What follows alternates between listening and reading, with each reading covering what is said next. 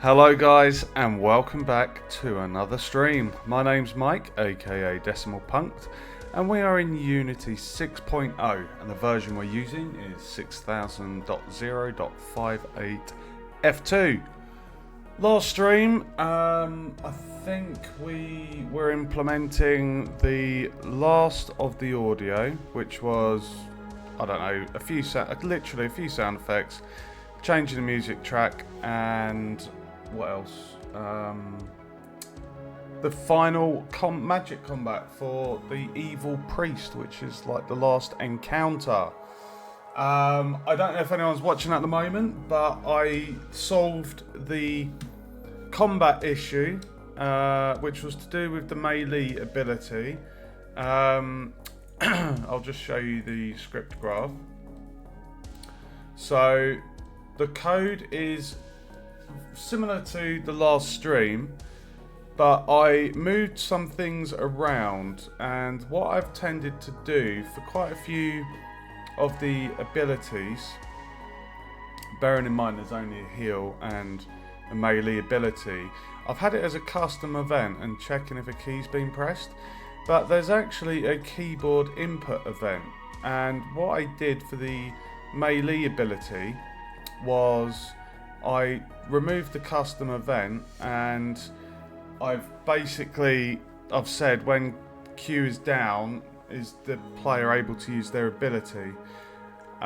We also check to see if the player is currently in the healing animation. If they are healing, then we won't use our ability. So the true, nothing happens.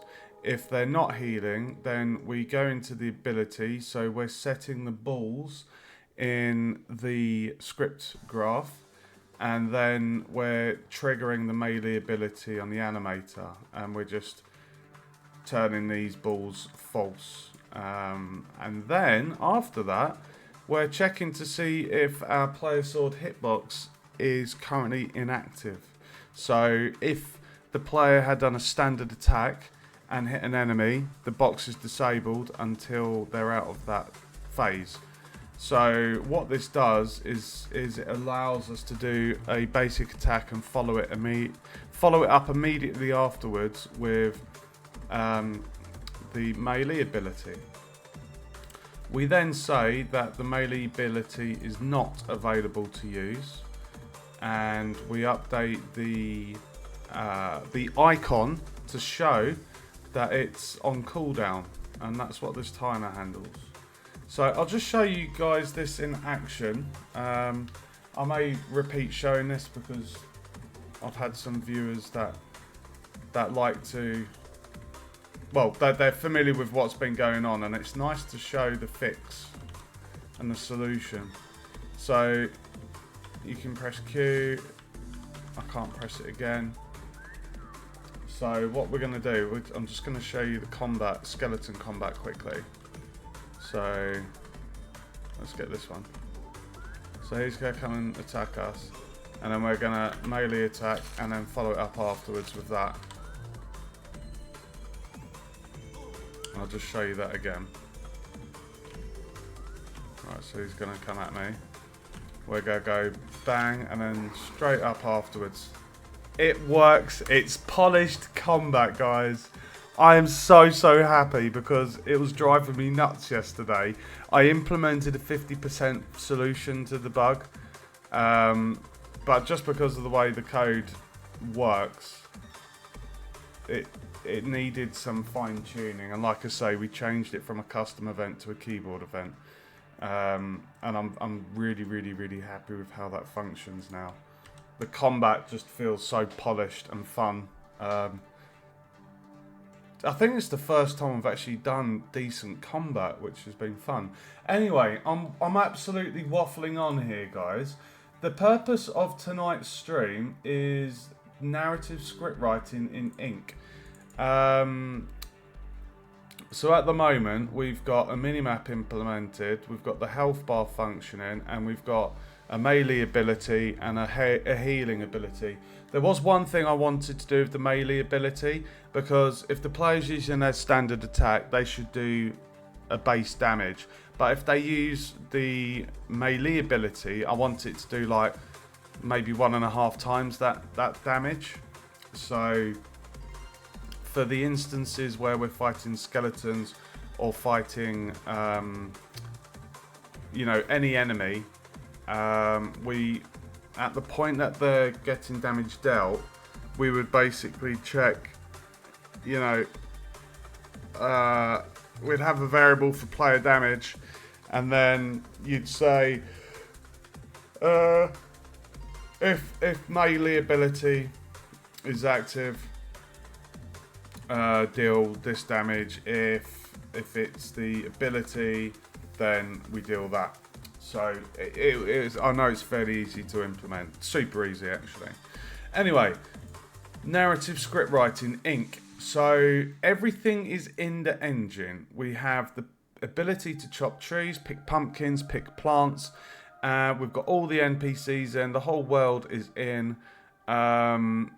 So the script writing, the narrative, is the next and the biggest job. Once this is in and written, we then need to use these trigger boxes that are going to be placed on the 6 different NPCs. Now the Ink is using this. I'll show you the graph. It uses C#. I don't know any C#, but this is what we have to do for the university assignment. We have to just use third-party software, which is Ink, and basically get it to display a narrative and give the options to do so. At the moment, it's got a very basic UI panels. I want to change the panels, but that is going to be a job to do once the narrative's all written. I'm going to have to do some diving into the C# at some point to add in the ability to kind of read the comments, I think it was, or references, I can't remember. I think it's comments. So this handles all of the dialogue. So I know the stream's labelled Unity, but we are going to be working between Ink and Unity. So if I just bring this on screen, this is basically the narrative writing, and then this is what I have here. And what you can do is you can click on here and you can click through the options,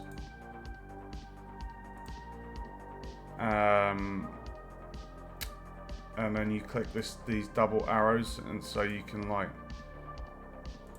basically just go through the different dialogue options. This is my first time using Ink. I did about an hour and a half in it the other day. You see the blue highlighted options. Basically, the arrow diverts this, I think that's called a Hilda, this little wiggly line. That's setting a variable. And then this is the not. Why has that not got a NPC second?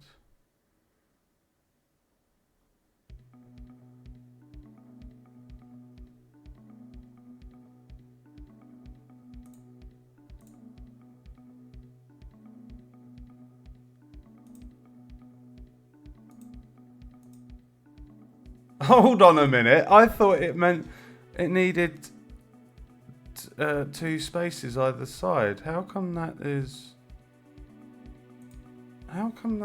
functioning? I thought it needed 2 equal signs.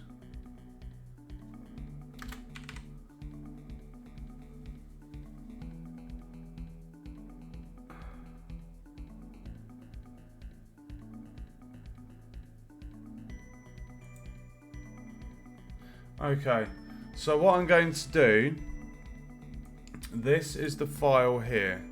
So this one was what I did at uni, and this ink that you're seeing here, we've sorted them into their individual files, so they're all kept separate from one another, but in the main ink file they are included there. So what I'm going to do is I should hopefully be able to just copy this across. So if I go in here, we haven't got anything, but if I go in here, so what I need to do is, I believe I can come off of that other ink that I've got open now that I've copied and pasted that.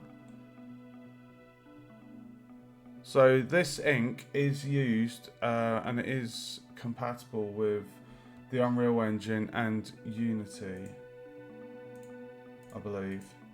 If you go on the website, Inkle, I think it's called. So I'm going to close. Oh, hold on. Save that. Alright, so what I need to do, we're just going to go through. So this is my dialogue that I designed, and as you can see, we have at the very top, it's like the boolean to check has the NPC been talked to. And so what it will do, it will go down this first path initially. So if you've not talked to Dumrick before, it will go to NPC A0. The player is the orange outlined boxes, and the blue is the NPC. So the orange boxes are basically the choices. So we're gonna do Dumrick first. I think he's actually the one with the shortest amount or least amount of dialogue. So let's go in here. So greetings, adventurer. My name is Dumrick. Welcome to Greyvale Town. I might actually just make this a bit bigger. Okay. So greetings, adventurer. My name is Dumrick. Welcome to Greyvale Town. What business do you have here? Tell me more about your town.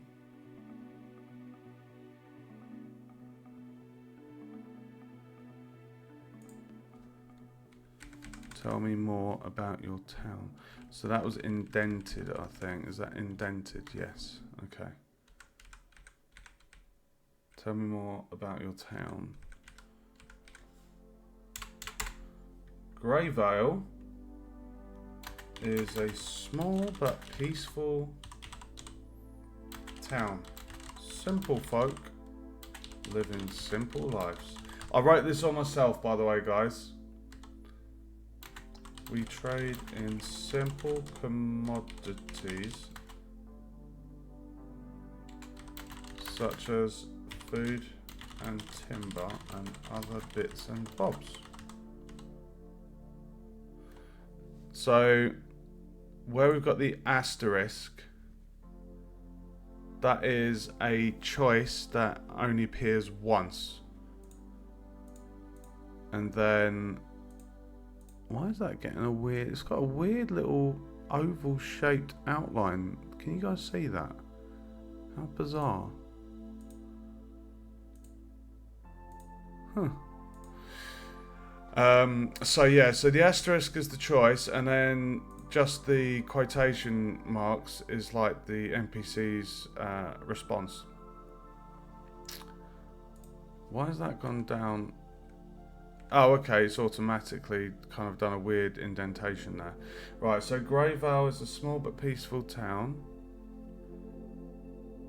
Simple folk live in simple lives. We trade in simple commodities such as food and timber and other bits and bobs. Is there any work to be had around these parts? I was really nervous about starting this, guys. This is, I don't know if I'd say this is the biggest job of them all, because I spent a lot of time writing the dialogue, and it was just a lot of work just writing the dialogue. But I mean, obviously building the game, the modelling I think's taken the longest, but this whole project has been so much fun. But this part we're doing now is the most daunting. I know how to write the dialogue into here, into ink, but it's just making sure that the way you navigate through the options, it just displays correctly. Once we've done Dumeric, we're going to put the collision box in game, and we're going to go through the dialogue and check it. What we're then going to have to do is we're going to add a quest journal that will basically keep the player informed of what they're meant to be doing, because it's fairly straightforward. You speak to Dumeric, then you go to the mayor, and then you have to do 3 small jobs for the people around the town. Once you've done the last job, you're sent off to confront a priest that's kind of been corrupted by folk outside of town, and then it leads down to a battle, and then you get to decide whether he lives or dies. And it's a lot of fun. I've implemented so many different mechanics. I did want to put an XP bar in. I do have an XP bar. I'm not sure if I'm going to add it in though, because I don't know, it just feels like, I mean, I could do it, it just depends on time. Right, tell me about your town. Gravell was a blah blah blah blah. Is there any work to be had around these parts? Question mark. I'm in search of coin and hopefully an adventure. Exclamation mark. My blade hungers to be soaked in the blood of my enemies, and my purse runs light.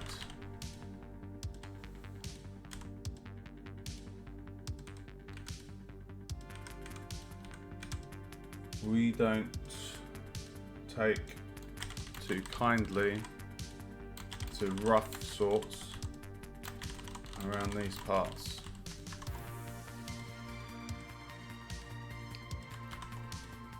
Save that, and if we click restart,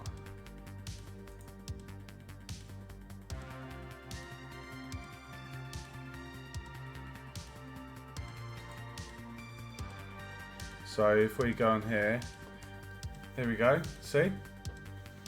Greetings, adventurer. My name is Dumeric. Welcome to Gravell Town. What business do you have? Tell me more about your town. Gravell is a small but peaceful town. Simple photo and super life, we trade in simple quantities. Is there any work to be had around these parts? And then, yeah, I've not written that bit yet. And then so we need to write in the rest. So, my blade hungers to be soaked in the blood of my enemies, and my purse runs light. We don't take too kindly to rough sorts around these parts. Sorry, it's been a few days since I've seen some action. I'm just looking for some work.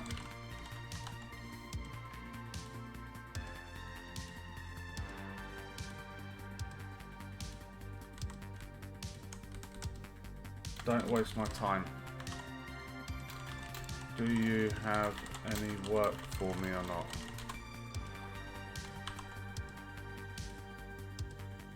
And then we go to the main branch. So basically each indentation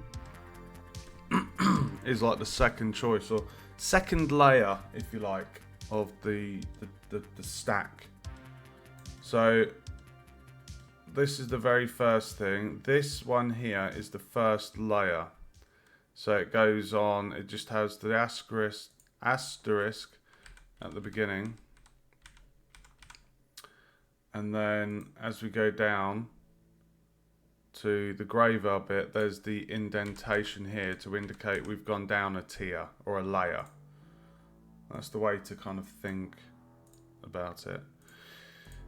Okay, so let's do this bit. So don't waste my time. You'd be best off speaking to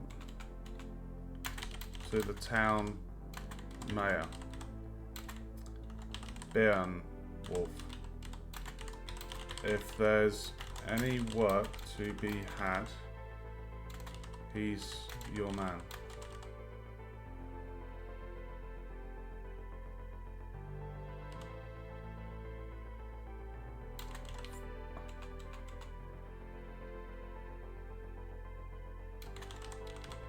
Follow the path north.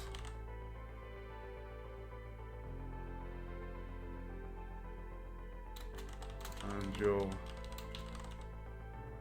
find him near the town well.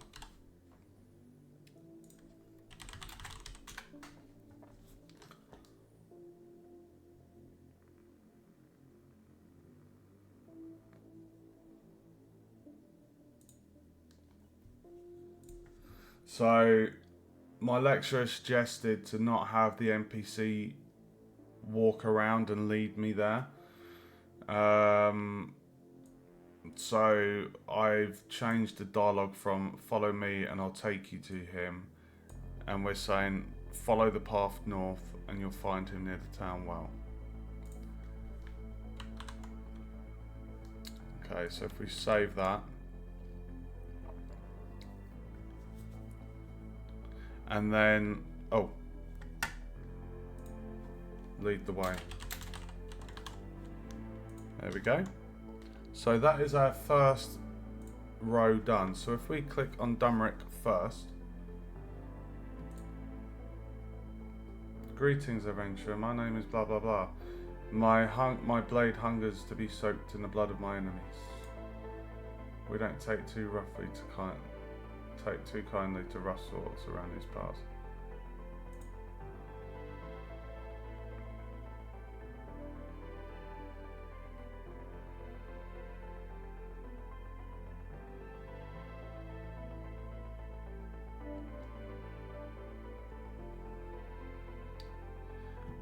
We should change the lead the way to I'll be on my way then.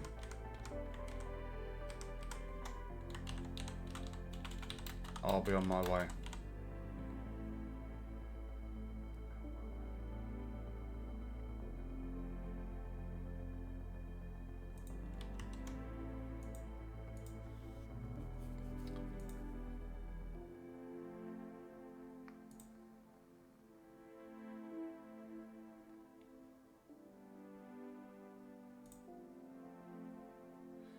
There we go. So that is literally the first interaction. You go through there. So there's fairly straightforward. Basically, I'm giving the player the choice of how they want to be with the NPCs. Like, you have your outright, well, your inquisitive side. Tell me about your town. You go down this route, you get a little bit of insight, and then it branches back to the main path of the dialogue. But if the player wants to be a bit of a dick, they can say, I want to kill stuff. And then the NPC's like, oh, we don't like that. And then you could say, like, be apologetic, or you can still pursue down that path of being a knob and say, don't waste my time. Do you have any work for me or not? So it's just giving the player the choice of how they want to be. I do have the intention, as you can see on the dialogue chart, this red circle with 5, that's meant to impact the player's evil and good alignment. Now, if I do implement a stat UI, which I would like to do, I'm just hoping that we can kind of somehow acknowledge that the player's made an evil choice and then update the evil alignment accordingly. Should be able to do that. I'm in uni on Thursday and I should be able to get some help if I struggle to implement that myself. So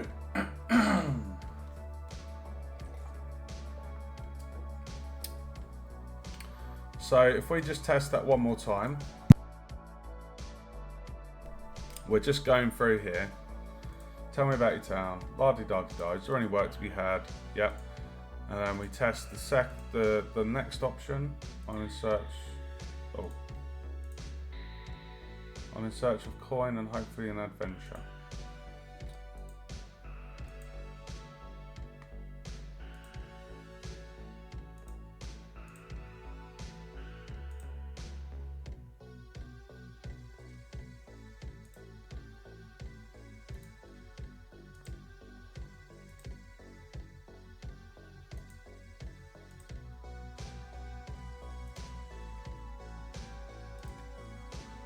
So that is the first branch for Dumrick done. So now it goes on to Dumrick's second. So I've called it Dumrick's start. So as you can see, the first time the player speaks to Dumrick, this is the first. Or start, which is why the knot has been called Dumrick's start. If the player speaks to Dumrick again, we're going to be getting a variable, and if that variable is NPC A1, it will go down this option over here on the right hand side. So what we're now going to do is sorry. What we're now going to do is we are going to basically do the second flow of dialogue. So next time the player talks to Dumrick, hello again, adventurer.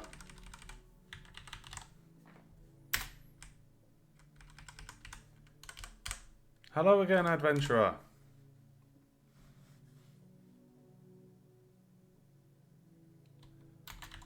Are you enjoying your time in Greyvale? Hello again, adventurer. Are you enjoying your time in Greyvale? I'm glad I'm in engine, guys. I was building up the motivation this evening to get this done. I think what put me off just jumping straight in was I'm just concerned. I just want it to work with the game in its current state, and it's because it's got C# as well, the way it functions, and I just hope it works as it should do, as intended. That's my concern.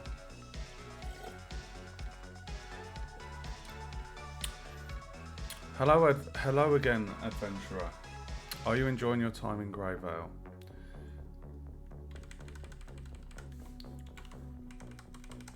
The town's just making sure. Got to make sure the grammar and spelling and everything's correct. The townsfolk seem. The townsfolk seem pleasant.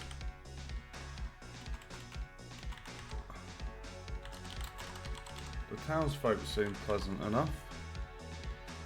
The townsfolk seem pleasant enough.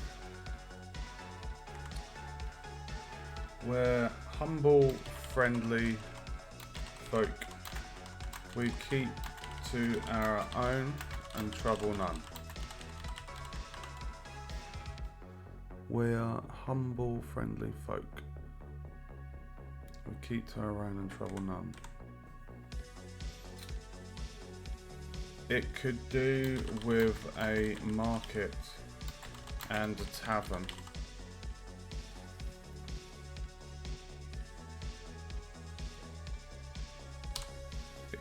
It could do with a market and a tavern.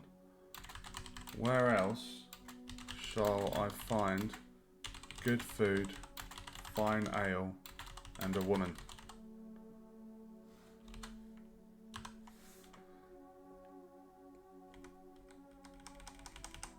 If it's women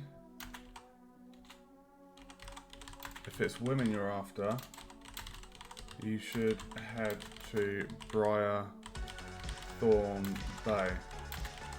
They are a wild bunch. As for food and ale, beyond the gates to the north lies Tansberg.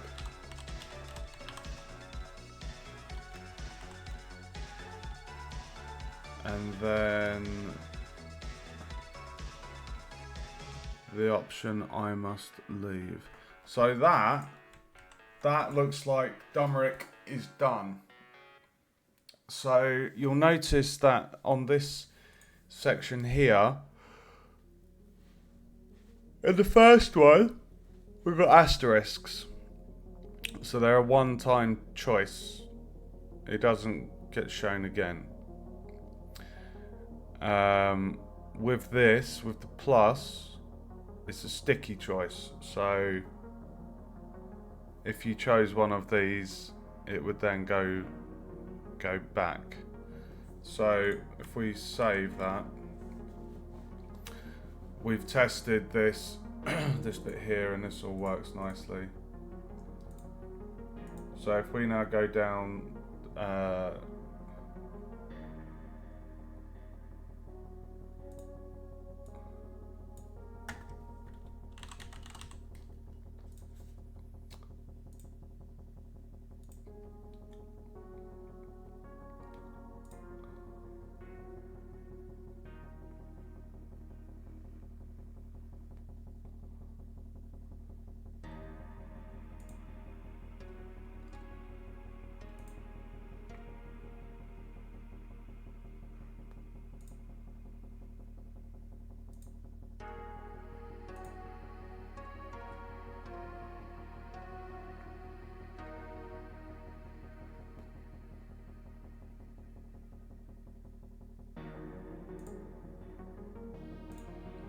and that is Dumrick done, guys.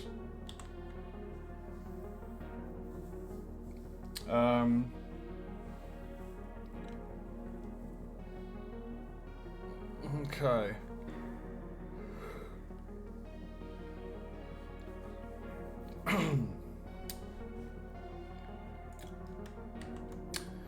Right.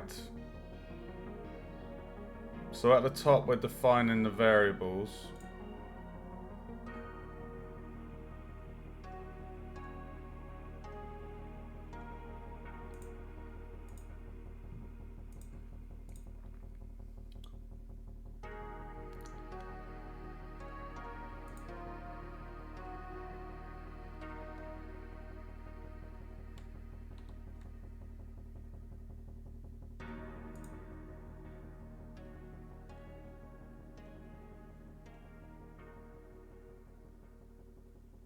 Choice with mixed output.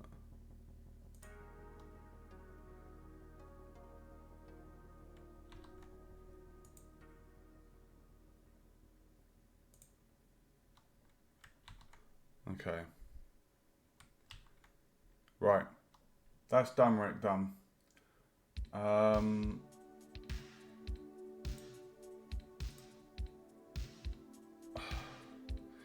Right, I guess we just give this a go and just... I'm nervous. I am nervous. Let's find dummy. Good old Dummerick.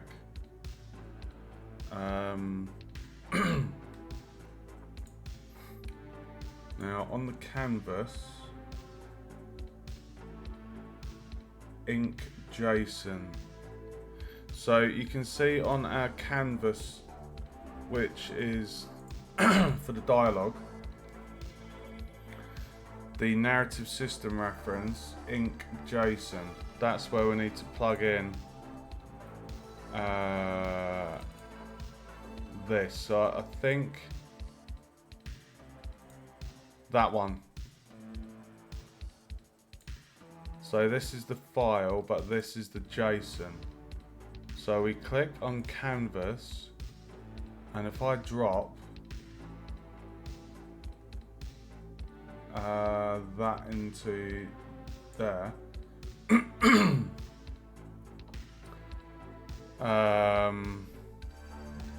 so we've put our JSON file into the narrative for the canvas. Now what we need to do is go into our Ink with Visual Script prefab, and we're gonna save the project. We're gonna click on Dummerick, and then I'm going to drag the event trigger onto Dummerick.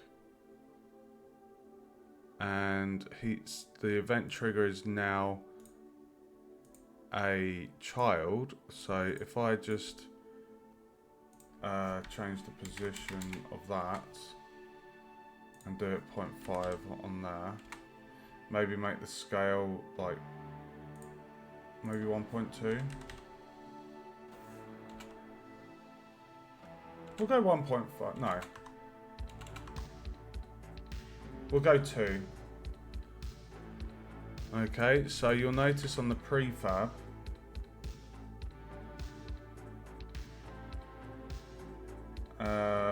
we got the not name.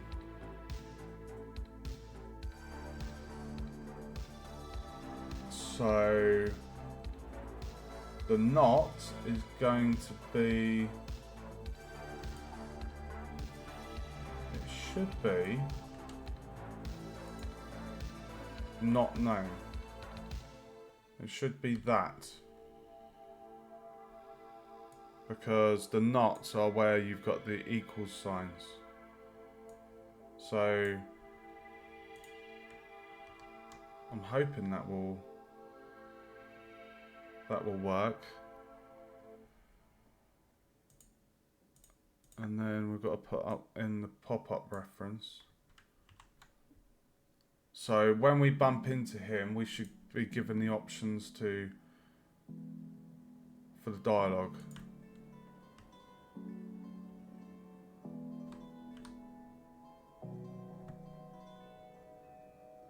Failed to find content at path NPC Dummerick start.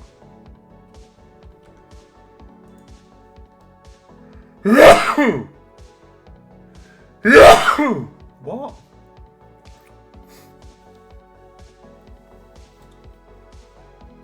What do you mean failed to find the path?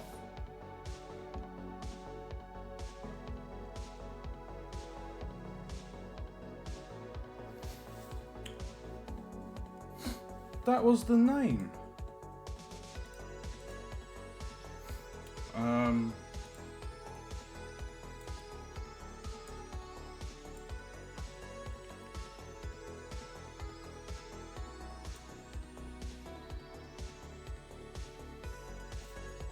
Oh, it has to be 3. It has to be 3. So what's a stitch then? A stitch is 1 equal. So a knot has to be 3 of those.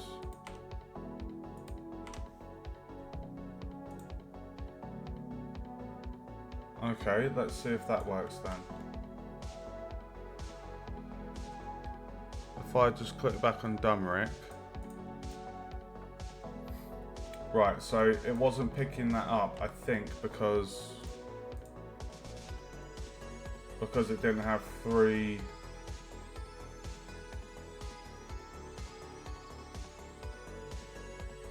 Oh, hold on.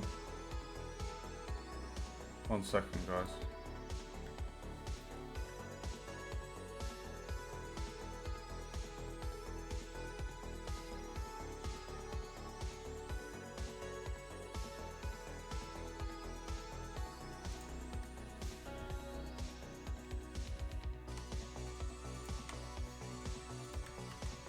Right, let's test it. Hopefully it works this time.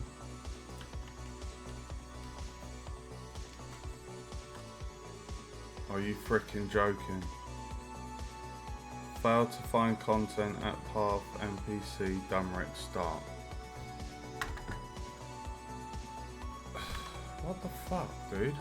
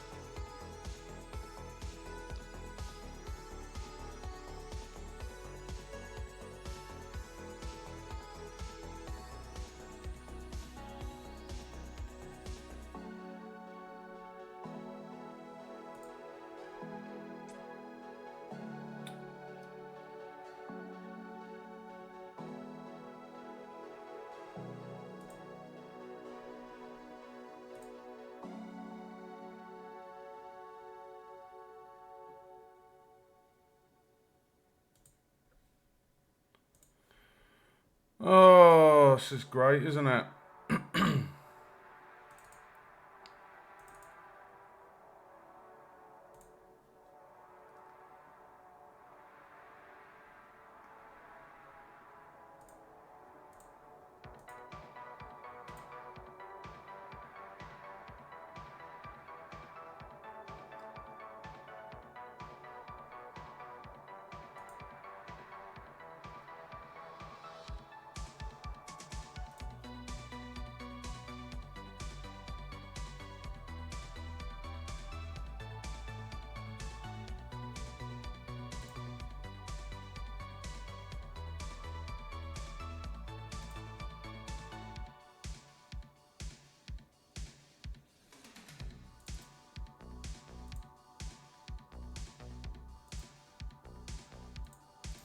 Fuck's sake. I'm wondering if it's because it's going into this one here.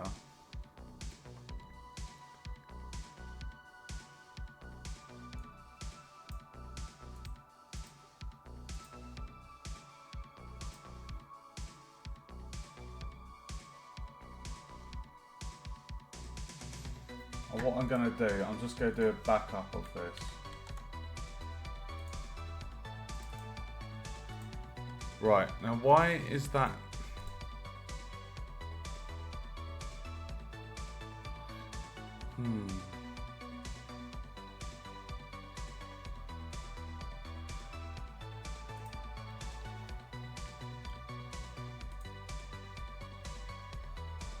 Okay, I'm going to try something here. I'm just going to copy this.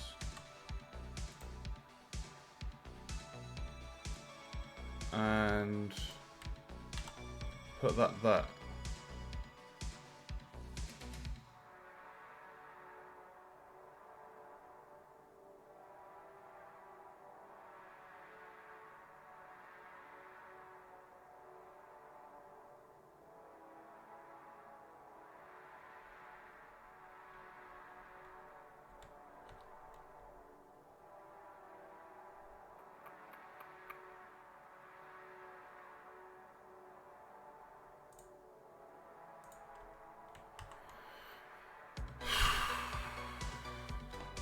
Right, I need to query this with AI. AI, I need your help.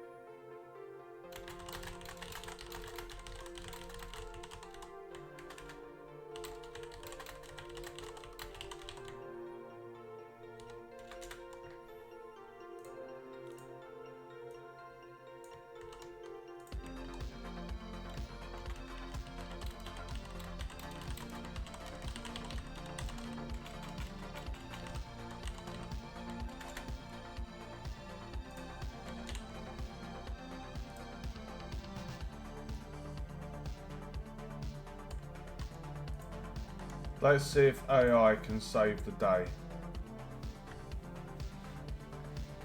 It indicates that Unity's Inc. runtime cannot find a knot or label named NPC Dumrick Start. But it's right there. Possible causes, label naming mismatch. Inc. is case sensitive. Ensure that the label in your Inc. file exactly matches the string you're referencing in Unity.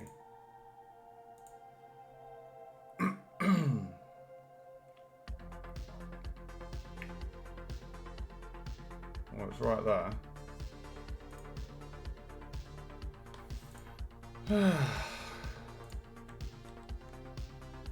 It's saying no issues at the top. Incorrect reference. Verify that the JSON file you're providing in Unity points to the correct not label name.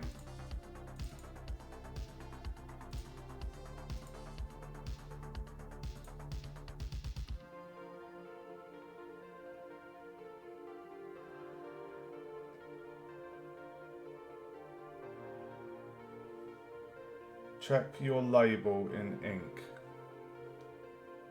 Well, it's right there. Your Unity code, when you set the JSON file reference or trigger, make sure you're referencing exactly as it appears, including case. Oh, is that because I've got a space in between, I wonder?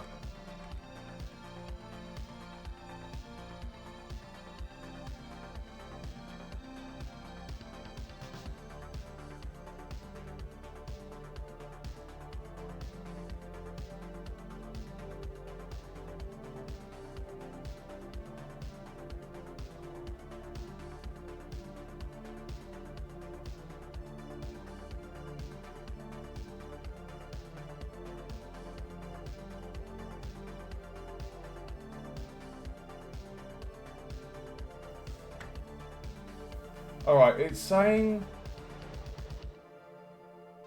for some reason AI is putting the not name in apostrophes, so let's see.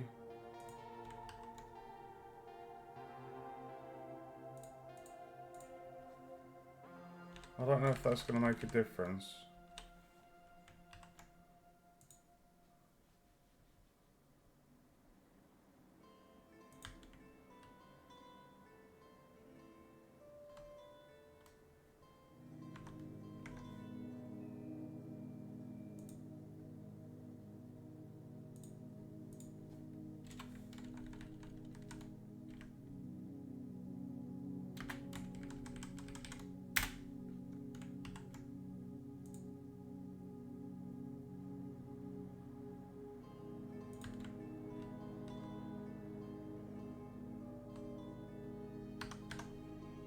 fuck's sake.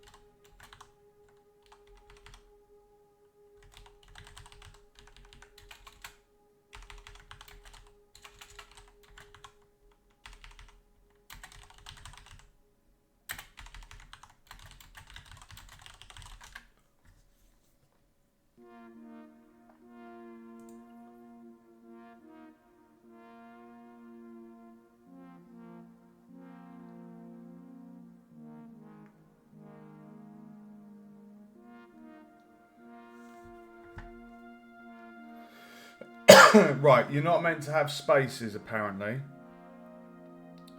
I have a feeling that's why it wasn't picking it up.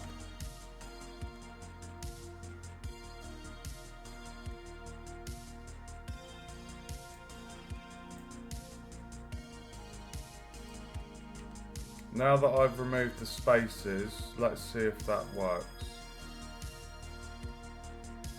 Please work. Please.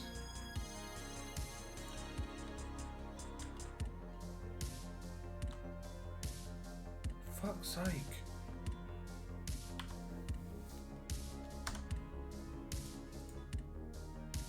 Why are you being a bastard?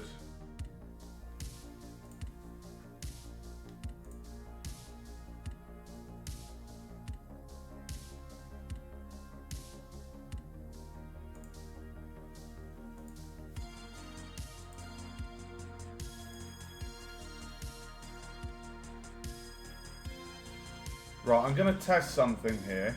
I'm wondering if it's because of... we've got these different folders. I'm wondering if it's because it's not in this main section. So what I'm going to do... what I'm going to do...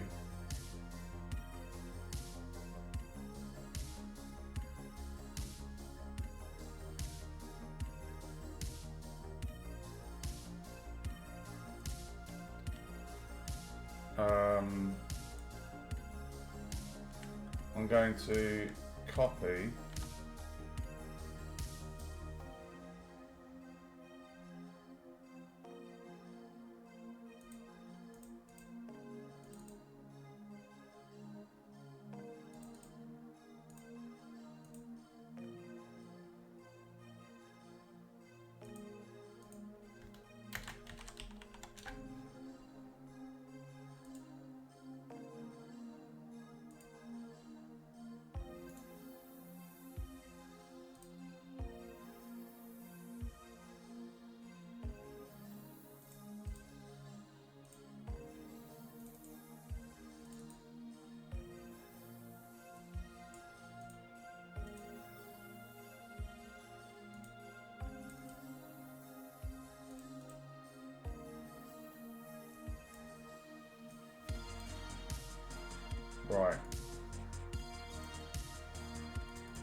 what we have here, this is the copy, right?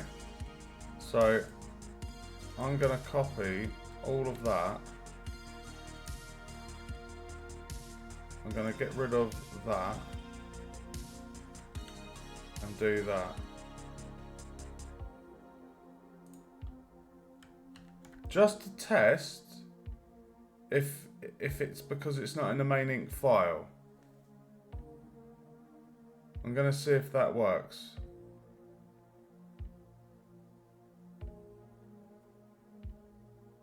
So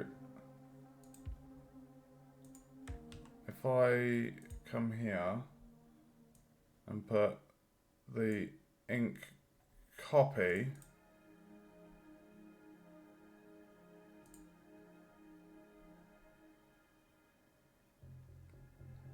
go on the canvas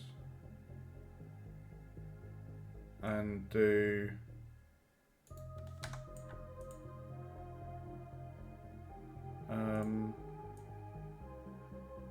that one, ink copy. We're going to see if that makes a difference.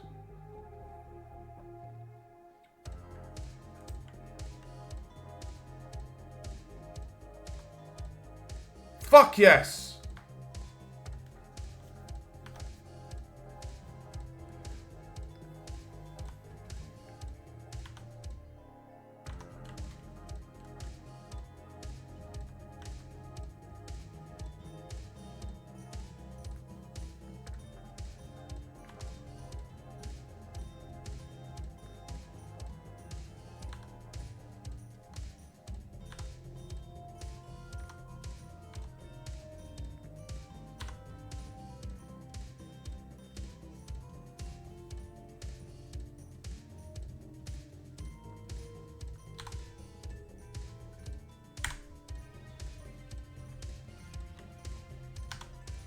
Excellent.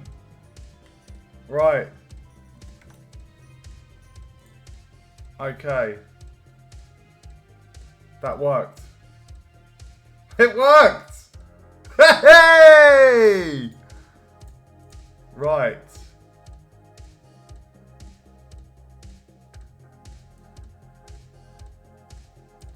Alright, what I'm going to do then, I'm going to open Inky again, and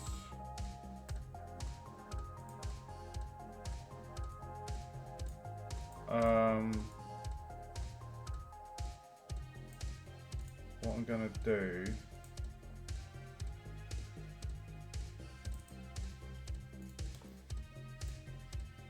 I'm going to call this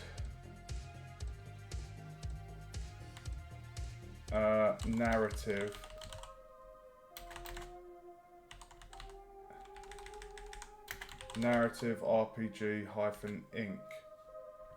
I am going to copy all of that.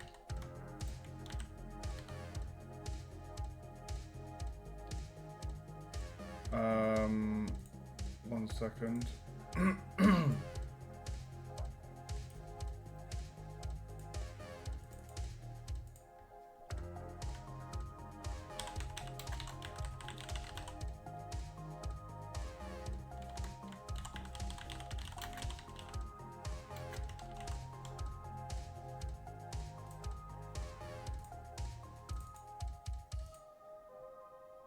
Okay. So I'm going to close the copy one. I'm going to close that one. I'm going to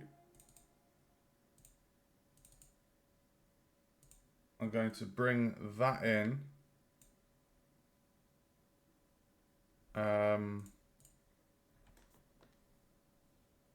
Narrative.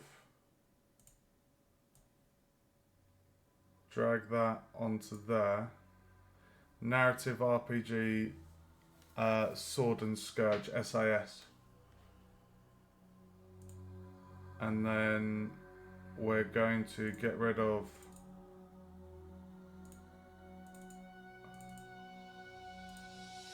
RPG Inc. and then RPG Inc. copy. So this is the folder that has... So basically, don't dick around with...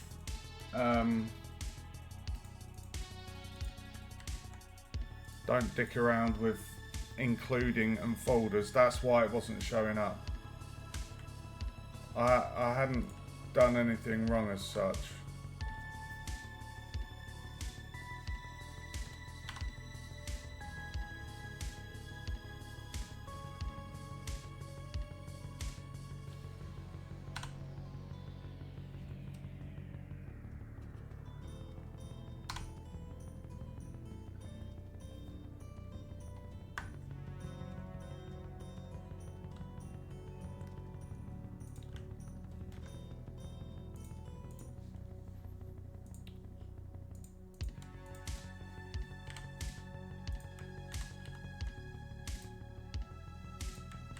Okay guys, that's great. The narrative is in there.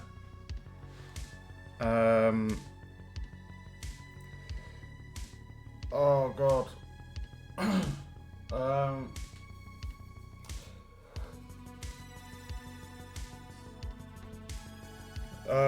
What do we need to do?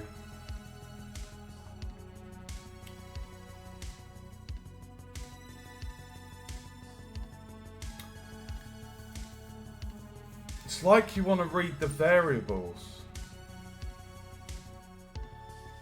Let me just see if...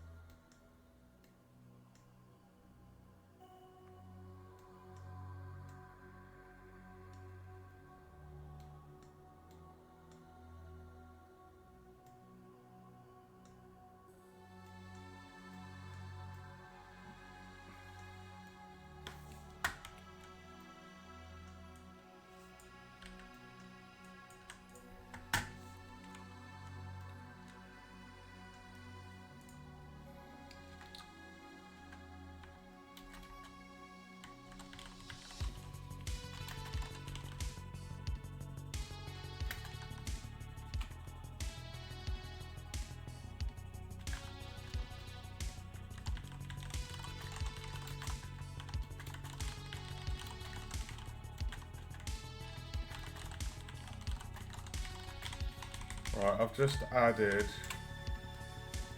those controls. So 1, 2, 3, 4.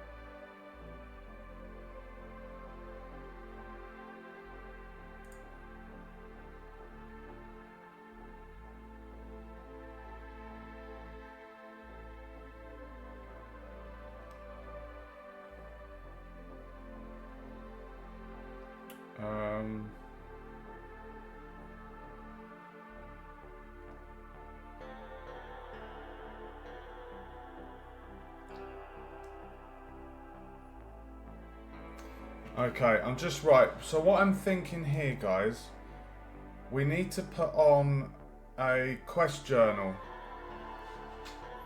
So now that we've got the dialogue in there, there's a couple of things I noticed. Is the dialogue...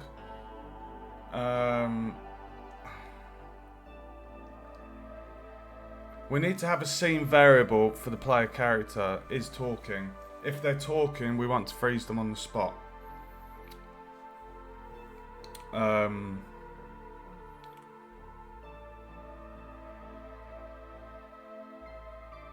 If I just test that again.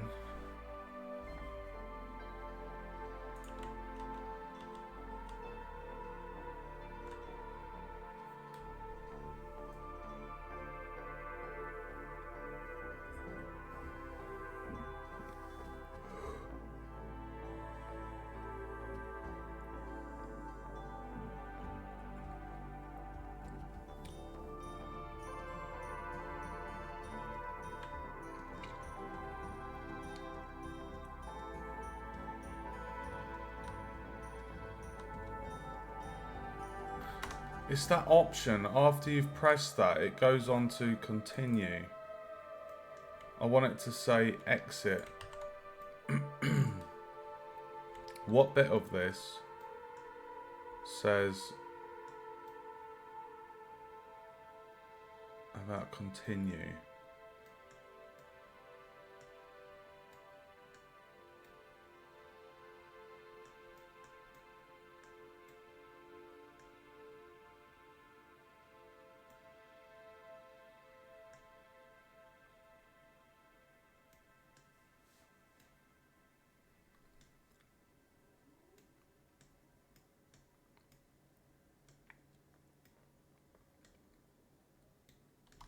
I'm wondering if it's in the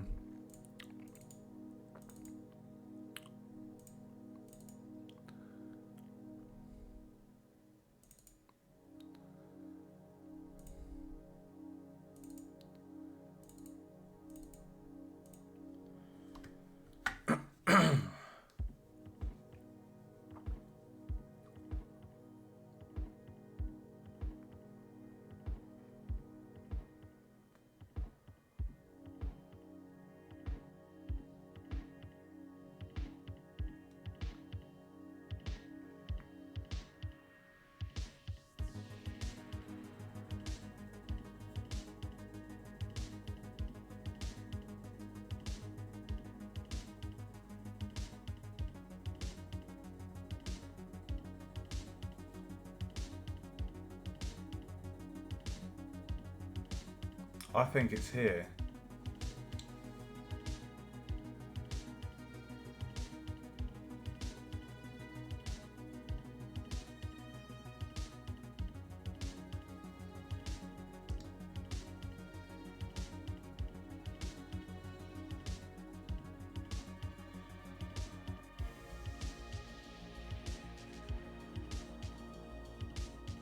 I've got a feeling it's the continue.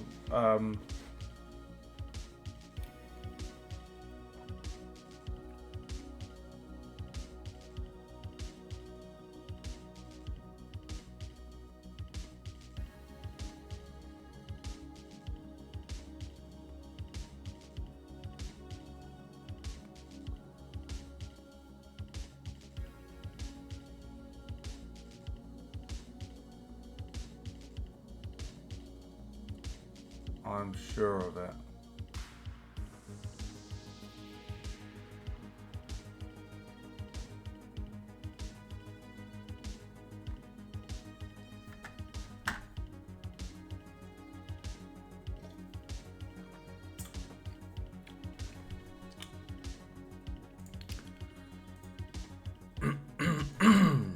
Right. What issues do we have here? Let's just test this another time. So we go up to the box. So basically, we're never gonna have 4 options. There's only ever gonna be 3. So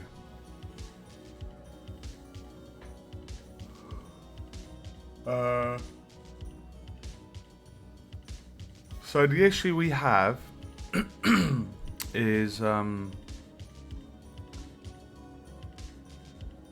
dialogue in the box there. It overruns. So let me just write this down. So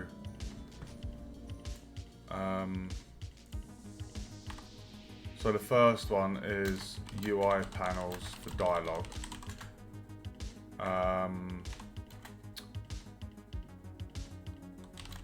Do I ever need the fourth option? Question mark. Text not fitting to box. It overlaps.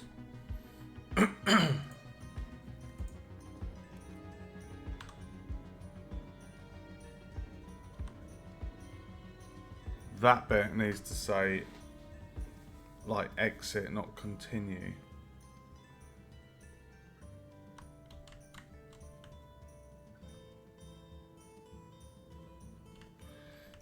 So if we're talking,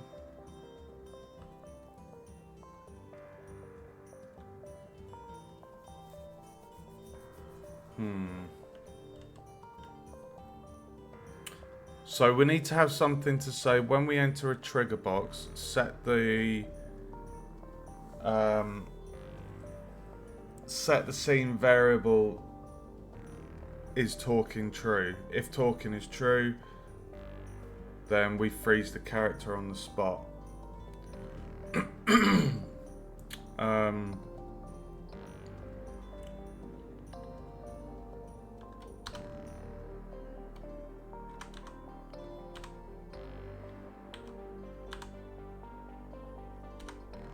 Okay.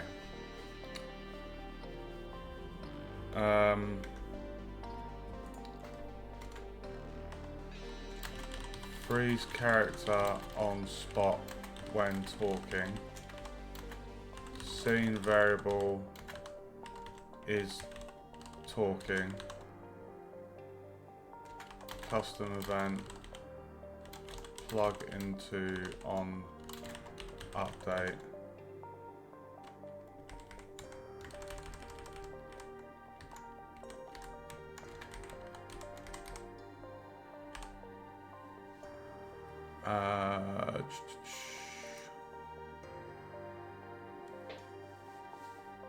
And then how are we going to unfreeze? I guess it would be when the dialogue's ended, right? That's the way. So you'd still be able to rotate the character unless I changed that. Right, so when we enter the trigger,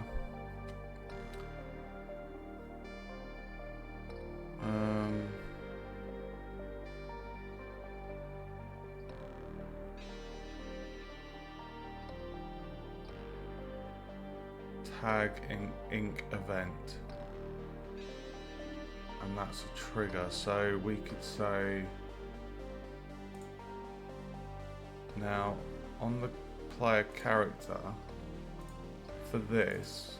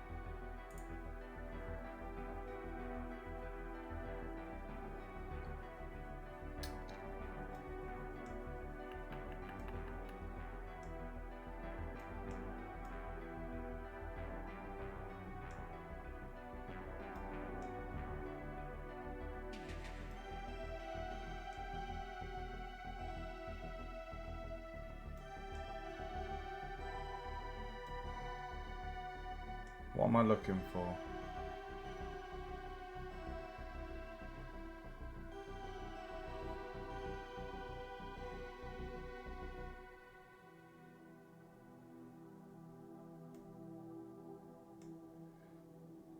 So if we collide with an ink event, we need to freeze the player character.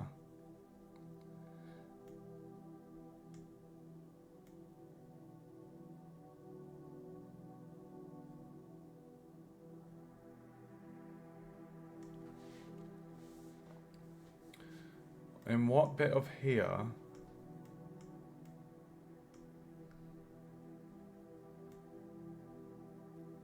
is the bit where we would undo the freeze?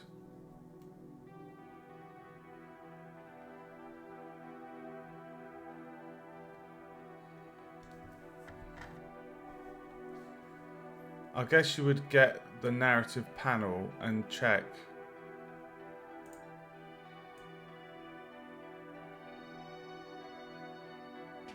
You would check to see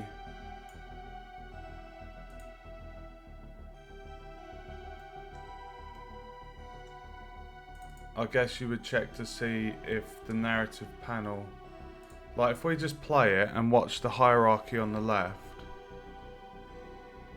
Oh fuck. If I play focused so I can see, I want to watch I want to watch that thing on the left. So at the moment the panel narrative is off. Right, it's on there. So that's the way we can control it. Okay, so when the narratives panel is off, we give our player back movement. So let's do that. Let's implement that.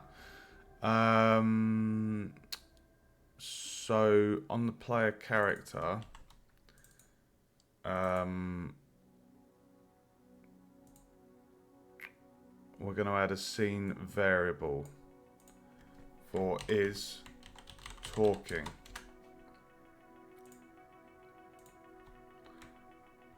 Save. By default, is talking is off, right?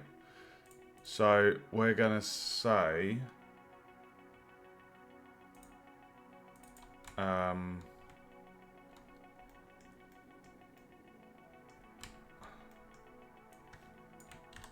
we're going to copy this one. Hold position if talking. Hold position talking. So we're going to get the scene variable I just made.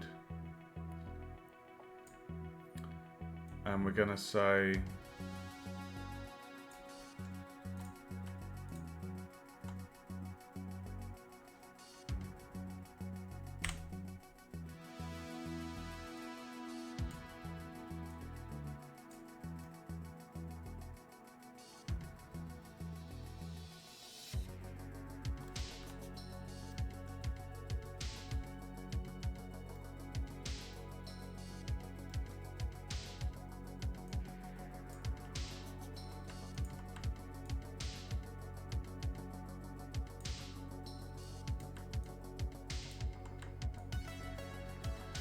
so what we're doing there, guys, is we're saying, is the player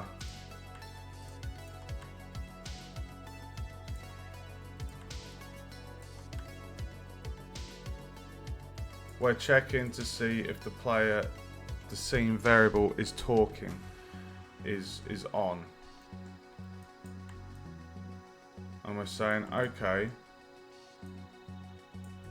if the player is talking, true, we set the movement speed and the sprint speed. So we're not letting the player character move from that spot whilst they're in dialogue. So that's because at the moment you could, I'll just show you, if we were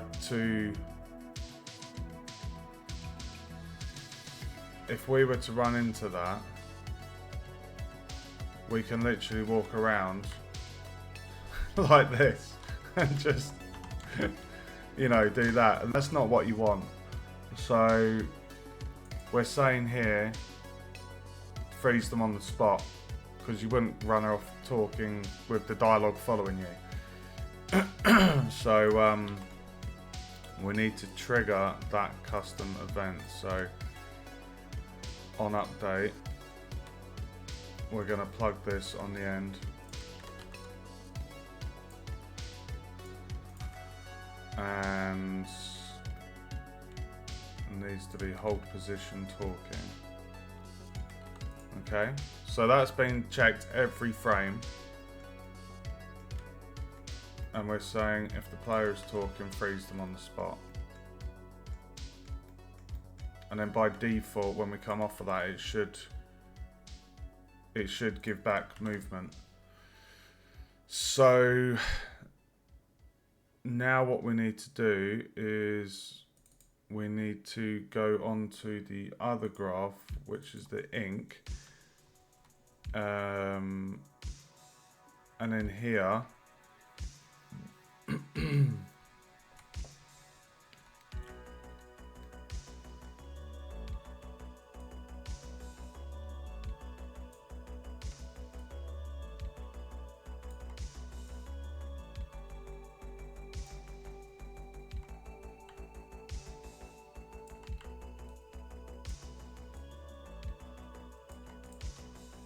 I don't have dialogue at the start.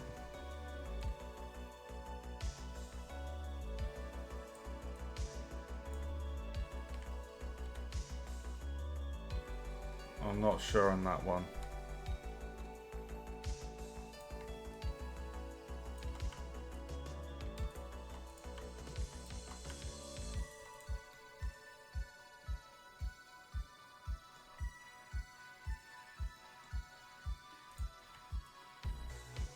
It really winds me up when things aren't aligned.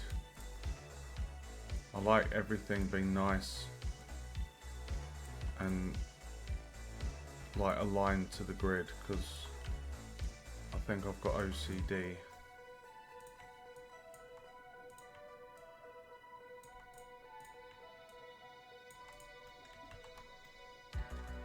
Right, so we're saying, Jesus Christ.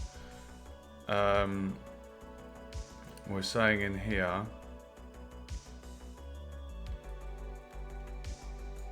set the scene variable.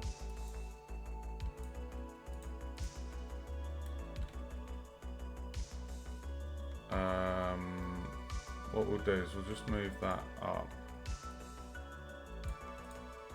We're gonna make room,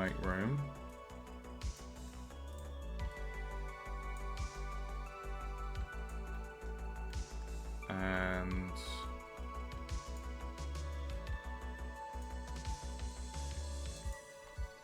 we're gonna slip this in.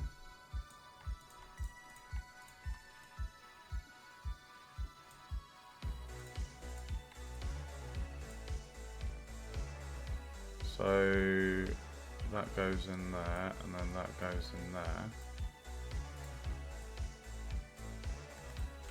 And then we need to say on update true is end of sequence. Hide the narrative panel. Okay, so I believe it's in this bit where we would say give the movement back. So at the moment, if I was to test this, I should freeze on the spot, and then after the dialogue, I still won't be able to move because I've not turned the Boolean back off. So let's just test this. See, I can't move.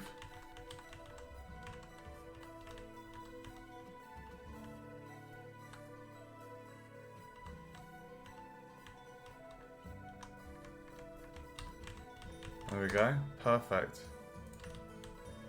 I'm stuck on the spot. So now, I believe this is the bit.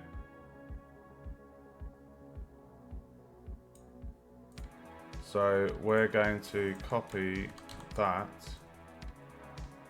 and we're going to say, look dude, give back our movement.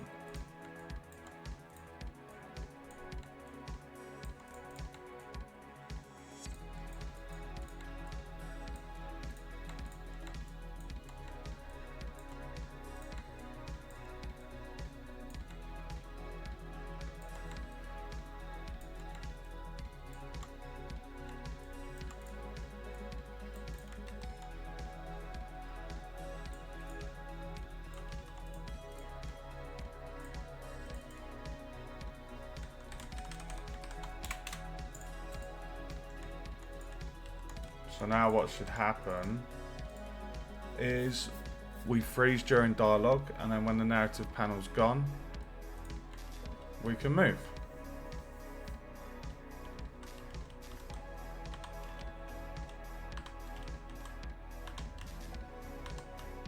Yes!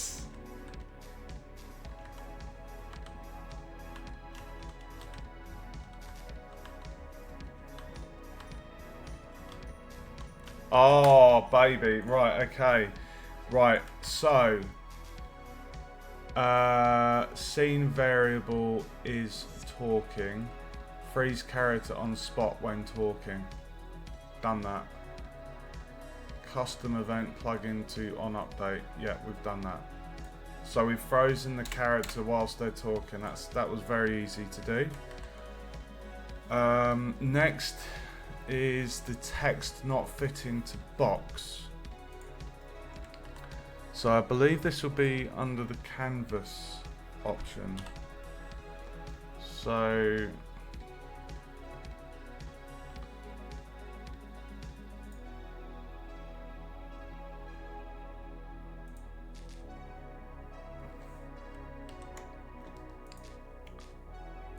there's the option there. Can you see that, guys? That's the narrative panel.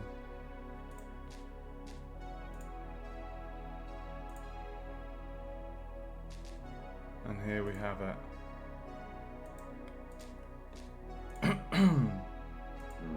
Pardon me.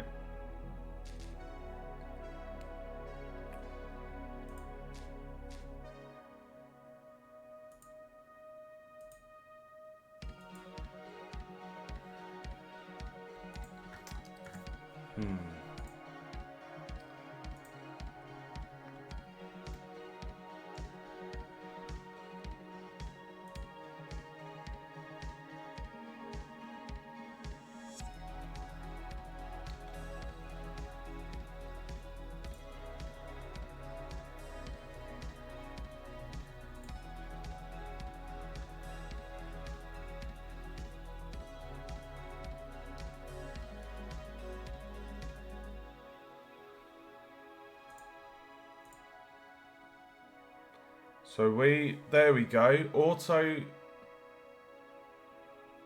Auto size the text to fit the available space.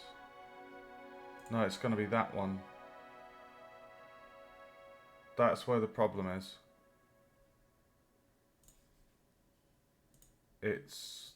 That's the problem with the with the options.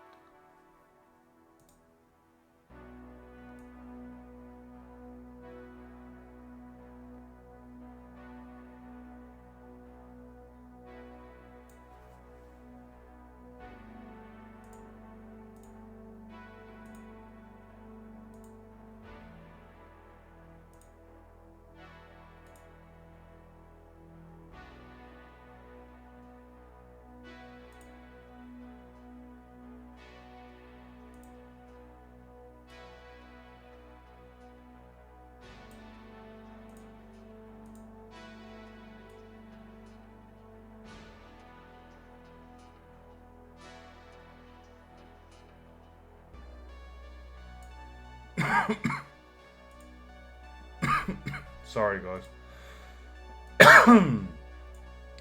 Okay. Right, so I know how to change that. So if we...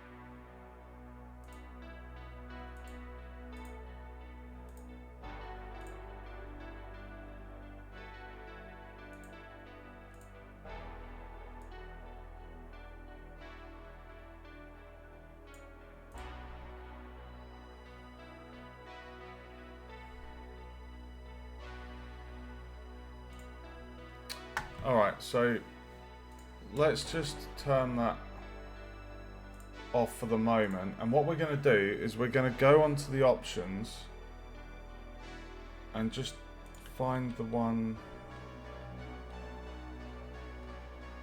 Right, so 3 is the one that's overlapping. So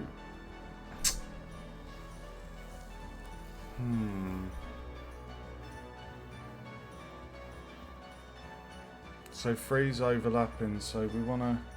But the problem is, we don't want to scale this auto size to fit the content, because then all the text is going to be a different size. What we need to do is we need to say, okay, in that spacement within the narrative panel, we want the elements to... Because I don't want to have a massive narrative box.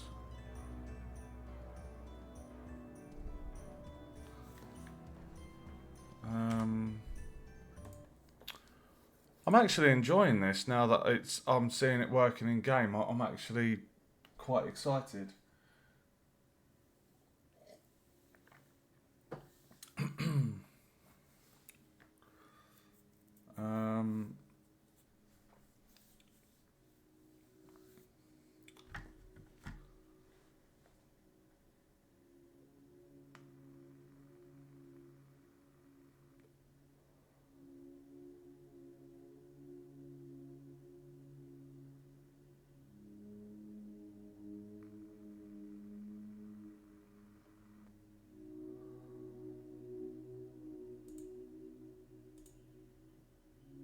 Ah, there we go.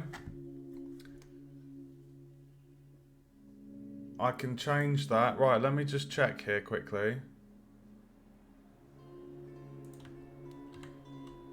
I was trying to figure out where I can change that, so...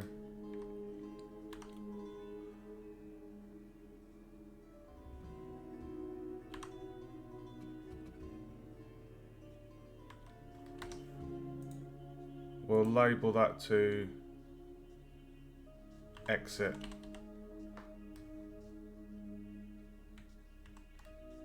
So now instead of continue, we'll have exit.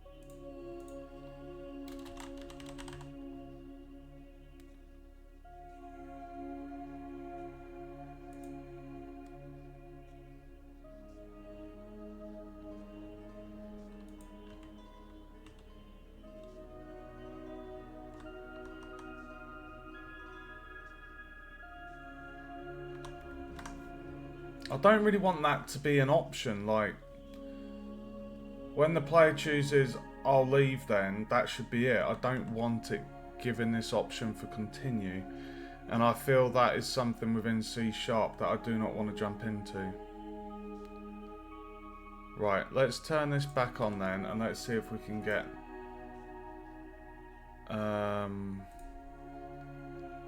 Right, so how is this set up? So the dialogue, image dialogue area is the container for all of the different things. Vertical layout group.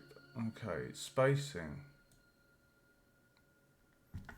Ah, okay. Child alignment, upper left.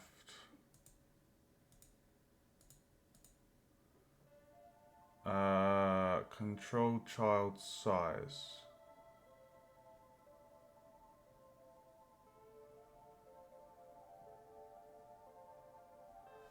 Child force expand.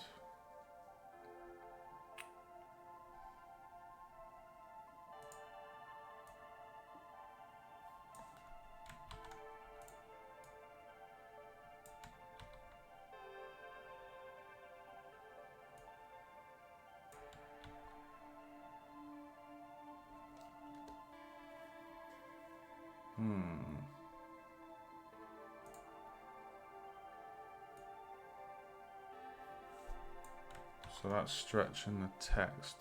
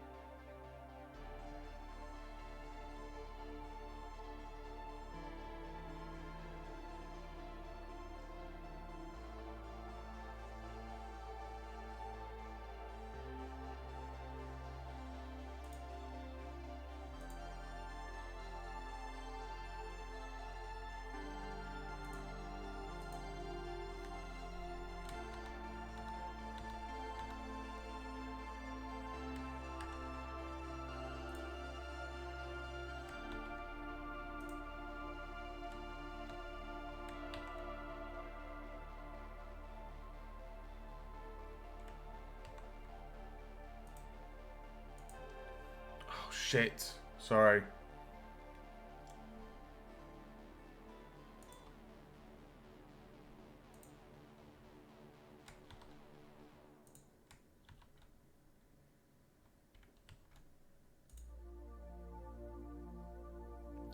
So on the image dialogue area, we've ticked that on.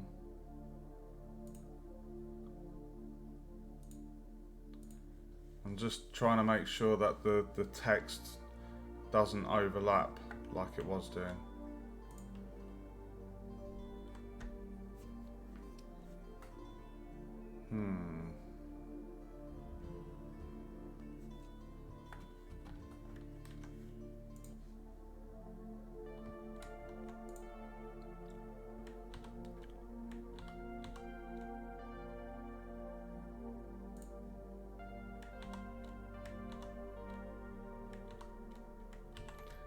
Okay.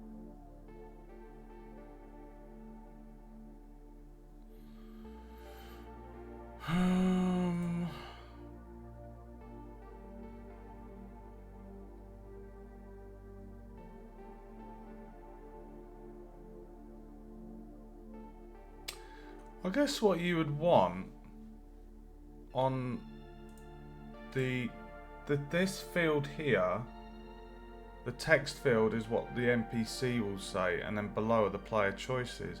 It's almost like what you want to say is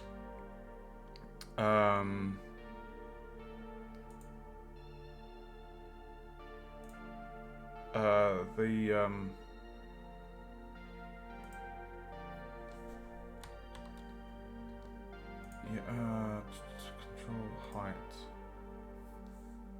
Not that one.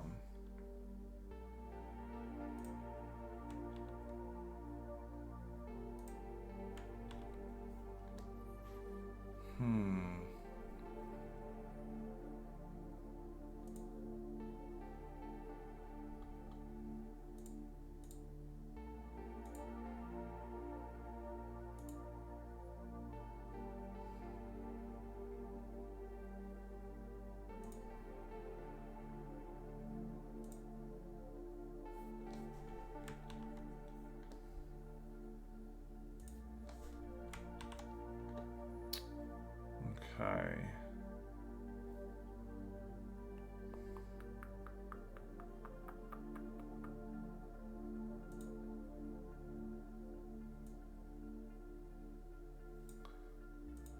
So if that is the box,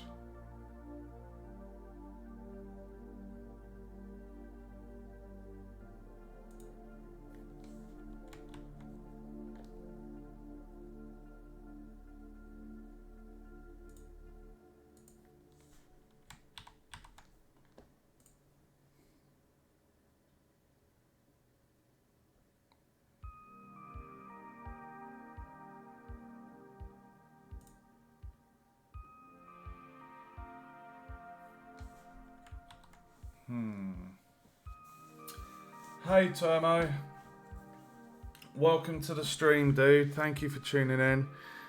I'm just implementing the narrative to my game, and it's really cool. This is the first NPC dialogue written. I'll quickly show you it. Actually, the first person to comment on this stream. So, I'll just show you what we've got at the moment. So I'm basically just trying to make the dialogue boxes fit the dialogue nicely. So we come over here. I've got my character frozen on the spot. When you're in dialogue,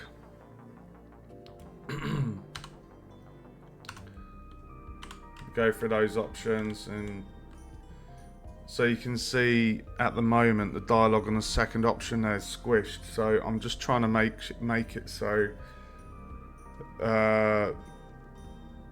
so the dialogue actually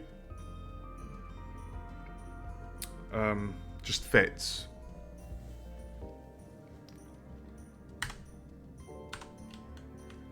Obviously that whole layout, I know it looks ugly, but I am going to be putting in a nice UI panel for it, so don't worry.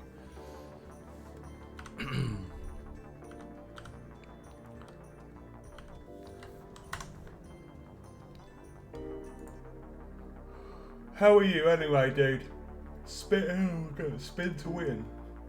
Love it. I mean, what I could try and do now, actually,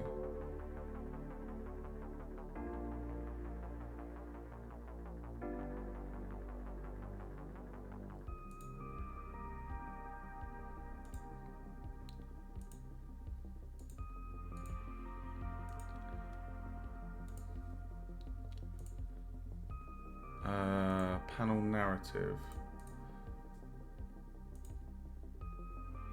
What I could do is I could actually put a frame. I could just see if I could put a frame on there quickly, actually.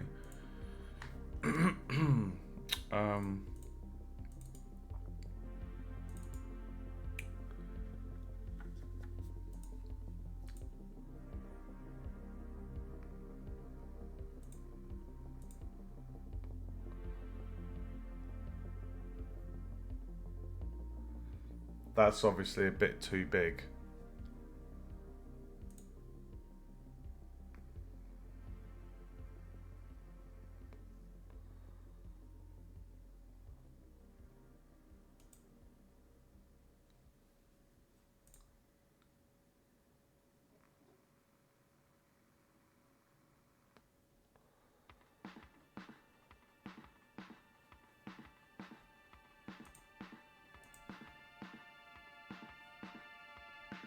But if we had something like that with that, maybe.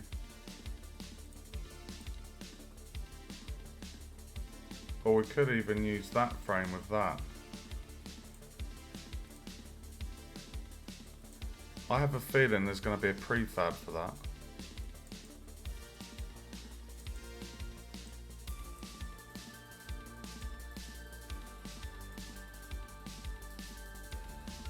Oh my god, there is.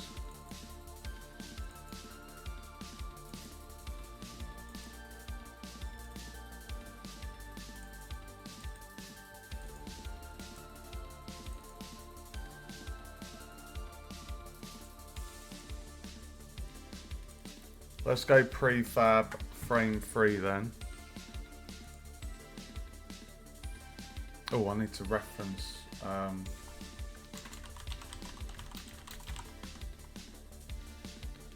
Right, frame 3. So if I go on the panel narrative, if I just save, if I drop frame 3 on there.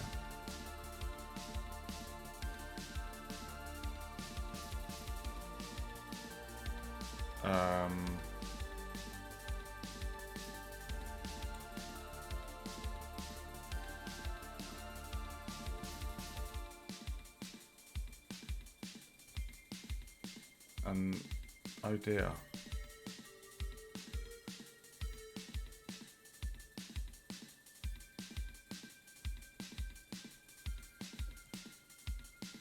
Center middle.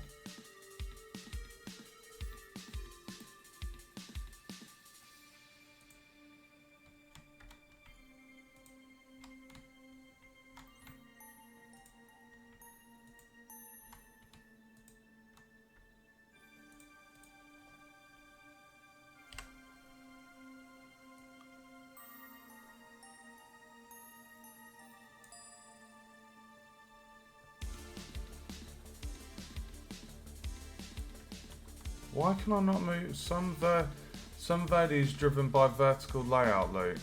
Right.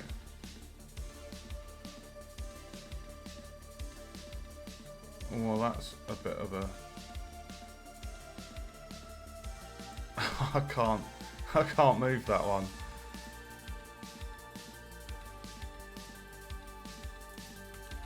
Okay. On that basis then. Okay, I got it.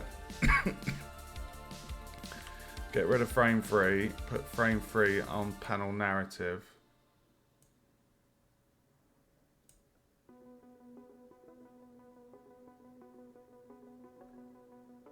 And then, so that's a child of panel narrative. It's not getting affected by the vertical layout group. So let's just see how that looks. I didn't ask your age. I mean, I'm 38, but why are we talking age?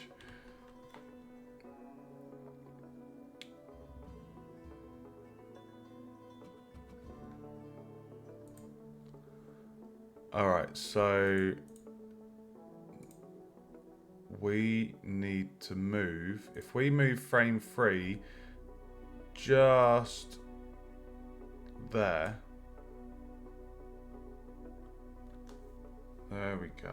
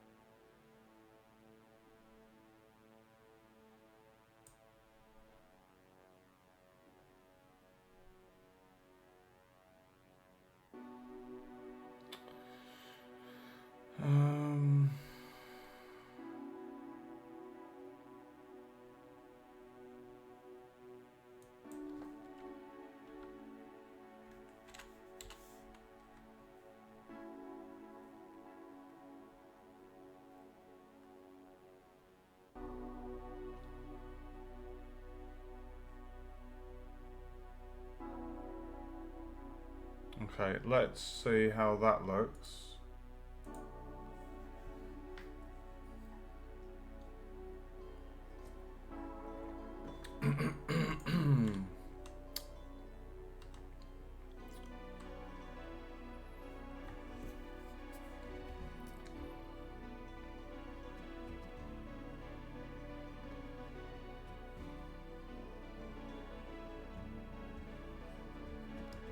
Okay.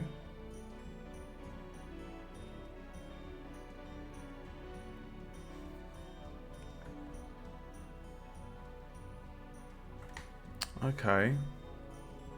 So it's within the box, so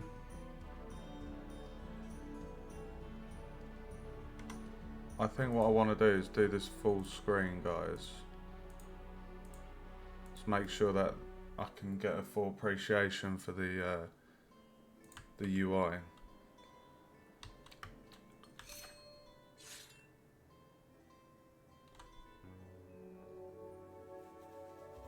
Okay. Alright, so what we want to do is the colour of that panel. I quite like that panel, it looks nice, it fits the other aesthetic of the UI. That's a good size as well. So now what we're going to do is we're just going to make the alpha of those colours of the dialogue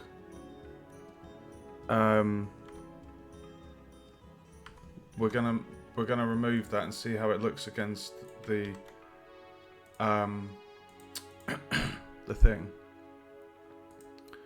Right, so that is the grey. So if I just bring the alpha down, actually, where's that horrible red one? Let's get rid of that red. And then if I bring that down, there we go. You see that?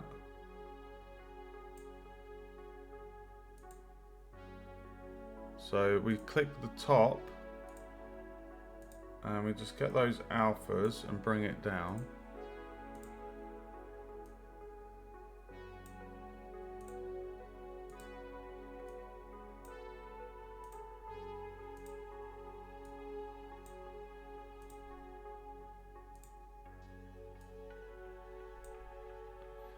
So we can see the fourth choice is there.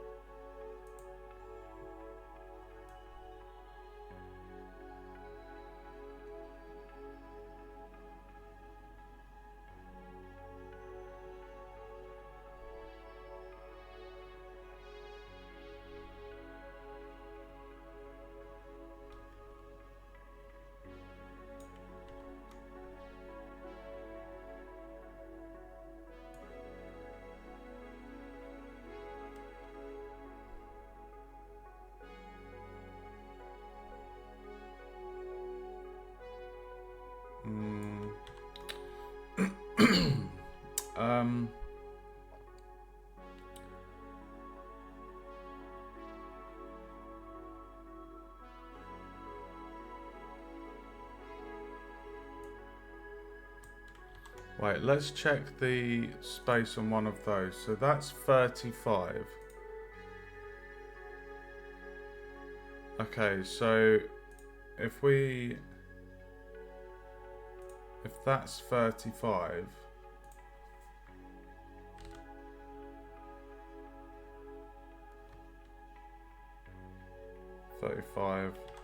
oh, 35. So if we go 70 is double. 35, 35, add 35 to that's 105. So 35, if we go 70, so that's quite a lot of space.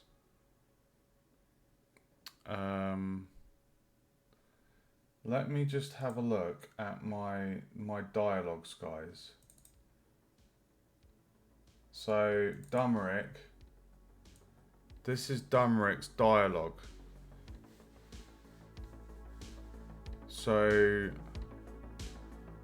we can get a gauge for how much writing is in there as to how much space we'll need on that frame. Beowulf doesn't really have too much.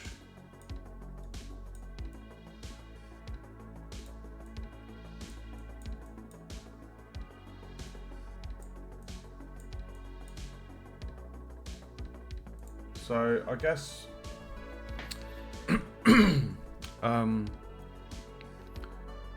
oh, that's what I needed to check, sorry. 1, 2, right, there's 1, 2, 3 choices there, 3 choices there. Dumeric, Eardrick, 1, 2, 3. So 1, 2, 3. Farmer Giles. I never have 4 choices, it's always 3 maximum.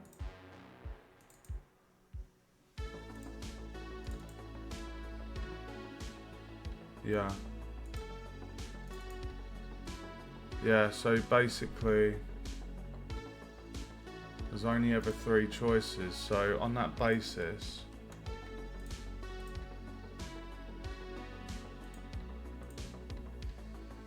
I do believe I can get rid of that 4th choice.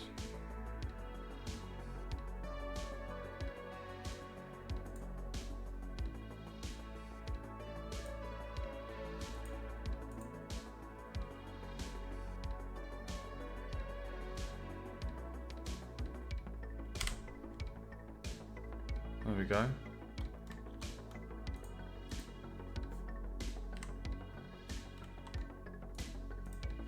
So image choice 4, goodbye.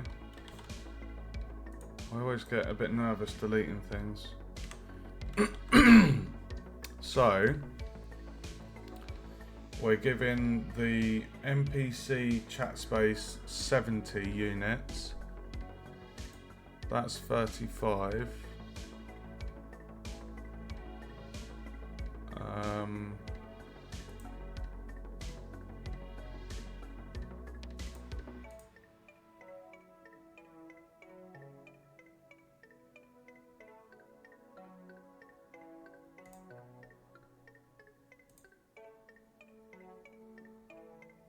So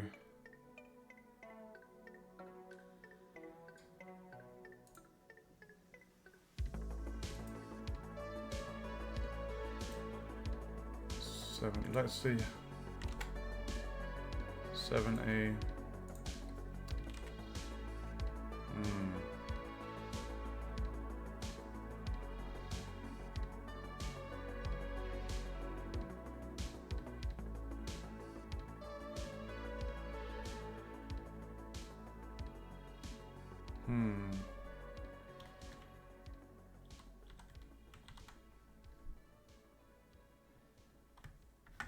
Flexible height, maybe?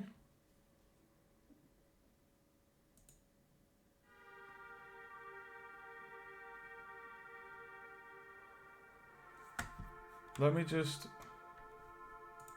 query this with AI.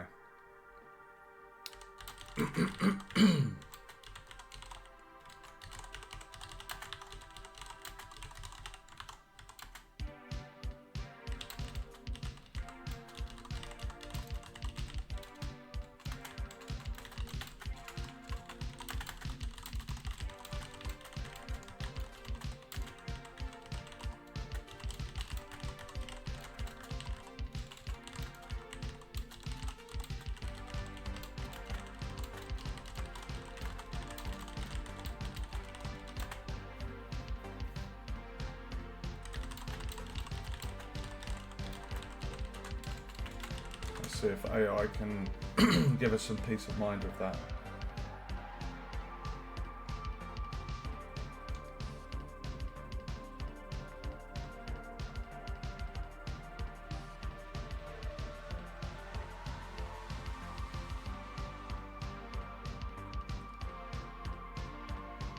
If the content exceeds the minimum height, the layout element will automatically expand its height. Content overflow.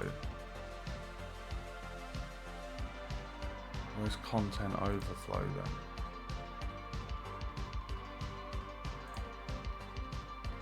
I've seen that somewhere.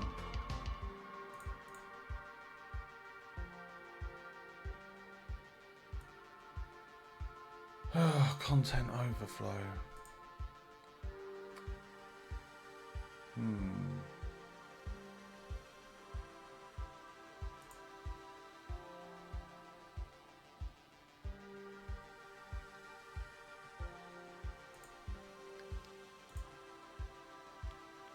I mean, we're making progress here. We got the panel on.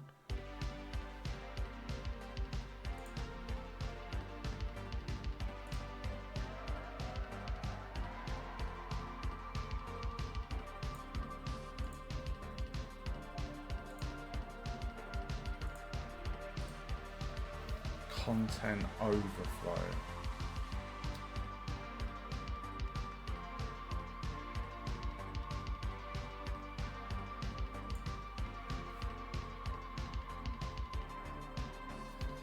I hate that they've put the thing in the...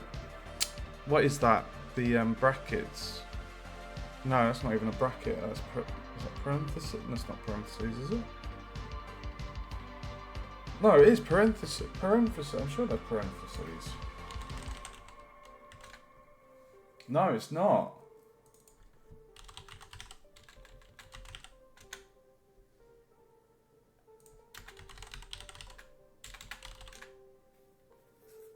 Bracket. It's a bracket.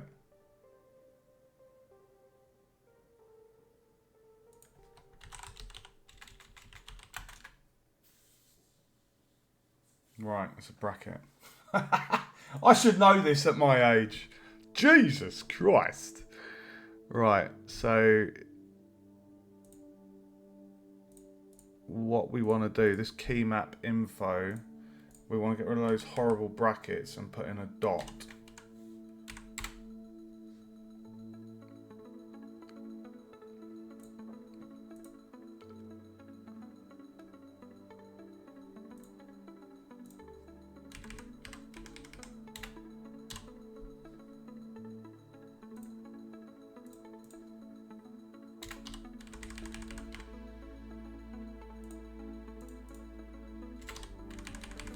I know this is a bit of a different stream, guys, so I know it might not be the most exciting, but this is like the biggest job at the moment to get all this narrative in the game, and this is just making it look sexy, giving it a sexy frame. So we like sexy. So we've got the key map info there, so we've changed it instead of that horrible bracket to be a dot, so the number followed by the dot. Need to check my sugars, guys. Make sure the diabetes doesn't creep up on us. Ooh, gotta pump some units. Okay, so what we need to do is we just need to basically tell the box, look, if the content's not gonna fit in the box, you need to adjust. You need to fit to accommodate, not just be a bugger. I'm just going to boil the kettle, guys. I need to get some more fuel inside me. I'm going to be going for probably another 8 hours. This is going to be a long stream. There's deadlines next week.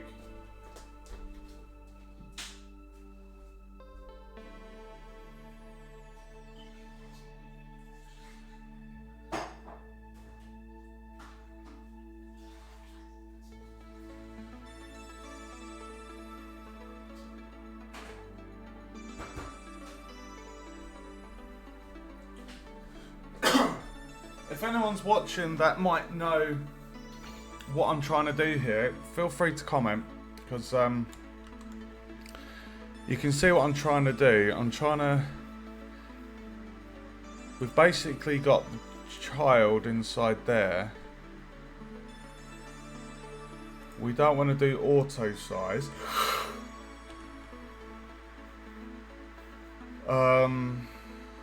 Text wrapping mode. Overflow.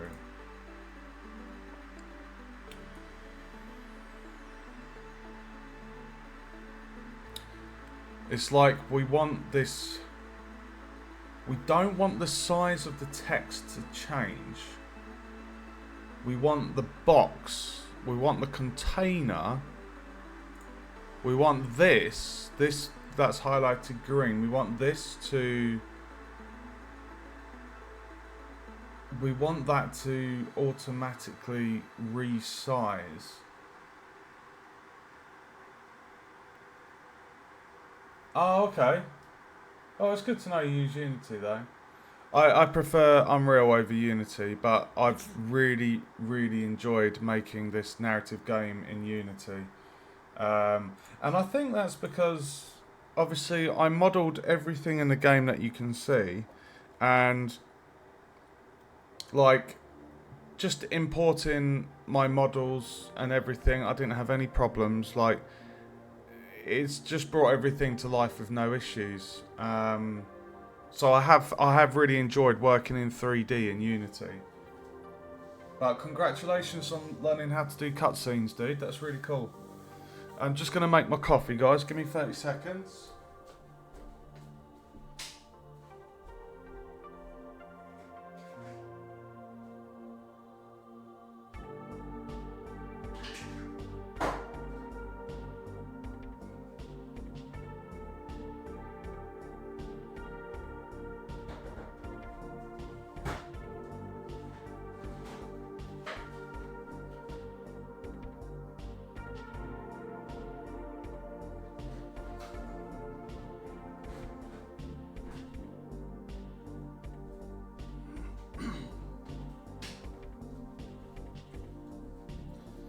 Okay, we've got rocket fuel, aka coffee.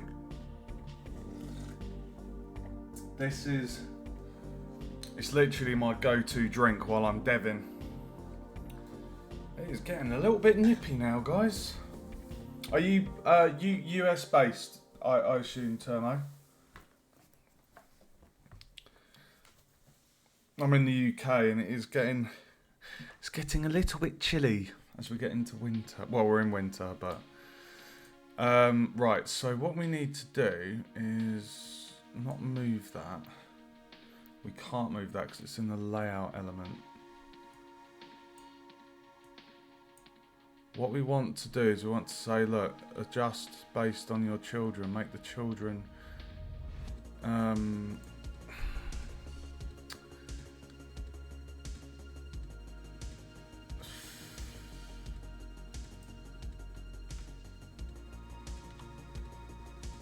We don't want you to ignore that. Surely it would be flexible height.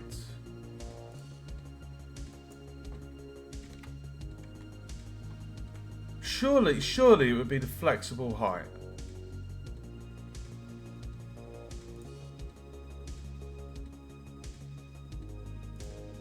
I'm going to query this with AI.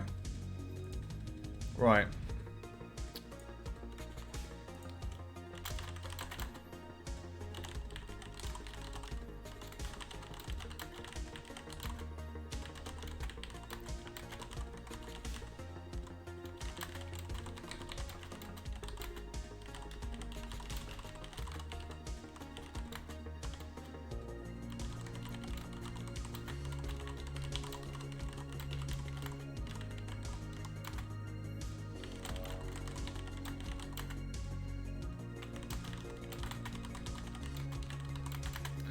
What's the size?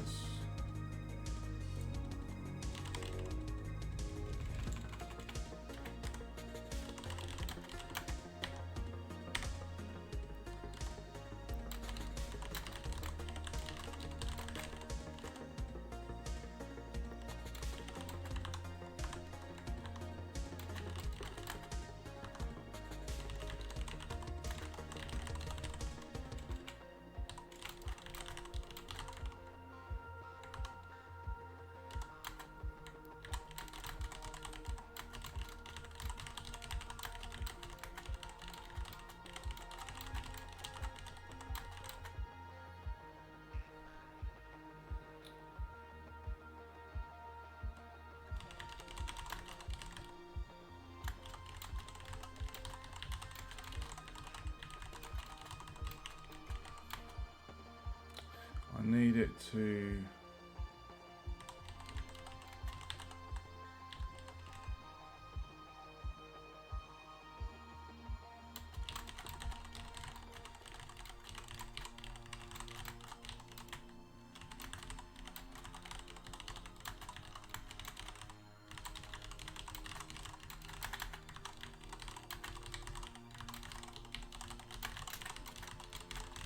Let's see if AI can help me with this. Welcome to the stream.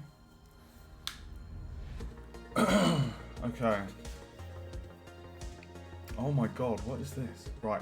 Select the dialogue choice UI element, the container holding the one and the dialogue. So select the dialogue choice UI element. Add a vertical layout group component. Really? Vertical layout group component, if it doesn't have one. Configure the vertical layout group. Children force expand. Turn on for height. This allows children to expand vertically. Child alignment, set as needed. Spacing. Okay, so it's saying we need to add a component here.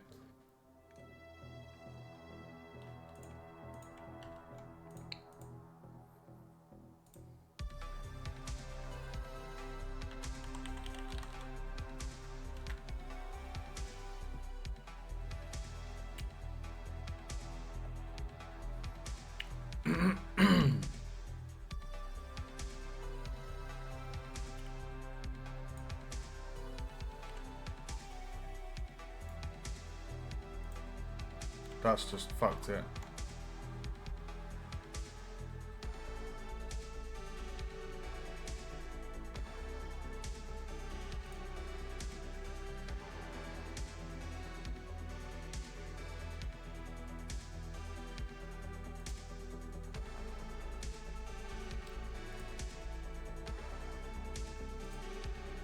I'll tell you what, let's just give them...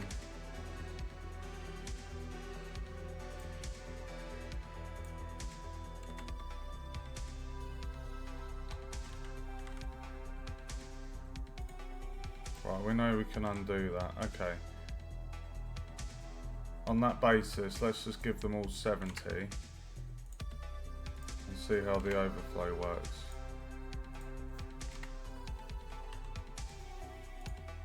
I know it's not. Oh shit! I need to turn off that panel now. Narrative panel.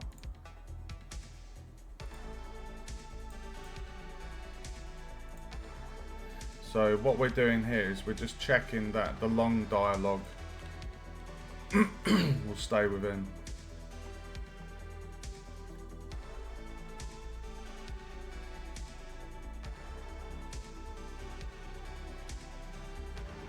The variable choice buttons of Narrative Manager has not been assigned.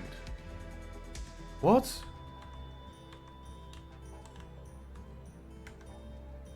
What are you on about? Where?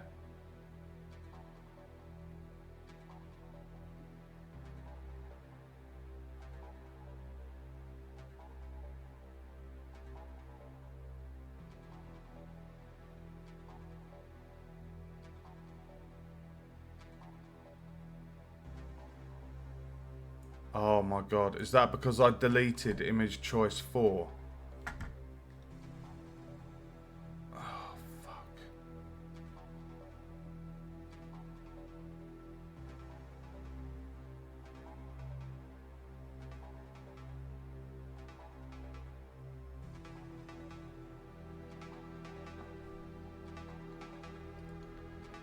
Are you taking the piss?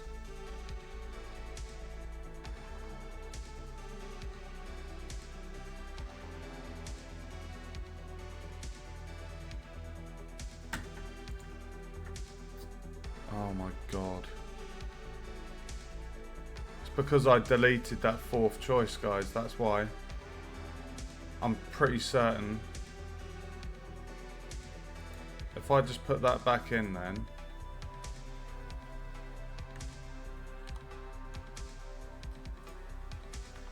And call that 4.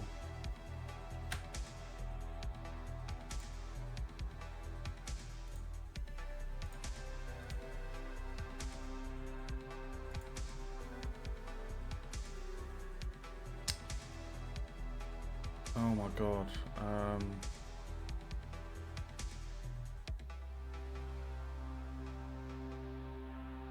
Image choice 4.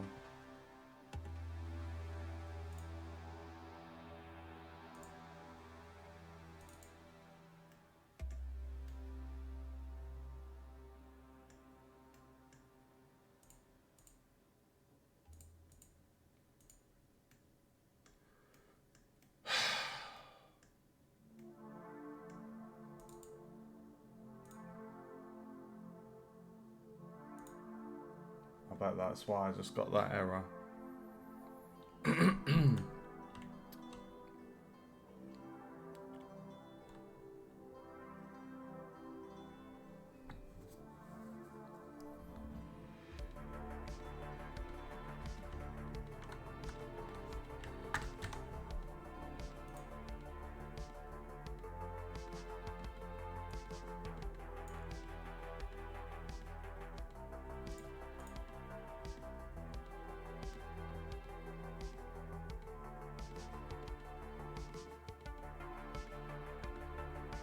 Fuck's sake.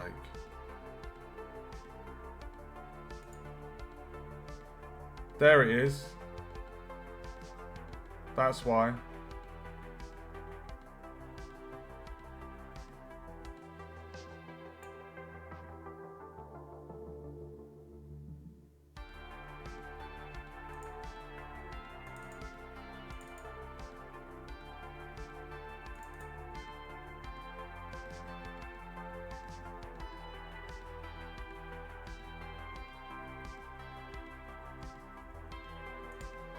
That's why I was getting the error.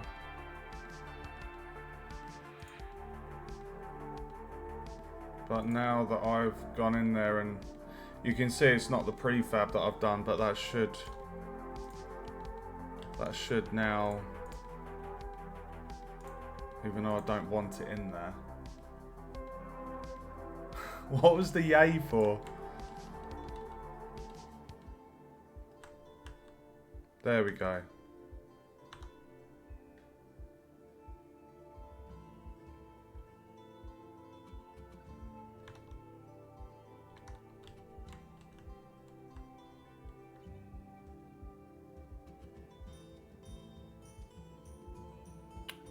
Do you see what I mean? There's just too much space.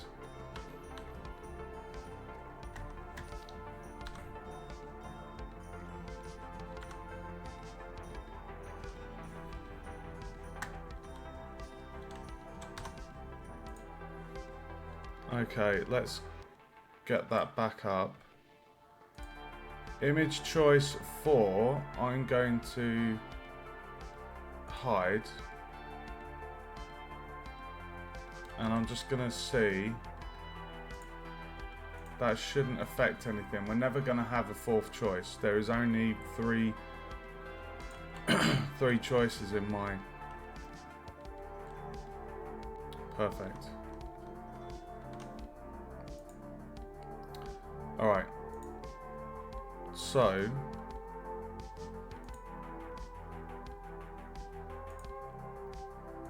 let's put the height back to 35.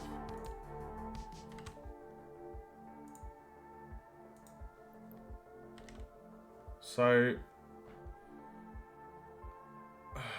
layout element,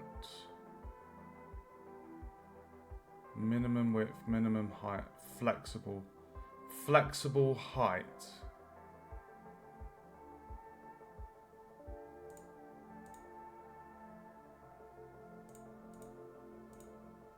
I'm going to put in flexible height of 70 and I'm going to see if that box stretches.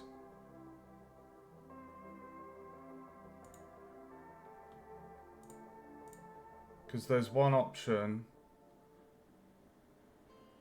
I'm really hoping that will be the solution.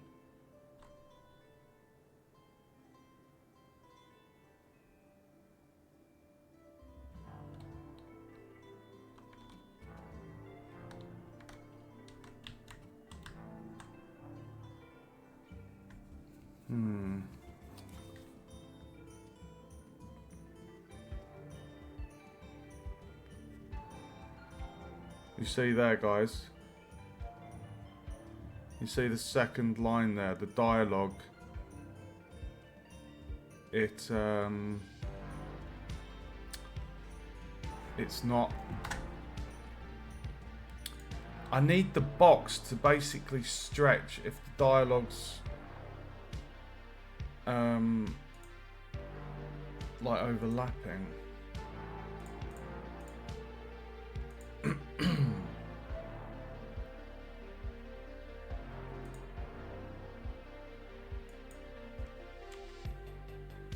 Preferred height.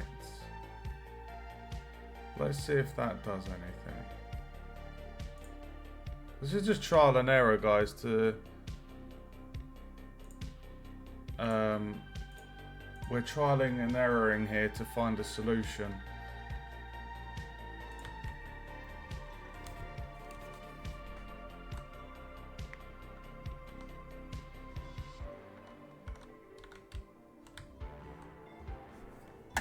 Nope.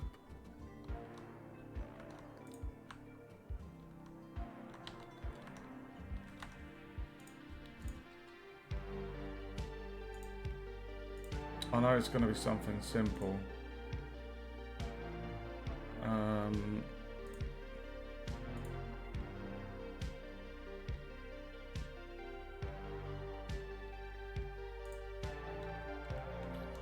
It's not the auto size, it's...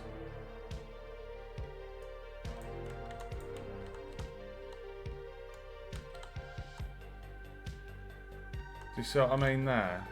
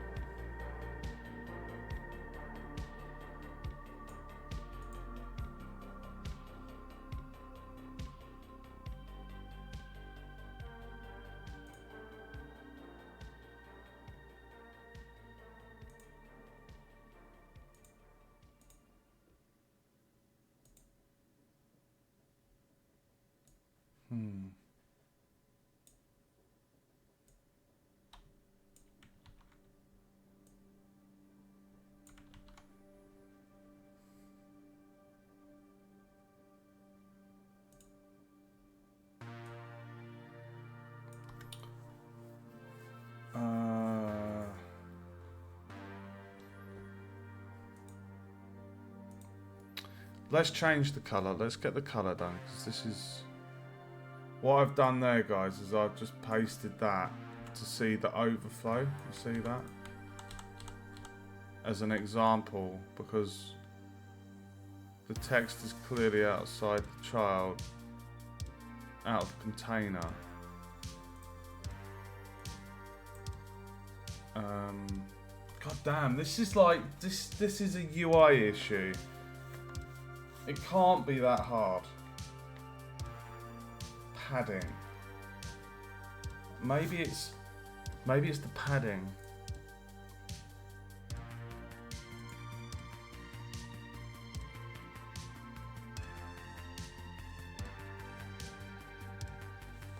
It's not going to be the raycast.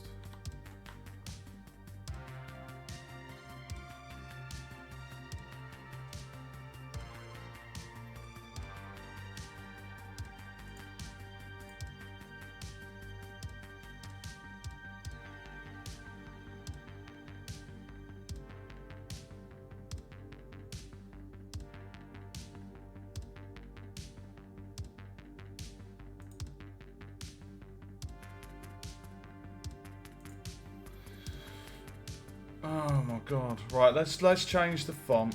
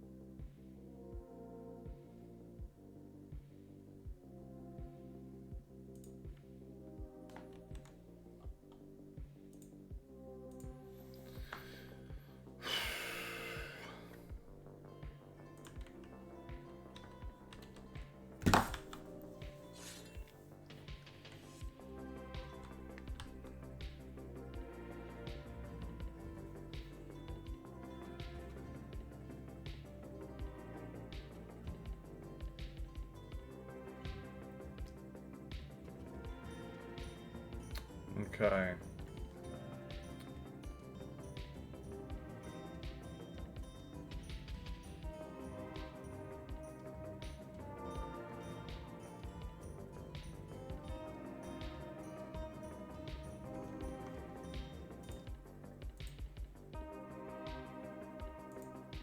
We'll need a different color.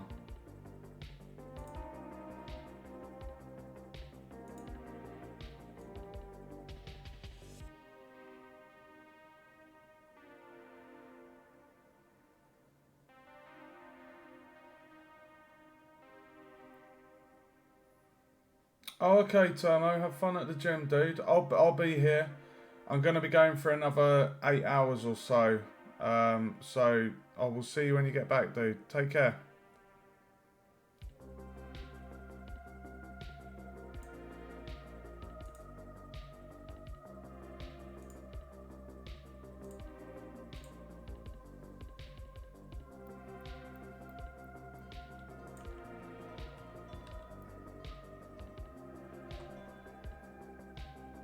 Oh, that's nice and clear to read now.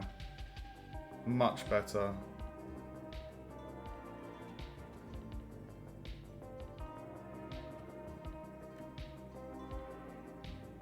That's much better.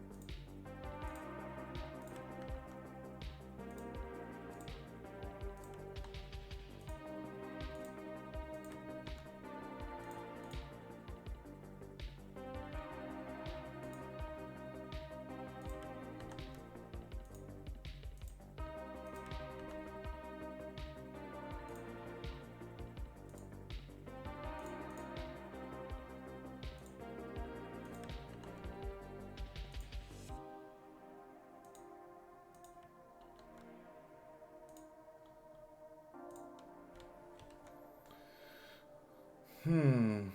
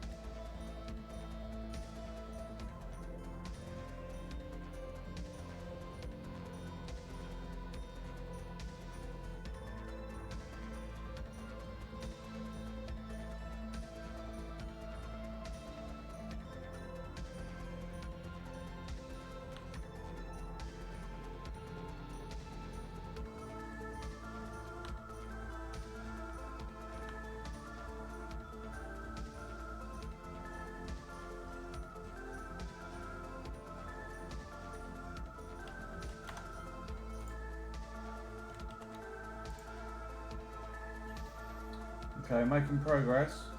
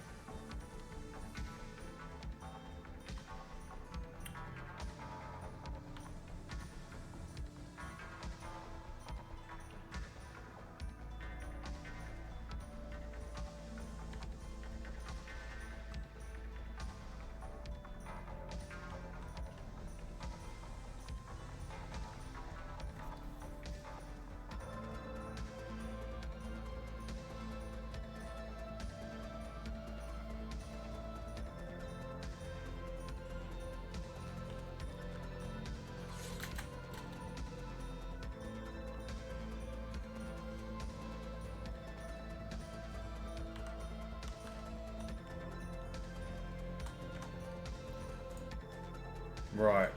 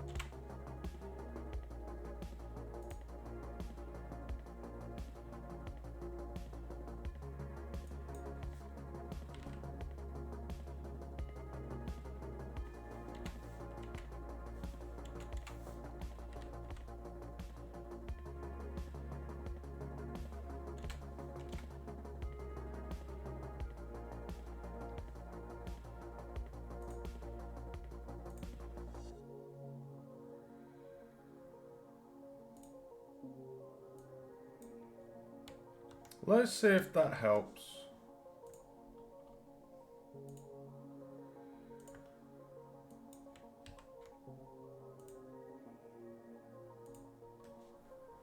Just adjusting the spacing there.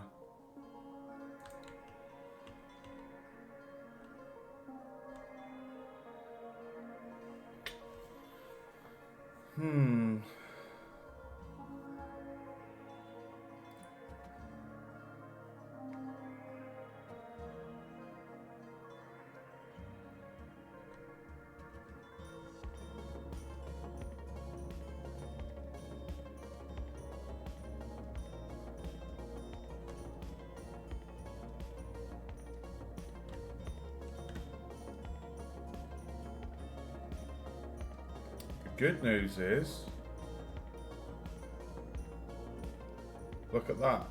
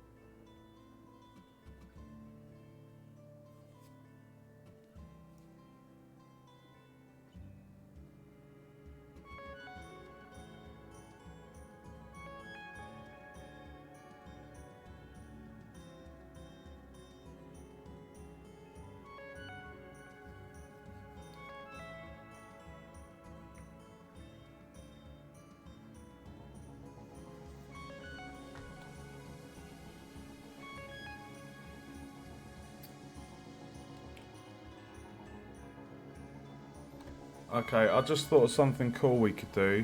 That bar at the top of the dialogue pane.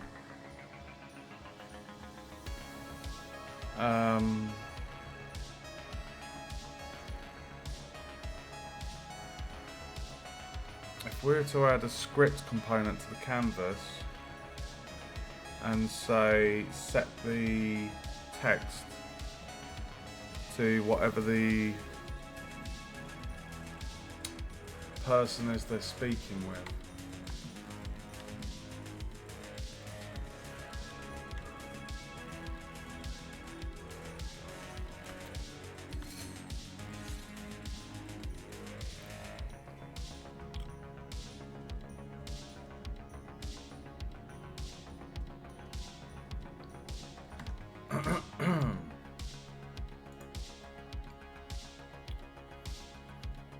Welcome to the stream, guys.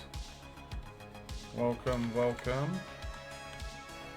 So what we're trying to do at the moment is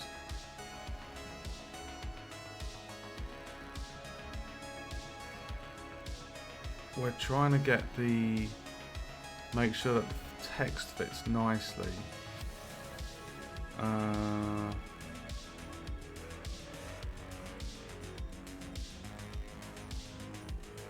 I mean, that top bit,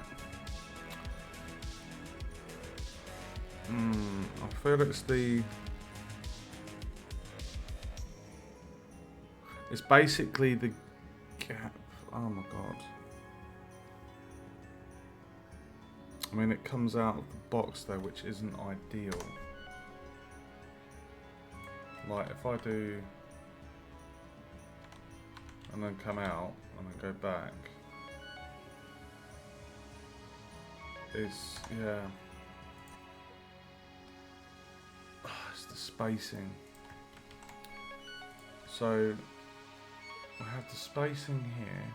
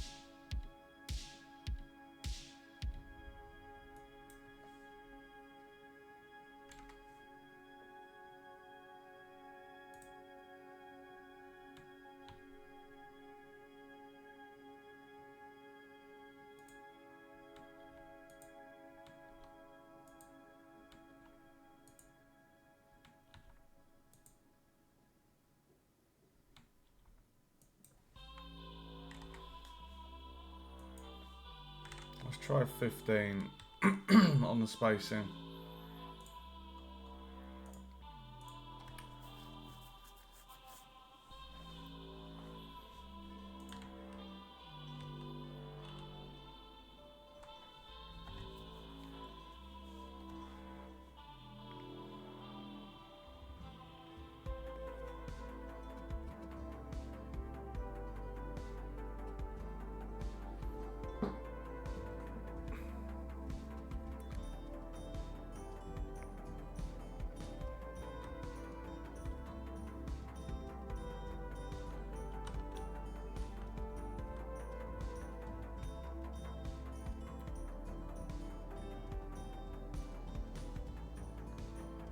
Okay, I'm happy with that. I would say that is... I'm happy with that. Now what I did want to do... it would be nice...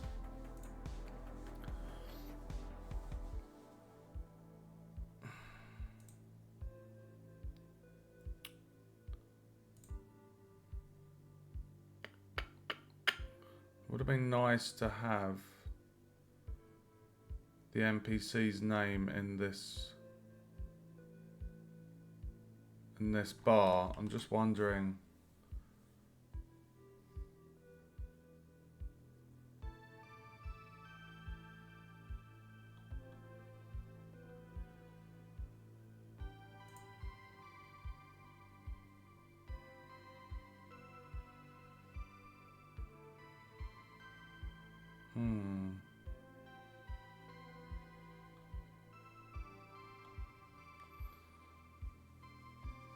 How could I do that?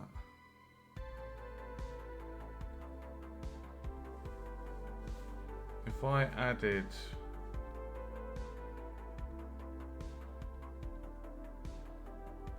If I added a script machine to that,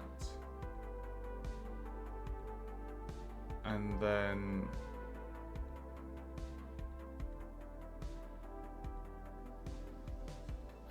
if I added a script machine to the event trigger, because the event triggers are going to be attached to the NPC, so I could say, alright, let's put a script machine on that event trigger, and the simple script in there would set the text to whatever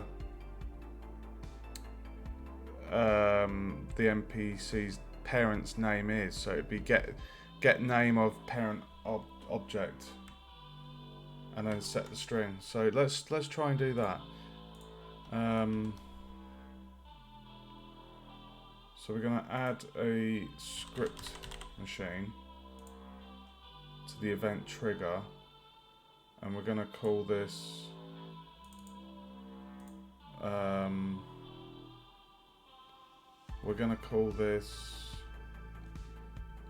UI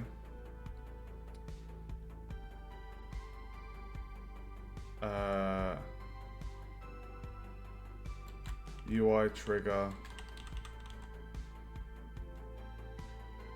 set name.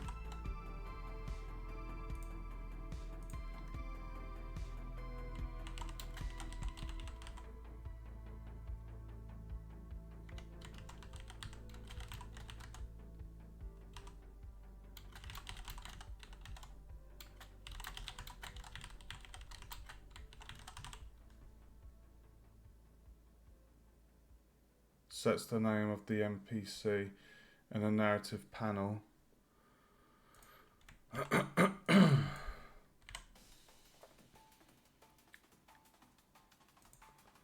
And we've already got a trigger on here, so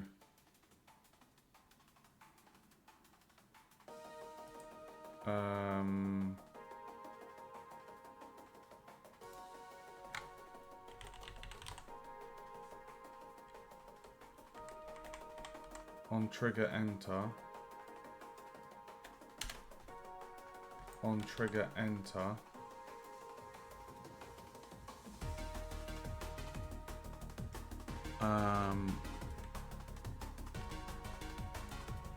if I was to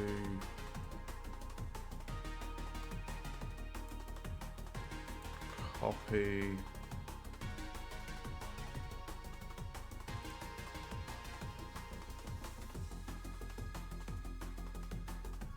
Right, if I copy that.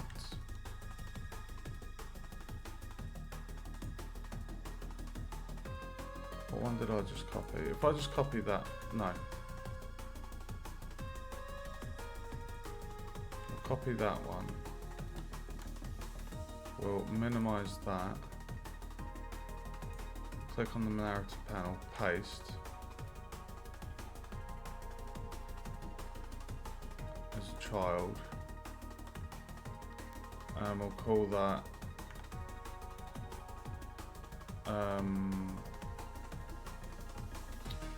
NPC name, and then we move it up there.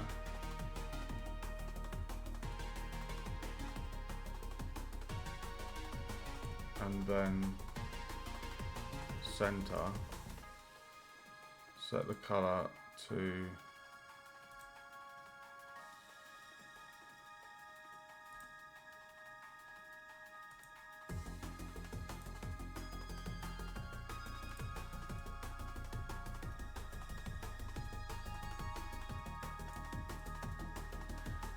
okay, so we're gonna say object NPC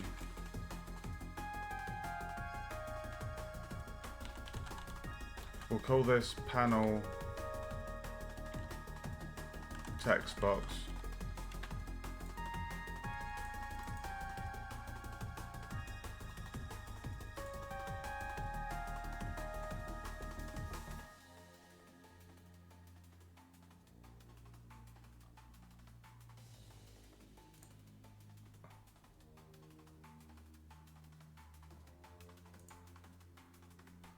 And then we're going to drag the NPC name onto that.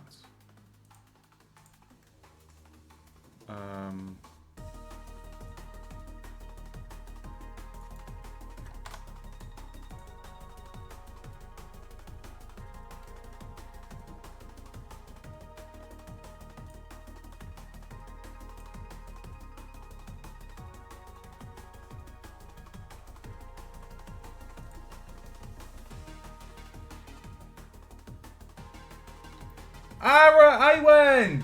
Dude, welcome! How are you doing? Welcome to the stream, bro. What is with that introduction? What is that about? I'm finally working on the narrative and it's feeling really, really good. And, Awen, I don't know how long you've been with me, dude, but at the very start of the stream, I showed the fix I implemented. Last night's stream, if you remember, I did a 50% bug fix. I have fixed that now, and the combat is fully polished, in my opinion. So I will show you that momentarily. What I'm just doing at the moment is I'm setting up the, I'm just doing a bit of polish to the pop-up for what's its face?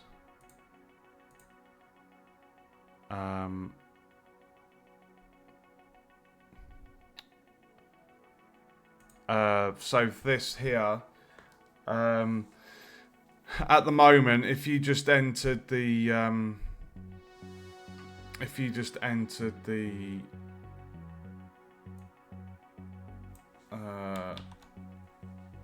box, the trigger box, you'd have the dialogue in the grey area of this panel.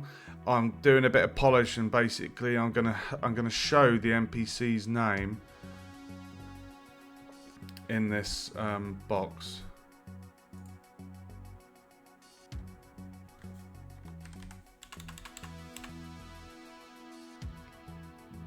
Pardon me.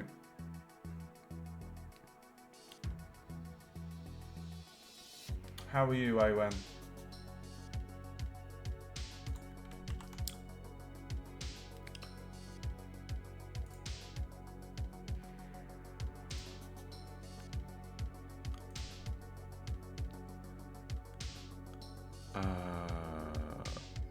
NPC name. Okay, so we're setting the text. So TMP Text Mesh Pro.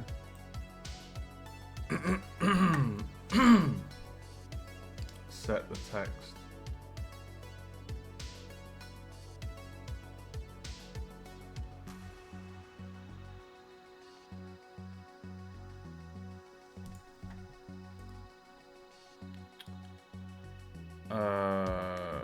Right, so we're going to be setting the text of that when we enter the collision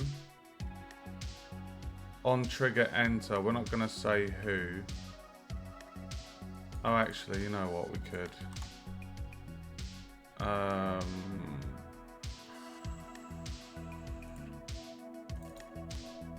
just need to find one where we've got a collision.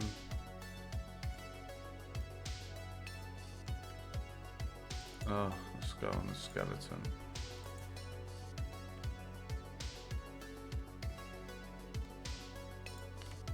There we go.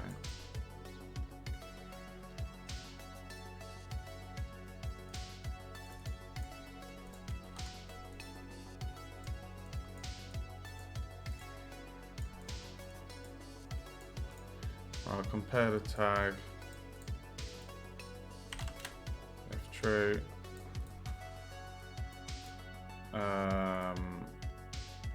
We need to, so on the event trigger, we need to get the parent name. So get name parent. And then we've got our NPC's name. So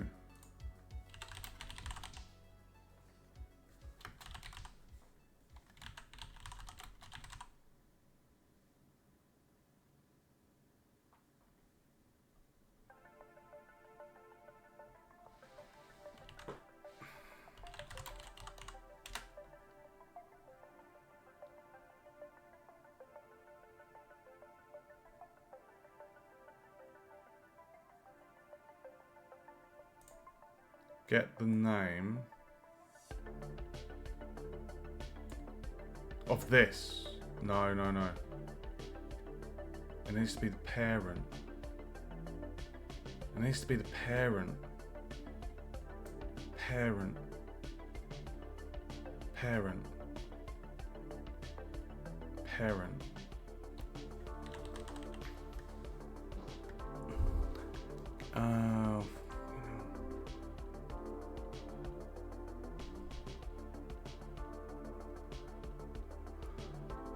What node do I need to look for, guys? Get parent, get component? No.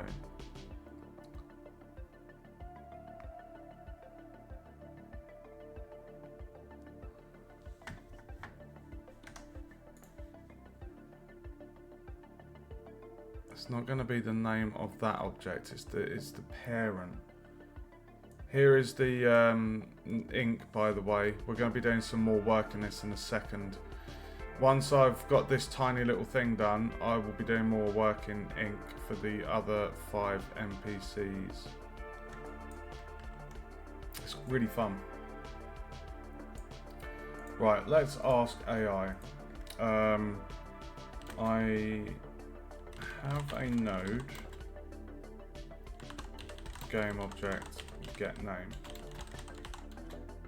What I need to do is get the name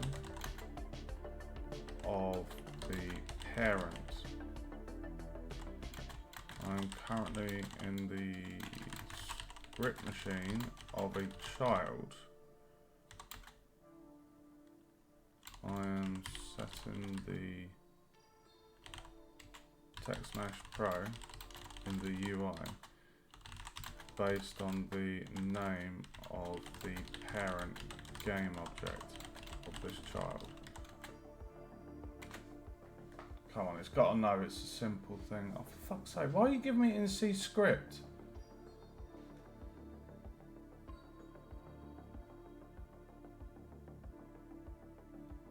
Assuming this script is attached to the child game object. String parent name equals transform parent.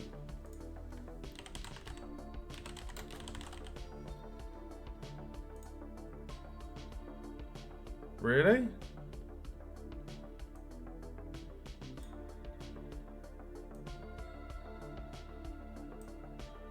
It can't be that, surely. That seems so odd. Does that seem odd to you guys?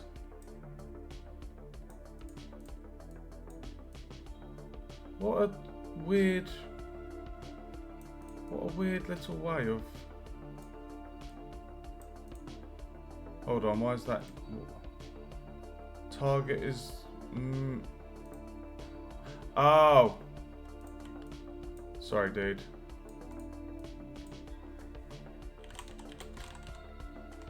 Get.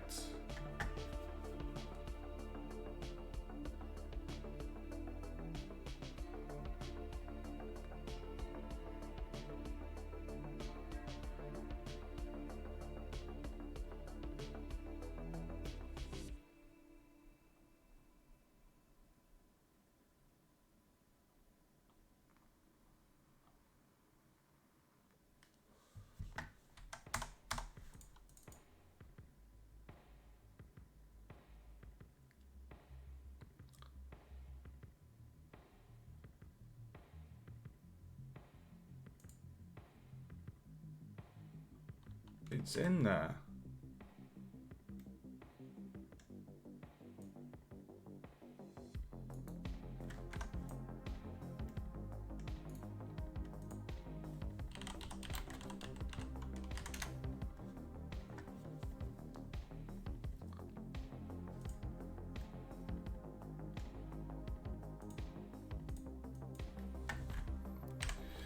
Never easy, is it?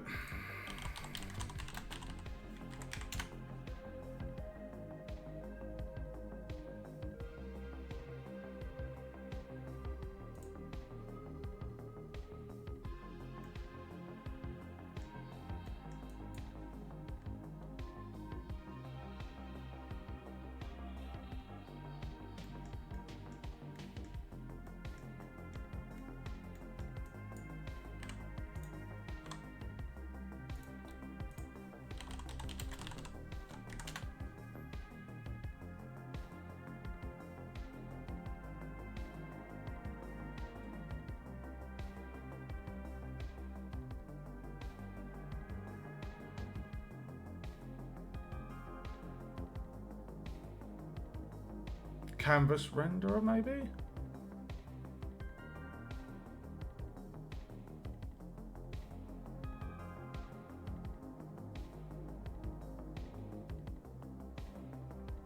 Get text. Get text. No.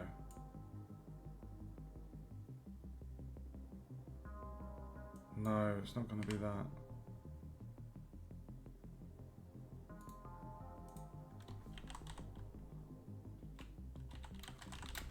What was the not really comment for, Awen?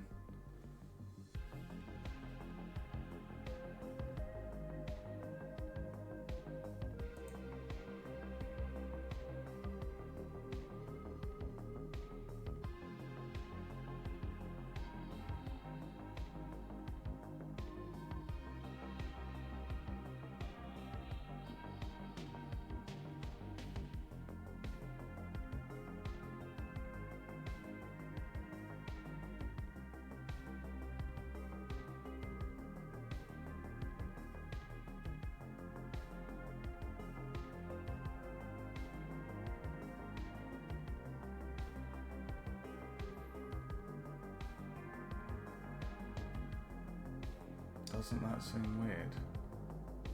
Oh, okay.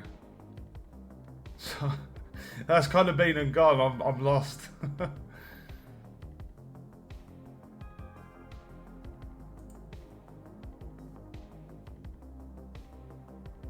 Okay, that looks like the better node. What's wrong now? What, as in what I'm doing at the moment? Nothing's wrong, dude. I think that's what we need, not set text.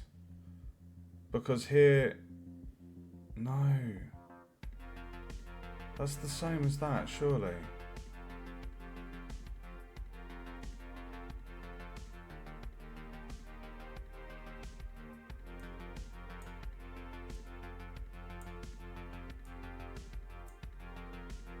Interesting. So we get a yellow for that. Target is missing the Text Mesh Pro component. But on that one, we're not getting an error.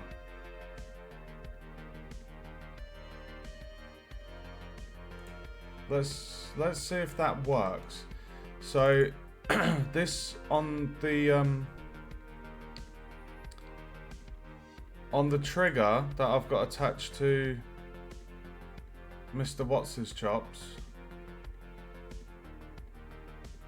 the script machine is here. So if I were to duplicate this event trigger and put it on a different NPC, the name will be different. So what I'm hoping to happen is when the player collides with that box, we're going to get the name of the parent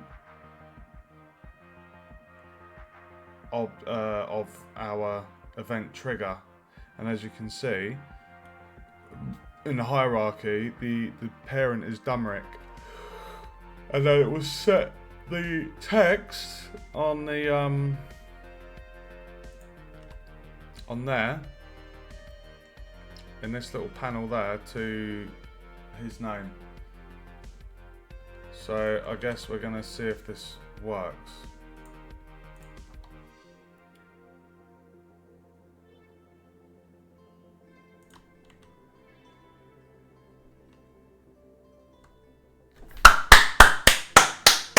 Yes! Fuck yes! Yes, yes, yes. That's how we roll, baby. That's how we roll. Perfect. First go, guys. First go, and it works. Oh my god.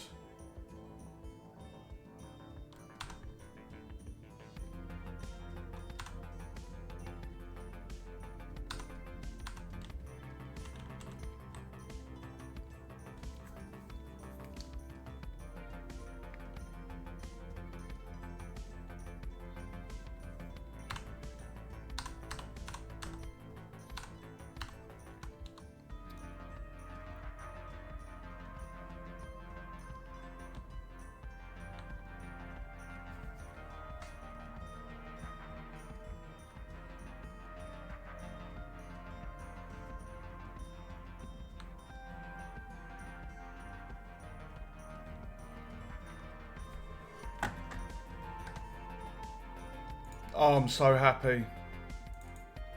That is genius, what I've done there. Well, it's not genius, it's cool. That's what it is. I love it. They're just little wins, you know? Oh, that's what you said wasn't weird when I said about getting the name of the parent transform. I don't know, to me it just seems a bit of an odd way to get the name, having to go through the transform, like as in there isn't just a node to say get the name of the parent game object. But I don't know why they don't have that as an option. Why you have to... I mean, that's what AI suggested, just get the parent name transform. Maybe there is a different node that I don't know about. But anyway, it does the job.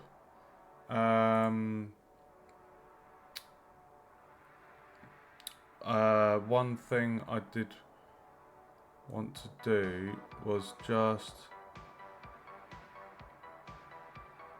want to make sure that if we just put that like there, then and that's aligned center. Turn off the panel narrative, save and play.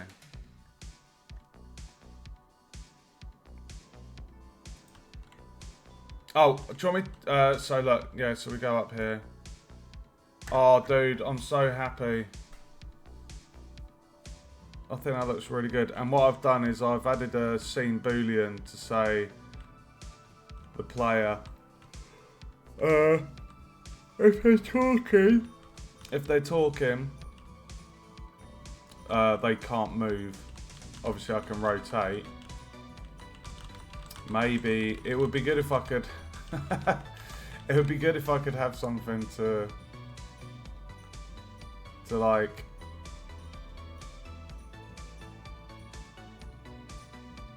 I don't know.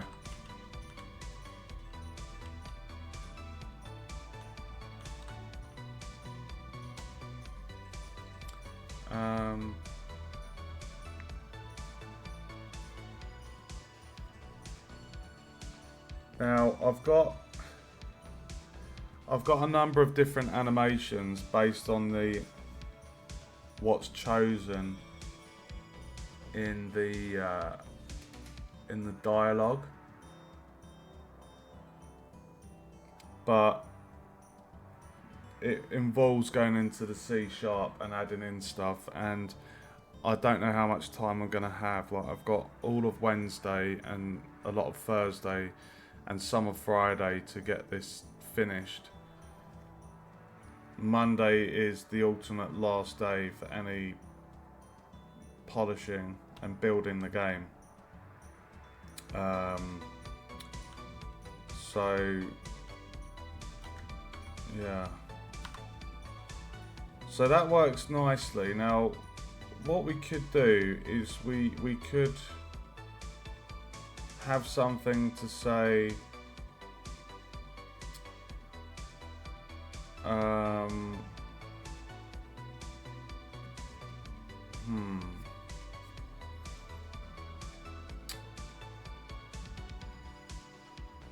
we could have something to say. Let's think about this. Hold on. Oh, let me show you the combat fix, Awen. Oh, you bastard.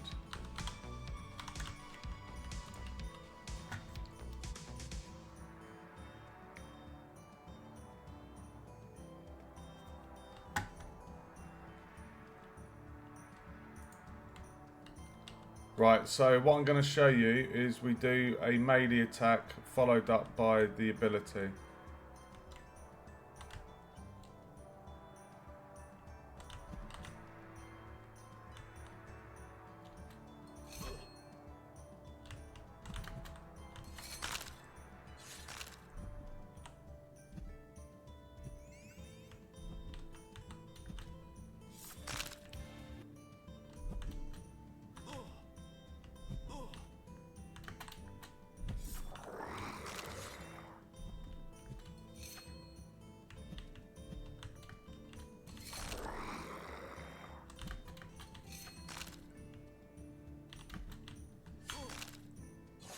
You see that? I got it working, so no bugs. You can do your standard attack and follow up, like I'll show you again.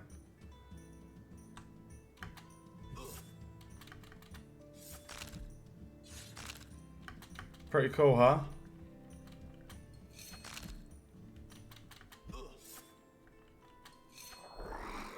How cool is that, bro?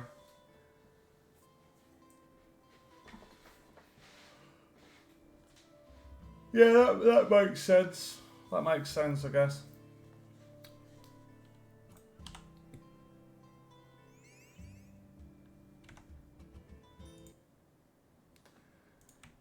Okay.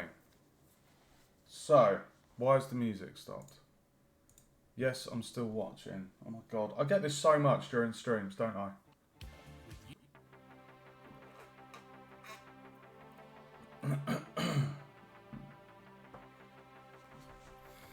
Right, so I really like this. That works really nicely. Setting the name for the narrative panel.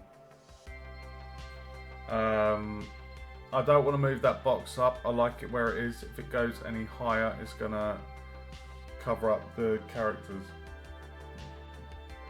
Oh no, dude, I am not putting in a parry ability. I mean, the great thing is, dude, once I've built this for uni, like my deadline is next Tuesday.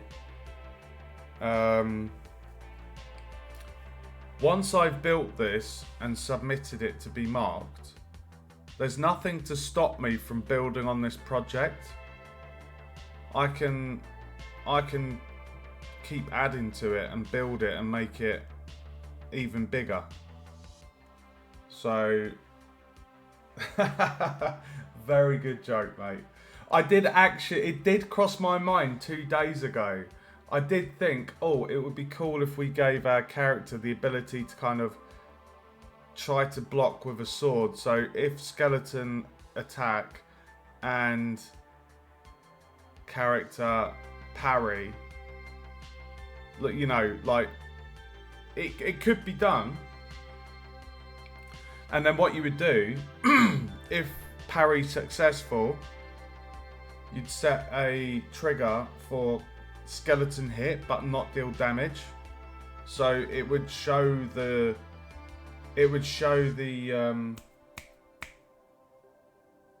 well, the stun from a parry. So I could potentially implement that quite easily. Right, what am I doing? UI panels for dialogue. Do I ever need the fourth option? No, that's done. Text not fitting to box, it overlaps. Done.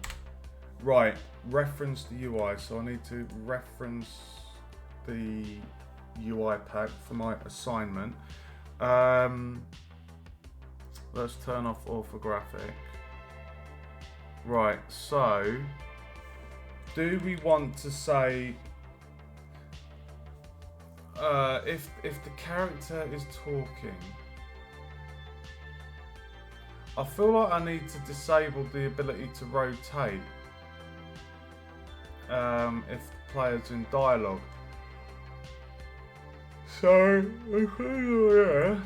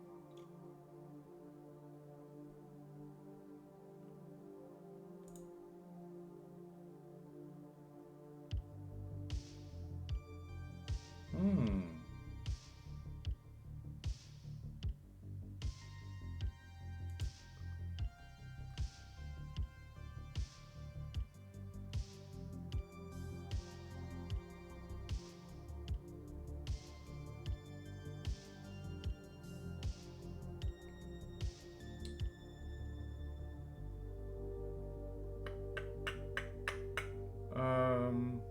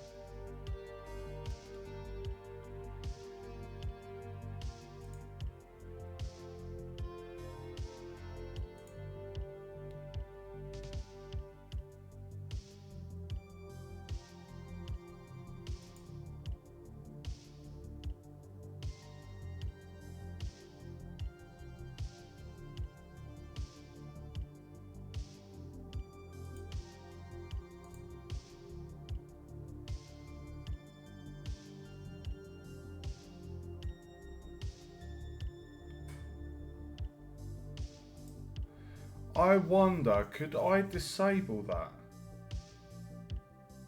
and say, if I disable those, it means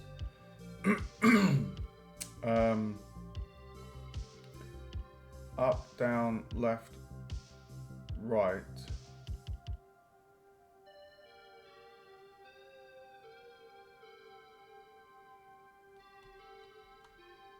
That way the player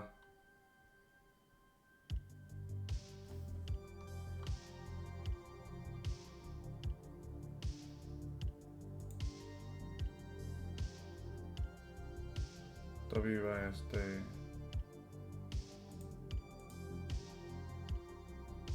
composite.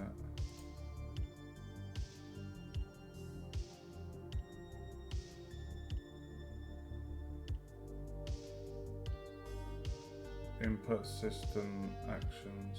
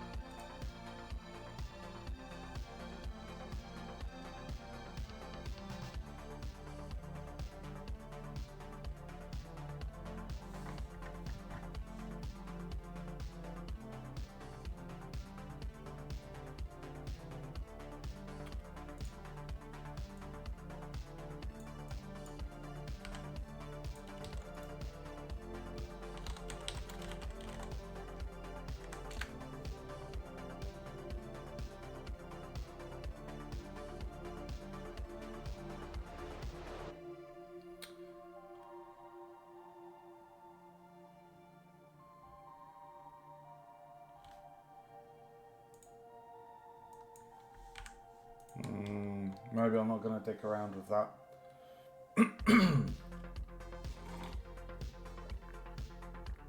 Right. What we want to do, we want to say if the player is talking,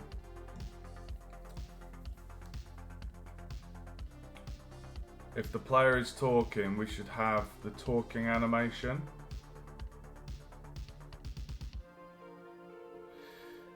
Because if I just show you guys,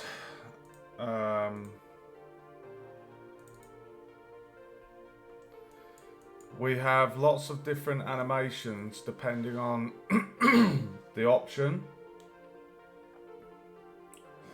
So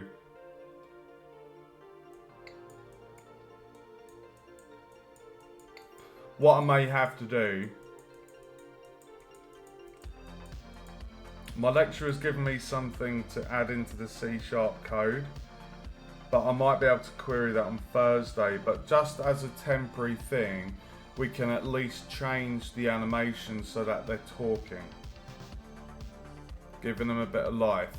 All of the other reactions, they're like a bit of polish more than anything. How am I stopping the player from moving when talking?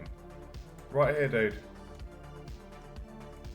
I've got a scene variable is talking. And that is triggered when you enter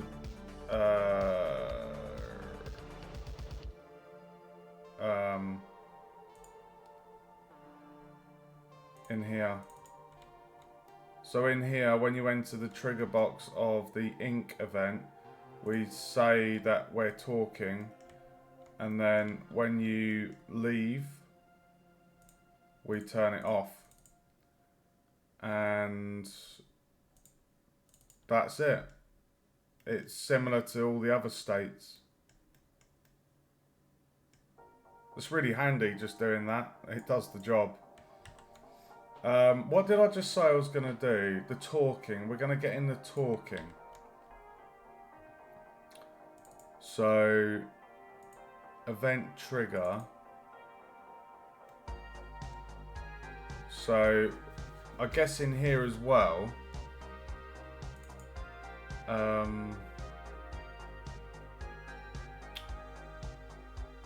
you'd get the animator and set the state to talking. So let's just do that and see if that works. It should work. So in the player, if talking is true, freeze them and set the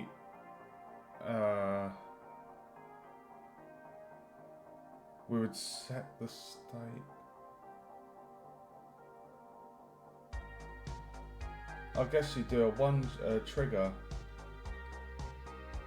and then oh my god, if we had a boolean that is talking as well.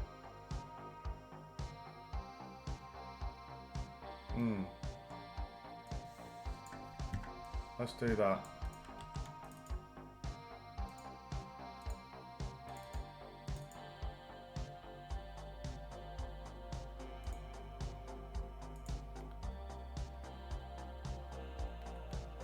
So we've got walking, running, picking, lifting, idle, hit, heal, death, axe, attack, ability.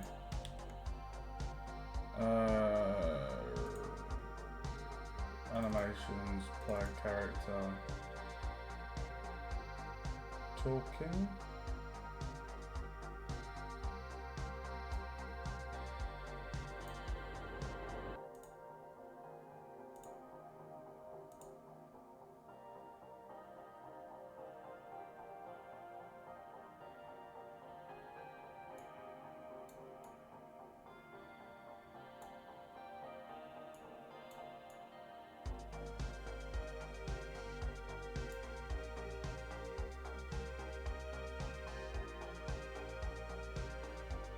Yeah, that's true, dude. I'll do that.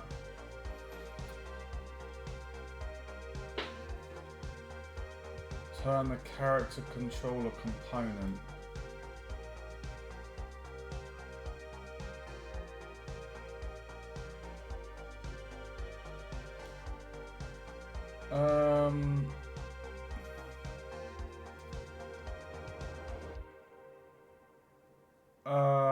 I mean,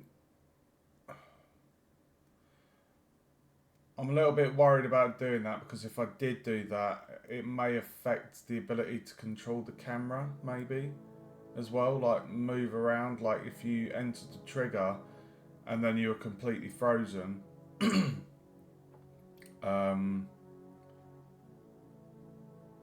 don't know.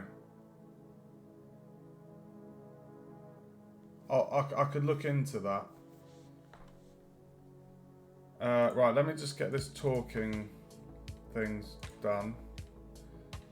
So this is PC talking, and we'll have it on loop. So loop time, PC talking, unsaved changes. Yeah, save it, dude. Right, so now we're going to go into the animator. No, sorry. PC armature. the animator, and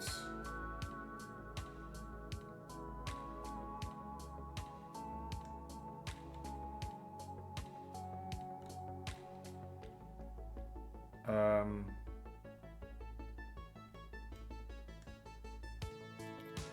gonna put this down here and call it talking.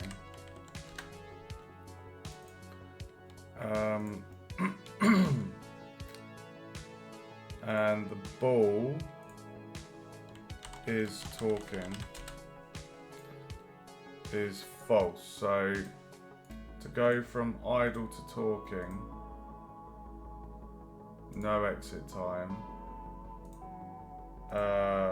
is talking true. To go back to idle, no exit time, is idle true.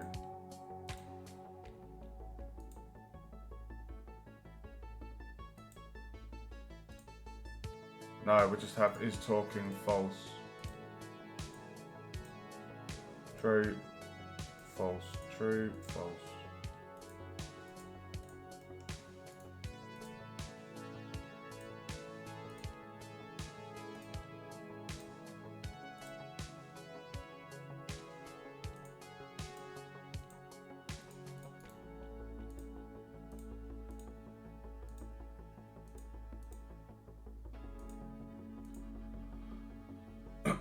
Yeah, it's just again, it's a polishing thing.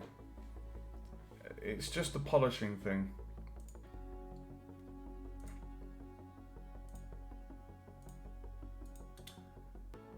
So talking true, talking false, talking false, talking true. Let's do one for sprinting.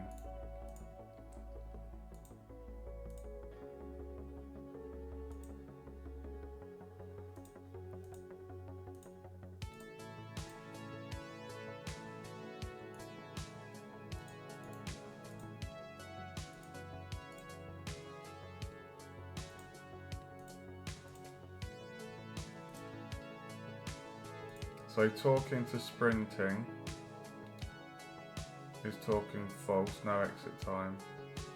It's talking true. Okay, so we got from talking, we're not gonna, it wouldn't ever happen there.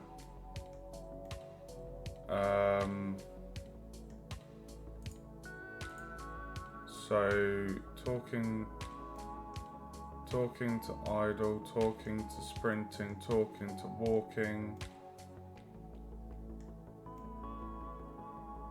I don't think we're going to need it for anything else, to be honest. Those are the three standard exploring animations. So I think that will do. Because if you're walking or sprinting into an NPC, then it will trigger the talking. So now that we've got that ball,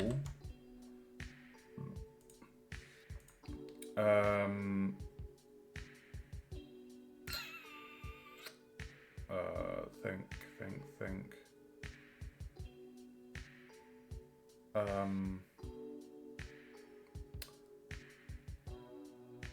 Right, so in the player, we're saying they're talking.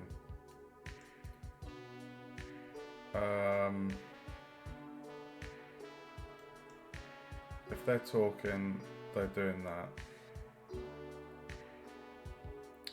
So is talking true?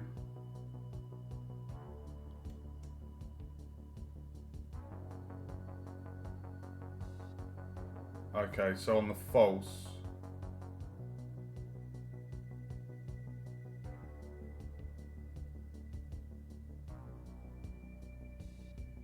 okay, right.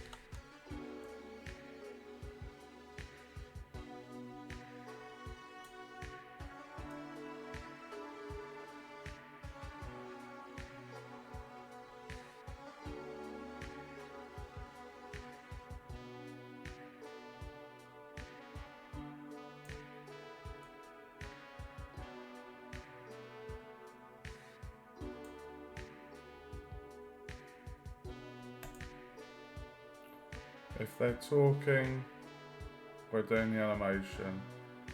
If they're not talking, we're doing that.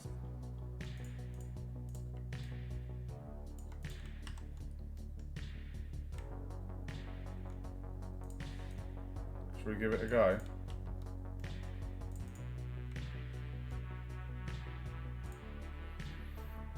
Let's give it a go. Welcome to the stream, guys.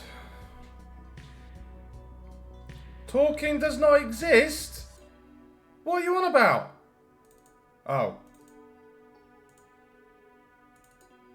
Sorry, that's because I was thinking of the state. Numpty. Sorry. Panic there, guys. So our character should go into talking.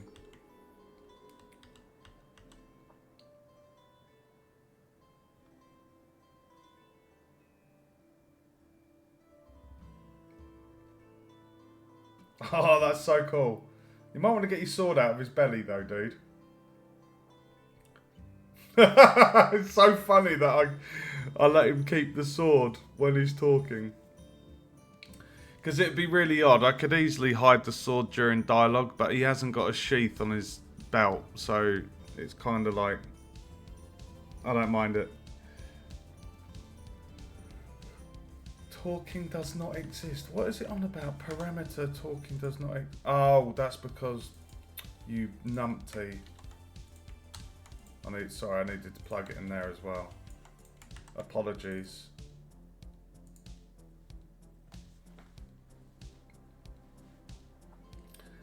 This feels like such an ambitious project. This is by far the biggest project I've ever done. All of the modeling's mine. All of the dialogue I've written myself. Like, there's combat in here that I've not done before. There's so much. Like, this is by far my biggest project.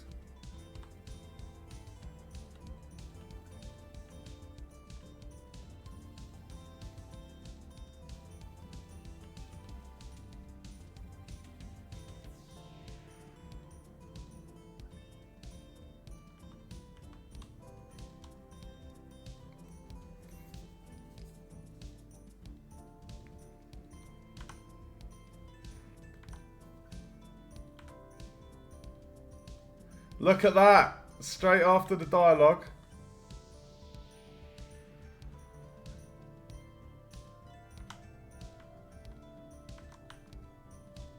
Are you watching?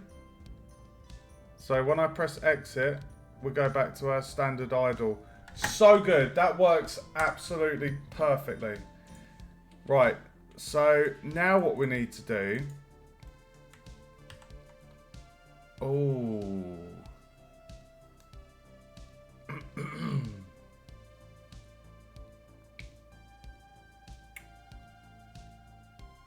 Okay, this is going to be interesting.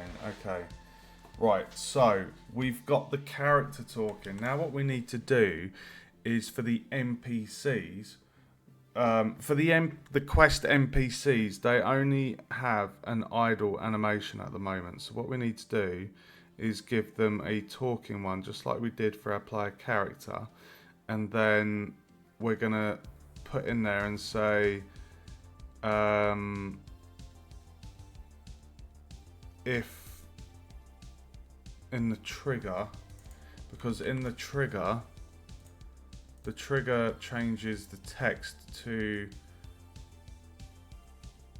it changes the text, so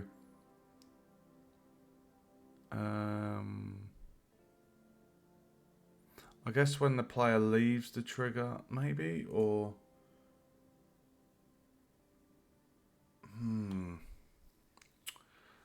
oh, it's tricky.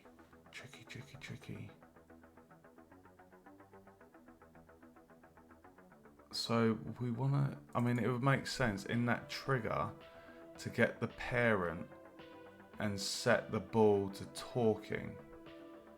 Set the ball of the animator to talking.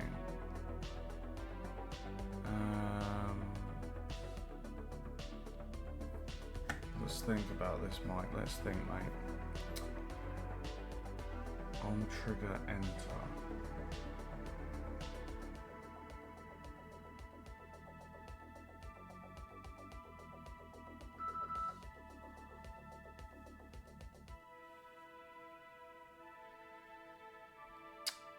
Or what you could do is you could have something plugged into... Just need to check my sugars, sorry.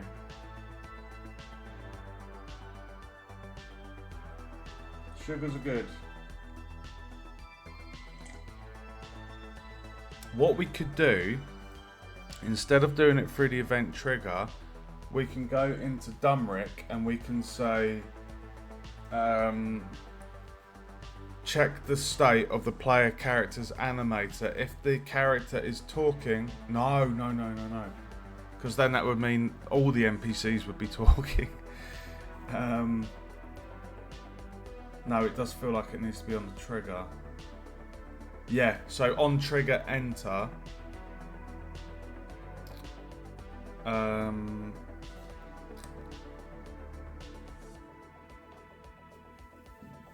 Set it as talking.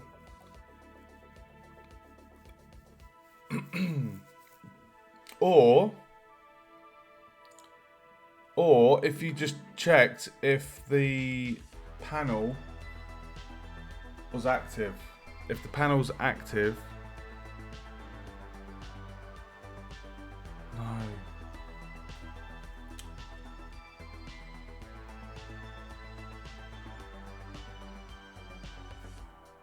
Actually, no, that would... No.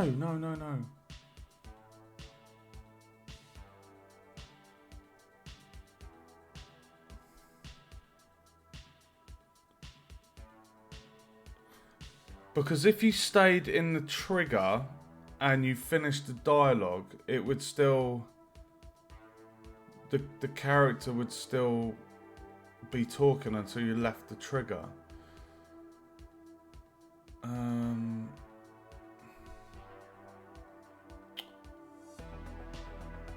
Best way to do this. You enter that trigger, the thing starts talking. But it's almost like at the point that the dialogue stops.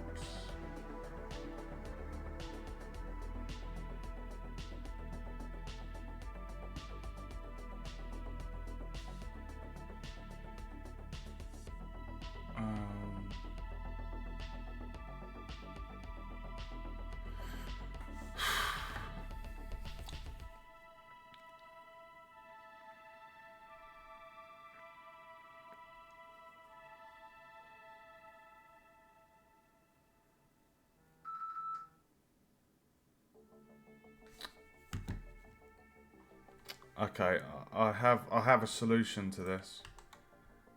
I have a solution. We can have something on update in the NPC to say, is the narrative box active? If it isn't, they're idle. That's the best way to do this. On trigger enter, set the parent to talk. If the narrative panel isn't open, they're idle. That way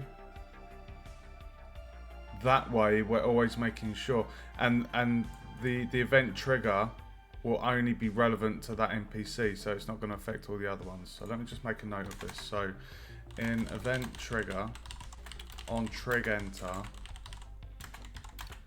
set parent anim ball to talking. In NPC visual script, on update, if panel narrative inactive, set ball to idle. 2 simple steps there. Right, so we need to whack in where is our little person? 1, 2, 3, 4, 5, 6. Dumrick.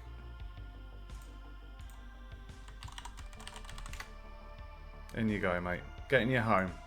There we go. So that's Dumeric Idel. Dumeric. So we'll just get Dumeric talking.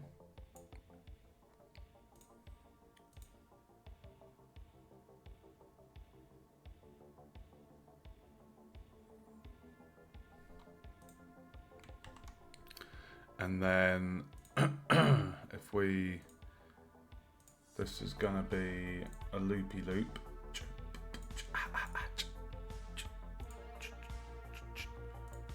What is that one? Dumeric Idle. So it's gonna be Dumeric talking.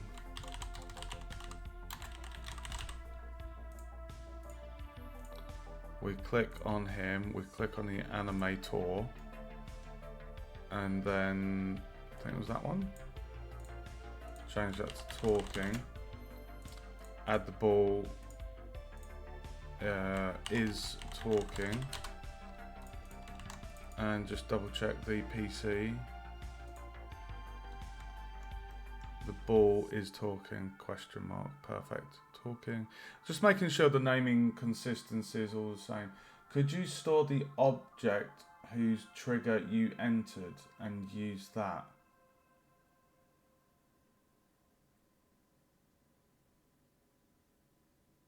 I mean, I could, but let me just explain what's happening at the moment. The event trigger is currently a child of Dumeric, and the script graph for the event trigger, if it's the player entering the trigger, we get the parent to the trigger and set that name. So I don't even need to set any other variables in here of getting the collided object. I can do it this way. We just get the parent. And when I so this code is essentially transferable across all the other characters in the game. We just copy this event trigger and paste it onto the other NPCs. Oh. Oh right, sorry, dude. Sorry. It's because I've because my eyes are like so focused on all the code and stuff. Sometimes like I look up at the, because I got a free monitor set up. On my bottom left monitor is Unity, bottom right is YouTube and folders, and top right or the top middle is my Notepad and Streamlabs. So I have to literally look up to see chat. So yeah. Sorry, I've gone blank. What was I doing? I was in Dumeric, wasn't I? Oh, I was checking that the naming was consistent. Is talking, ball, talking, and then the PC is the same. That was it. So now we need to. Oh, we've already dropped it in. Dumeric talking. Okay, so from idle to talking, the talking ball has to be true. No exit time. So to talking, true. To go back to idle, talking, false. No exit time. Alright, so no exit time, talking to idle, false, true, and false. Okay, perfect. That's the animations. So let's do the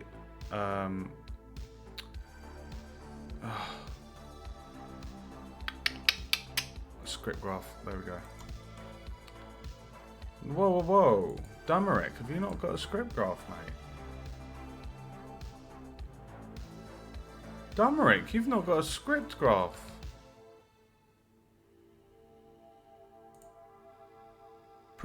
Evil Priest has a script graph. Poor Dumeric. He hasn't got a script graph. Oh, let's give him a script graph.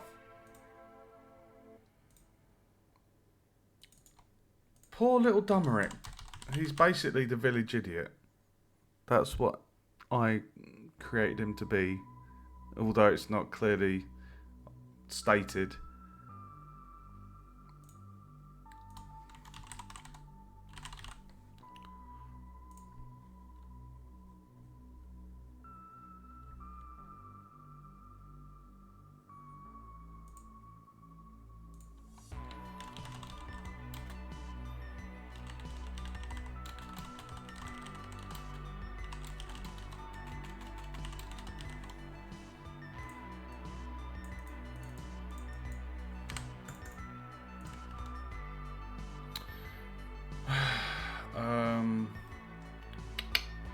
Right, so on update, we're going to do a custom event, and is talking question mark.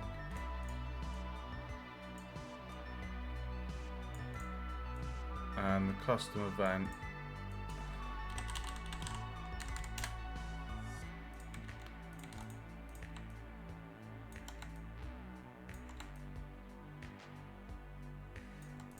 so the custom event is going to be on update, is the narrative panel inactive?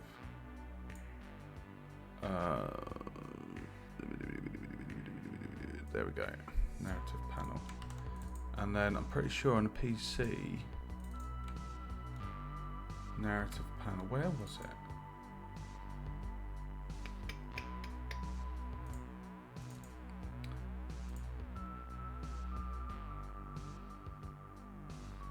Oh, hold on. That's not the player character.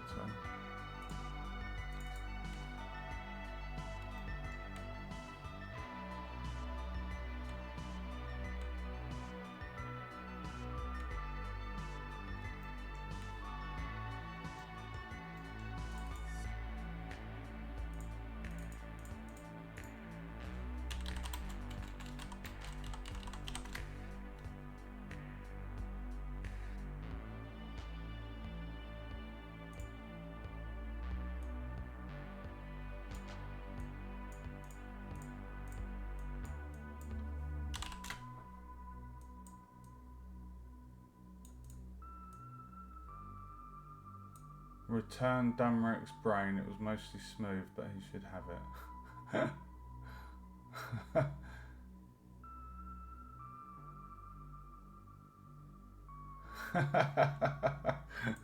Brilliant.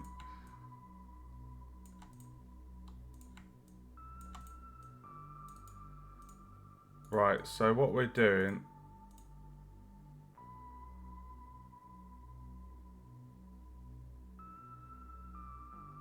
Right, so we're saying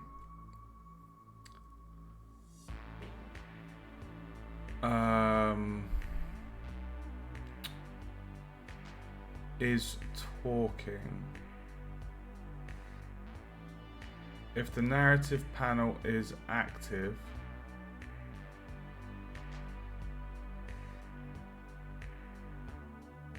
we don't ever want to go off of that on the true. Because if... No, hold on a minute. This is going to be okay for all of the NPCs apart from Evil Athelstan.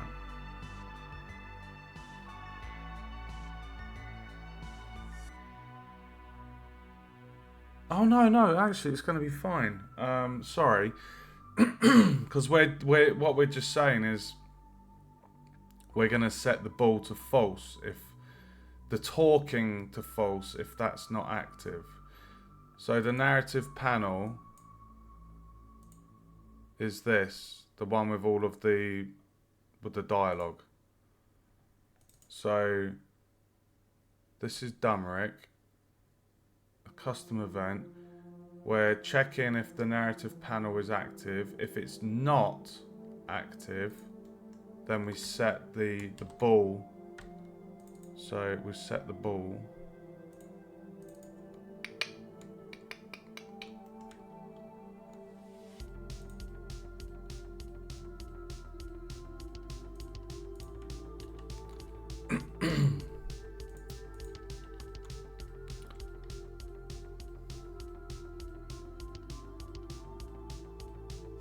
set the ball.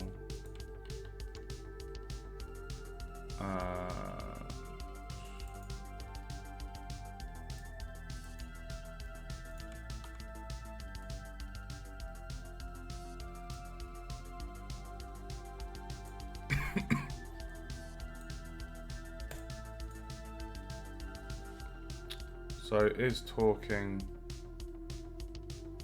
If that isn't active, we basically say is talking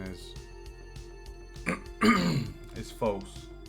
Sorry about the throat, guys. I'm a bit like congested by the sounds of it. Is talking. So if it's not active, we're turning off that ball. And this is gonna handle that, check it every frame. Now we need to get them into the state. So for doing that, we get the parent. No, hold on. If I literally set the ball, this should be as simple as getting the parent and on trigger enter, set the text to Dumric and say that they're talking. That should work. Let's give it a test. I'm excited to see this in action. Lights, camera, action!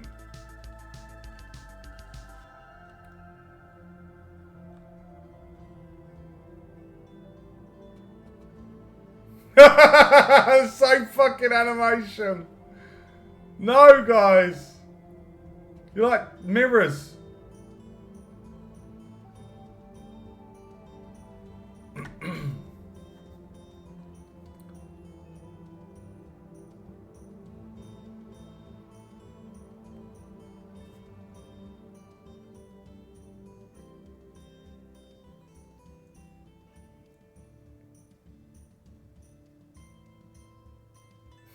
It's like looking in a glass mirror.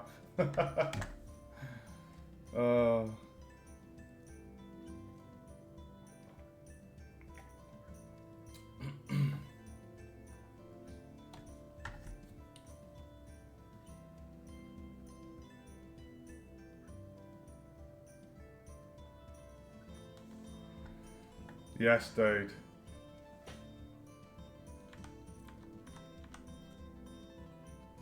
But look, he's gone back to his idol. I've got the code working perfectly there.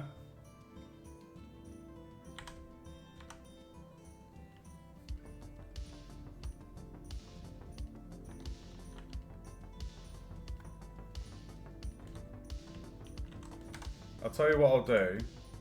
I'll swap in his happy animation and see how that is.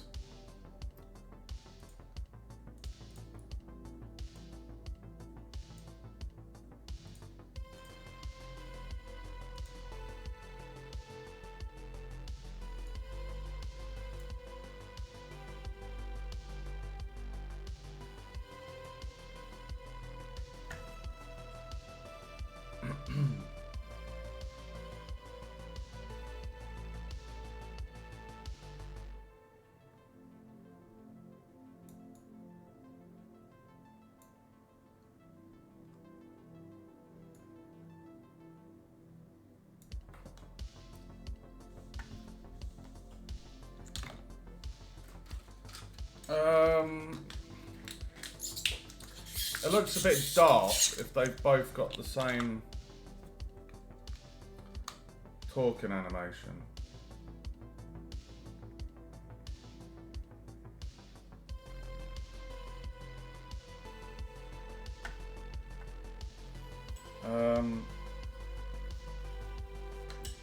I mean, one thing we could do, we could, if I just come off of that, if I get rid of the happy, What I could do is, for his talking, I could slow down the speed of it.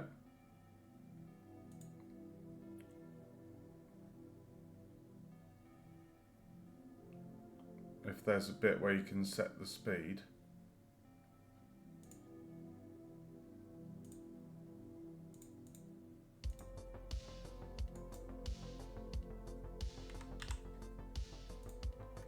So that's 0.5. So now he's going to be half the speed of the player's one, so it won't look like a mimic.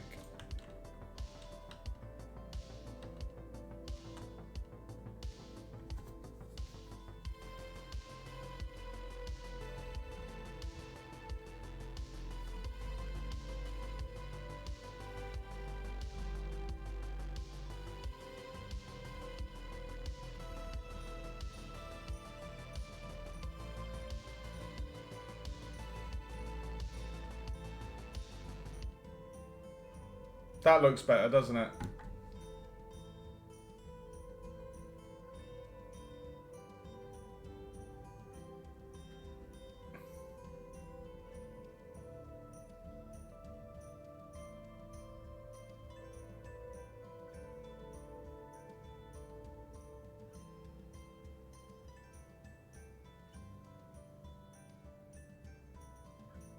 You know, I've just noticed. His left wrist, I've obviously missed a face when I was doing the texture, look. That is the only character that has that, but it's really funny because it looks like a rainbow band.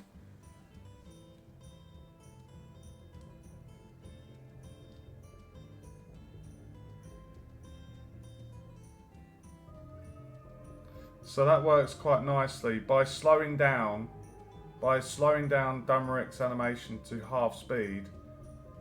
That works fine. That's perfect.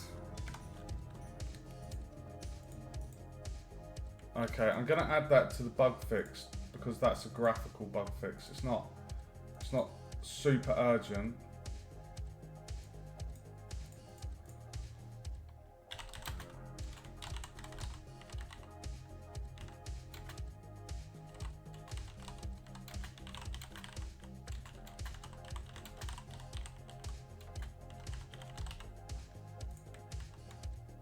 It's not super urgent. Okay, so what have we got so far? We've got a functioning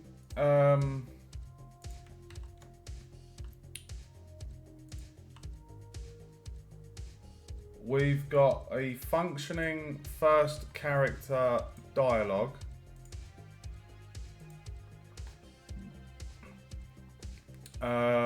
So what we need to do now is, I think this would be a good point to put in the quest log.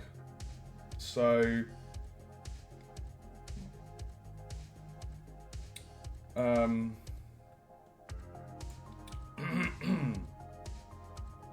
one second.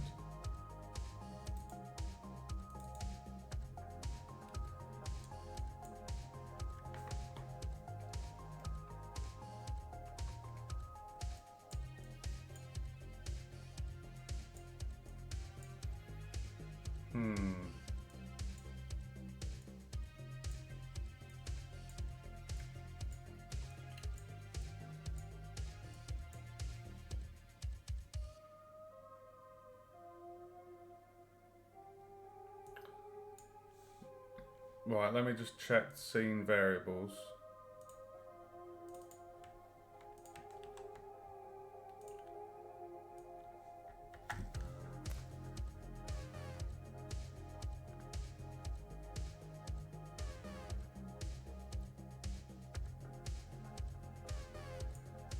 Quest in progress. Task complete.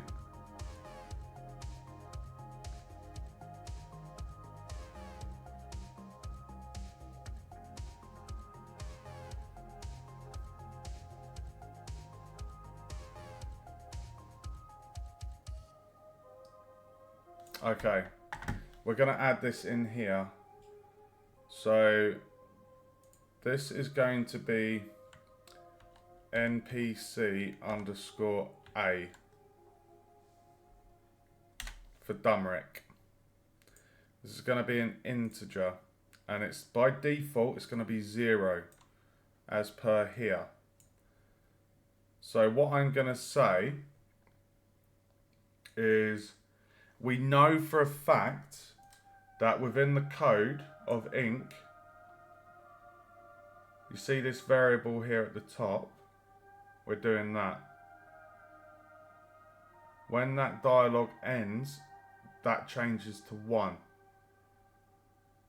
So what I can do for the trigger that is attached to Dumeric,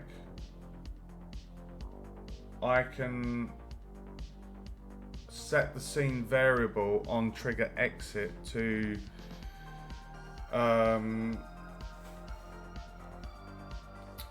can set it to 1. So why am I doing that though?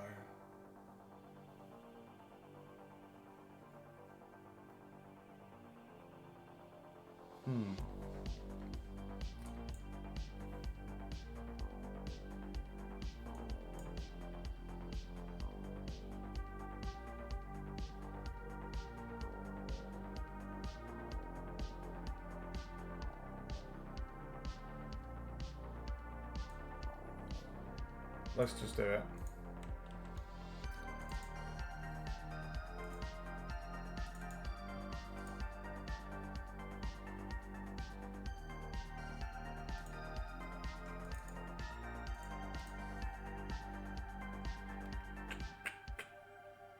Ooh.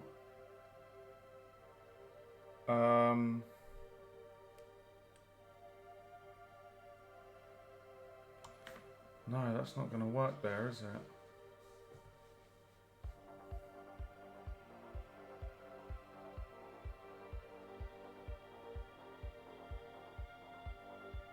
On event trigger.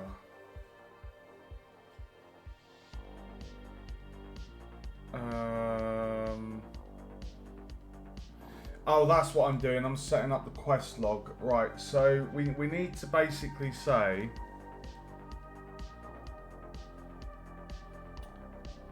how are we going to do this?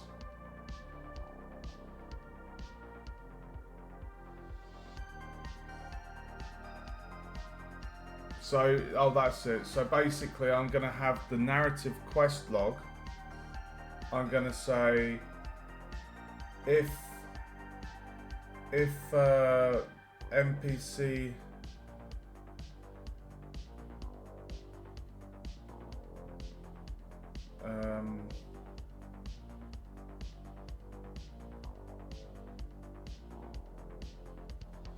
NPC equals 1, the quest journal will say this.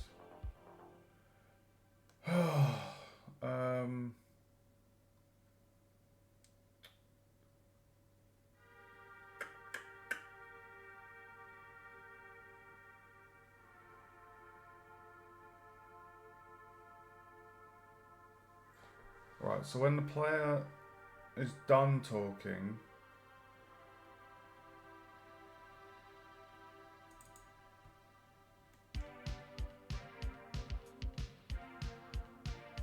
oh, I love this song. This is the song I love.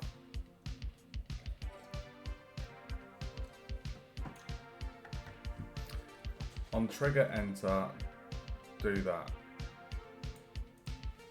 But when they're done talking,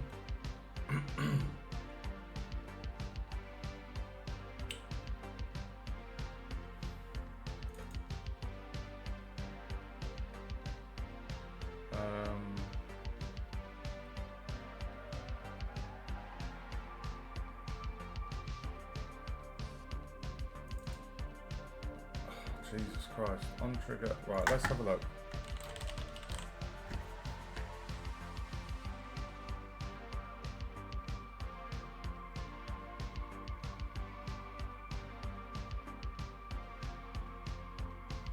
Let's just do an on trigger exit.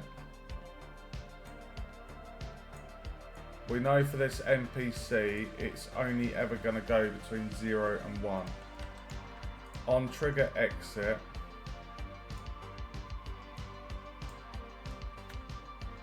Set the scene variable to 1.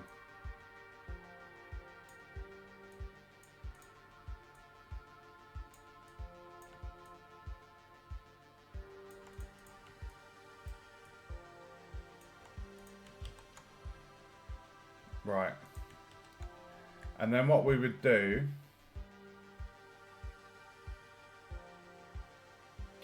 is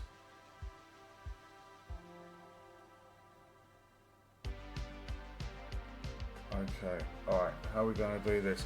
If I have the HUD element for, oh my god, what is it? The quest journal. And then if I put a script machine on the quest journal, and then that will basically have a on update function. So it'll be like, if NPC is 1, then quest journal text says this. If NPC so-and-so is this, then we do that. So that's a way of toggling this and controlling what's shown in the journal. So, oh shit. No, that can't be that. No, that can't go there. No, because this whole UI thing was meant to be universal for all the NPCs. It changes things. Alright, give me one sec, guys. Just a quick bio break.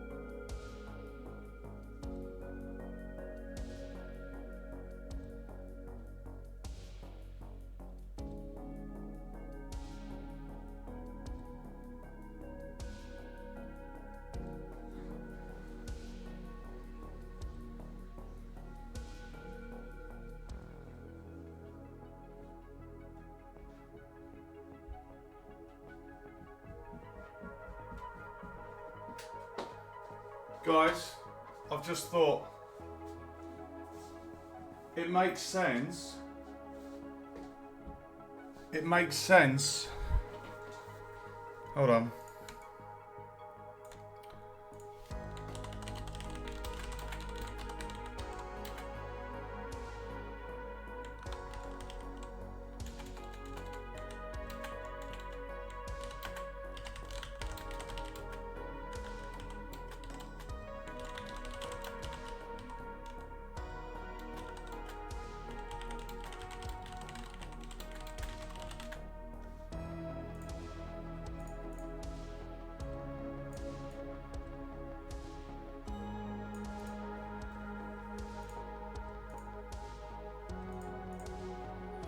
What I can do, if I just rename this UI trigger, I only need 6 of these.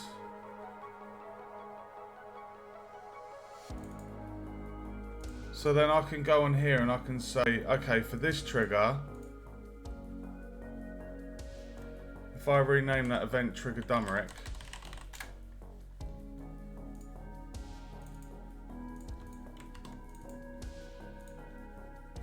I know what I'm doing.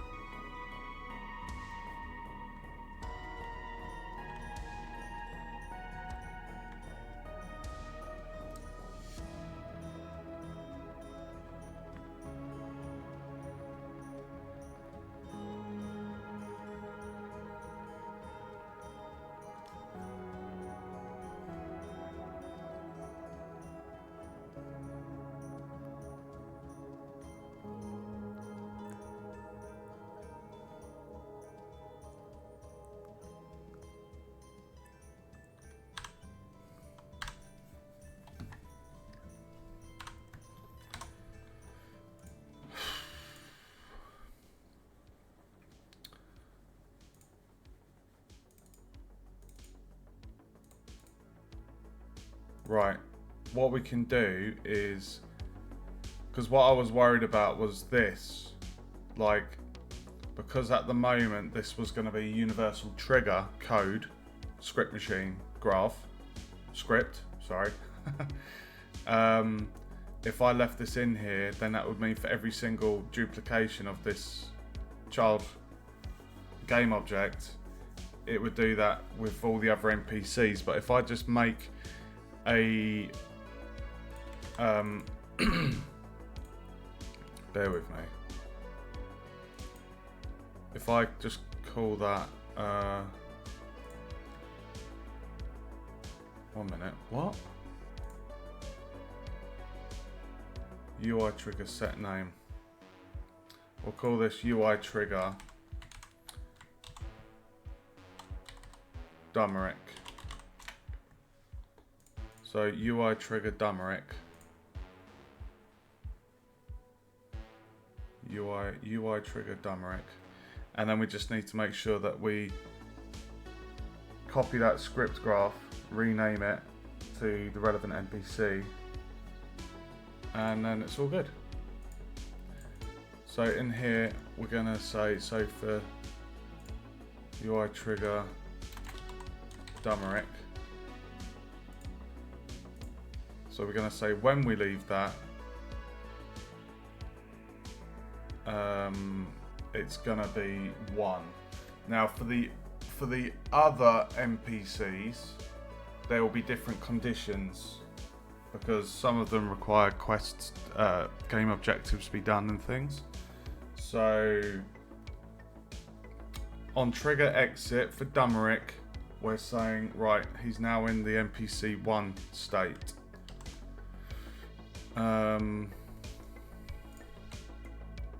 I'm sorry if I repeat myself, guys. I have this habit of just repeating things to myself so that it sinks in and engraves it in stone in my memory. Right, so that happens.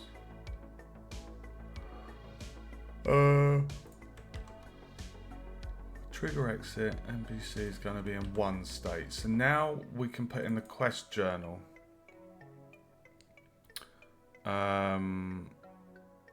So for this one,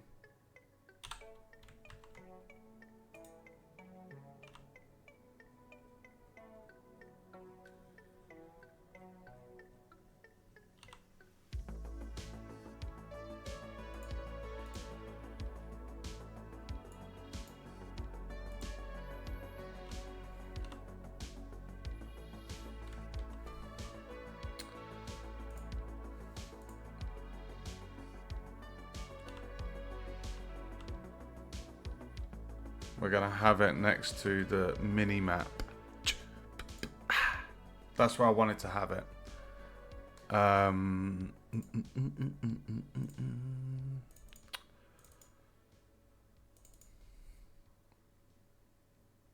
think it was here.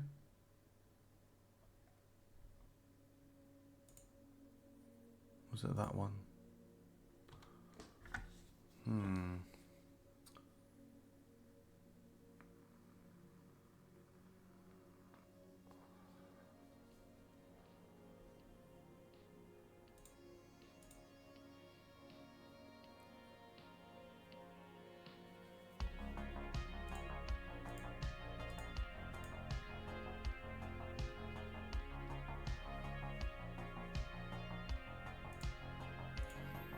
Okay, so we've got an option here.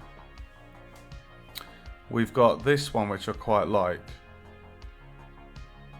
So we could use the shadow one. We've got the option here. We've got this little bullet point one. I mean, that could technically be the stats icon. That looks better for stats. Whereas this one, no. Where's that one?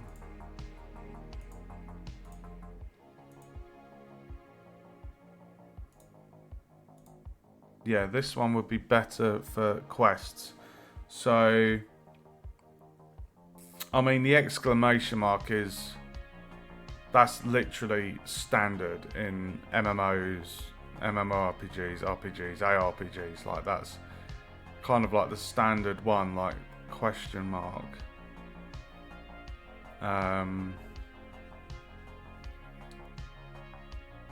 So I don't like this angled one. It's a bit too detailed. I quite like this vertical, more flat thing, and that also matches this one, which is also flat. It's not curved.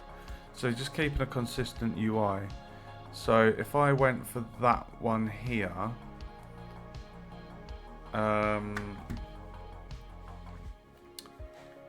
yeah, I really like that one.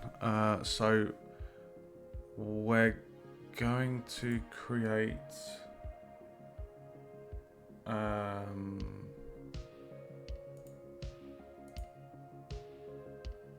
so that's bottom right.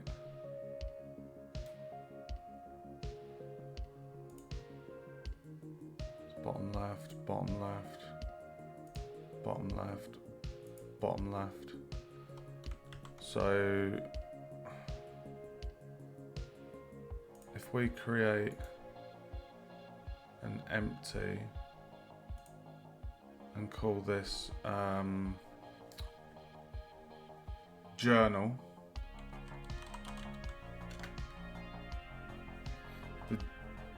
the button I'm going to have for this is going to be J for journal. I can't use Q for quest because Q's the melee ability.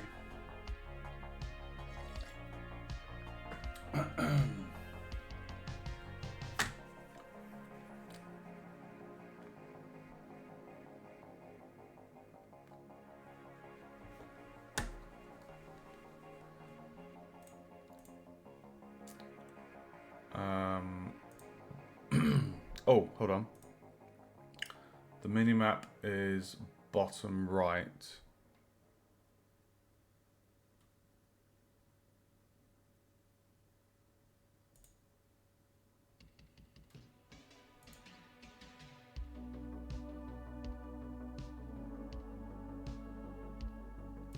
So minimap.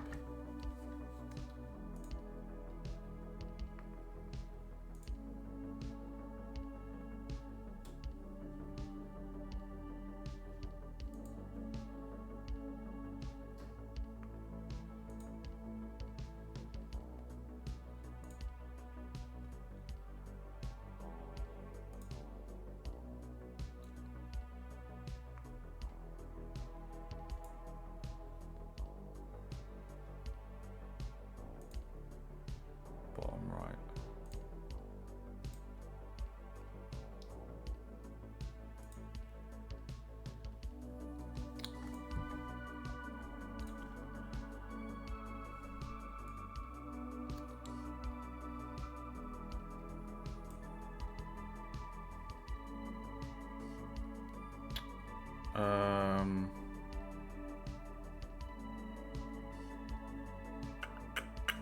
Right, let's give that an icon.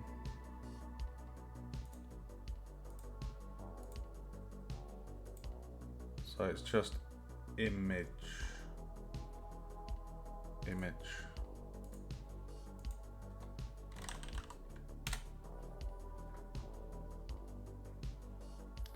And I wanted the exclamation mark, didn't I?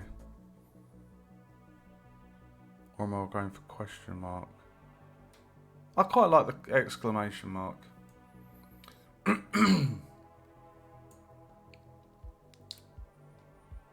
Okay.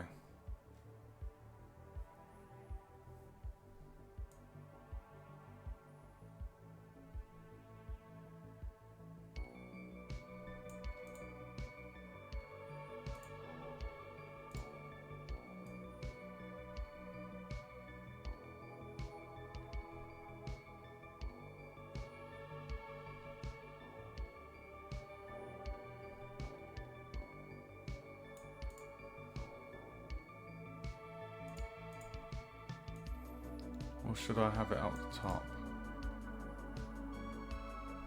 No, I want to have it down there.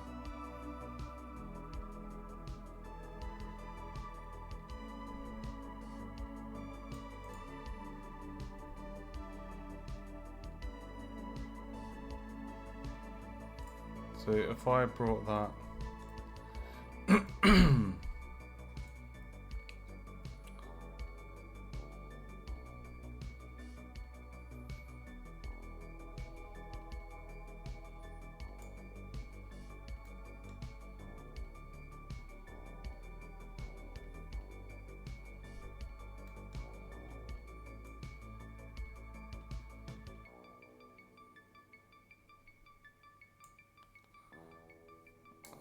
let's see how that looks.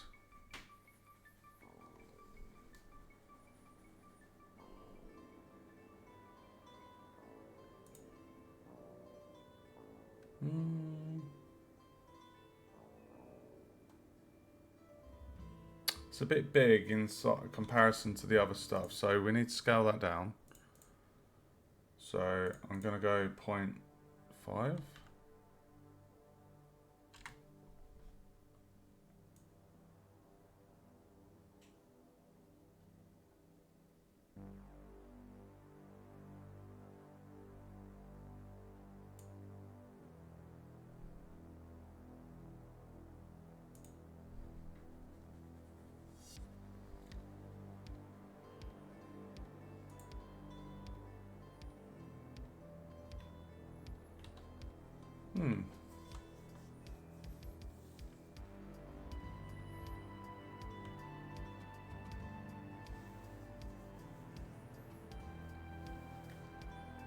Looks, maybe I should actually make that about the same size as the icons over here.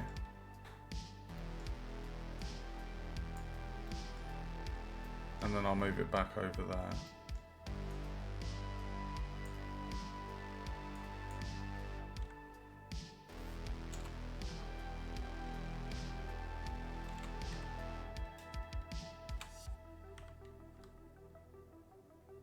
.75. Okay, that's good.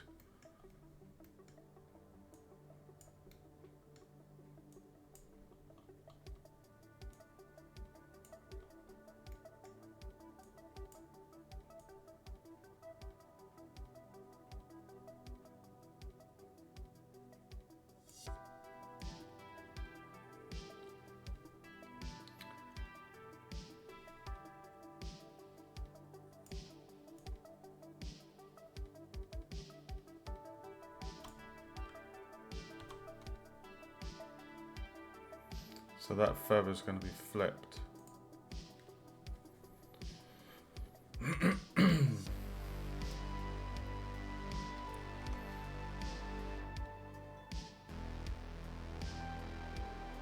Yeah, so in here it's facing that wall. So the curl bit should be facing left.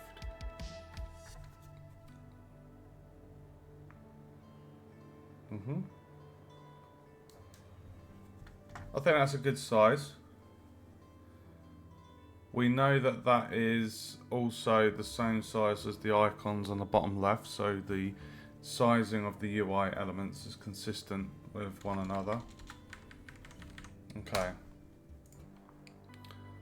So now that we've got the journal icon in place,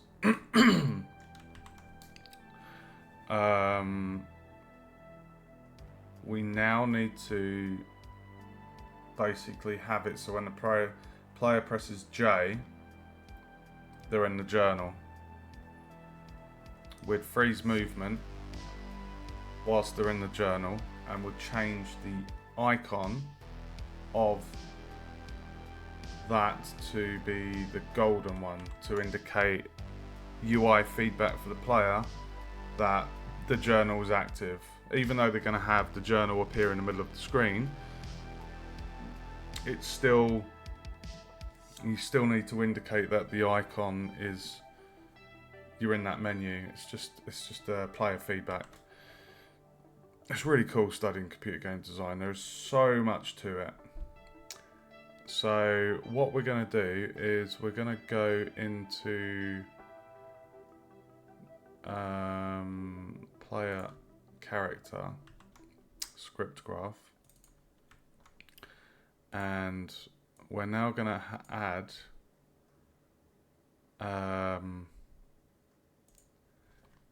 is journal active as a boolean. By default, that's going to be off. We're going to move that just above there.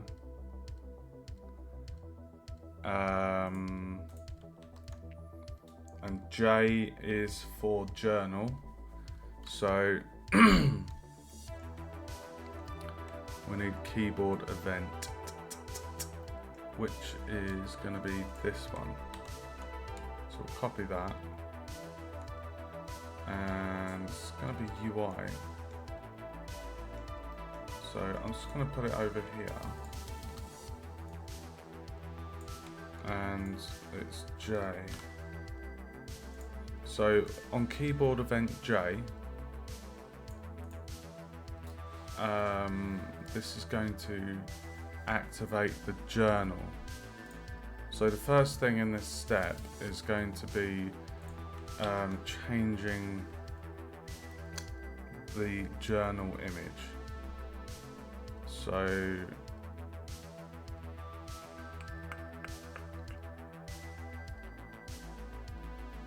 journal reference. So okay.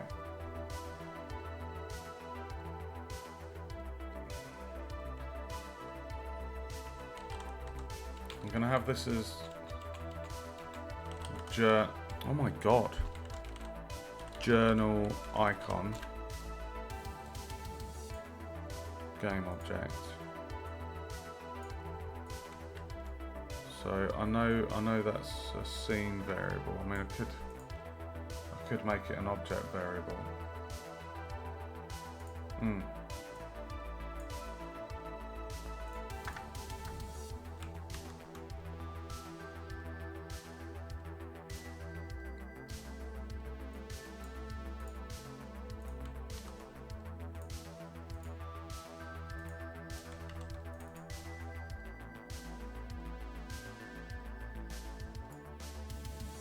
I'm going to drop that in there. So this game object is now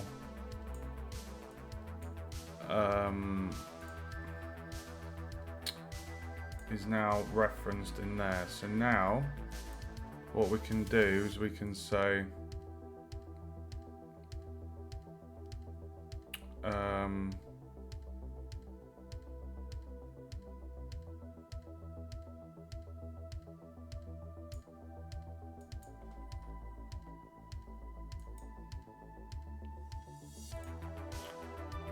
set the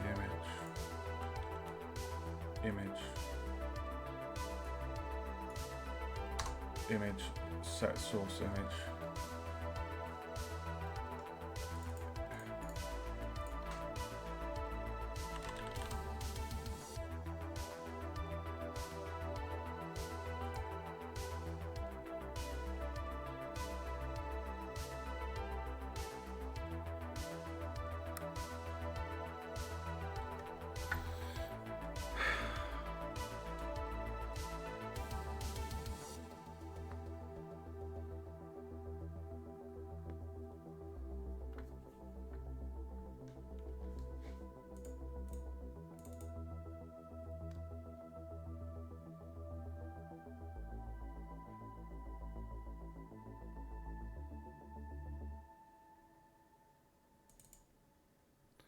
Right, so basically,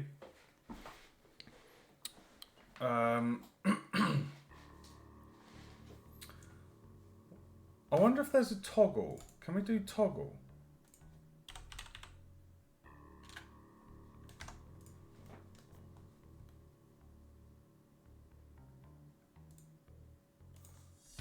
One second, guys.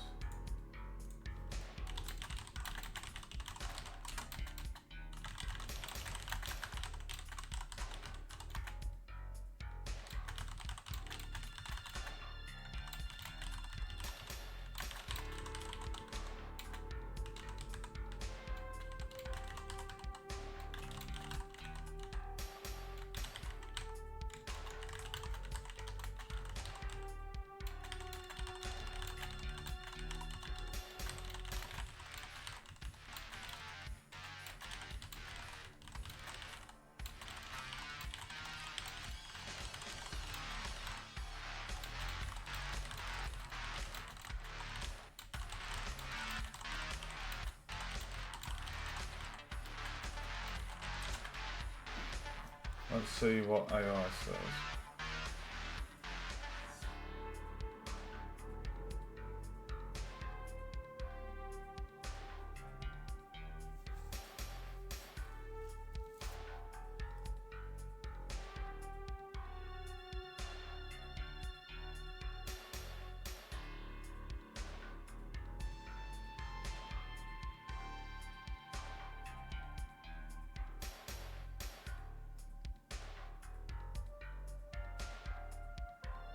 What a load of nonsense. In Unreal, you can have a toggle. So if I press J, it would toggle, it would go one way, and then if you press it again, it will do the other. I shouldn't have to use a bloody Boolean state.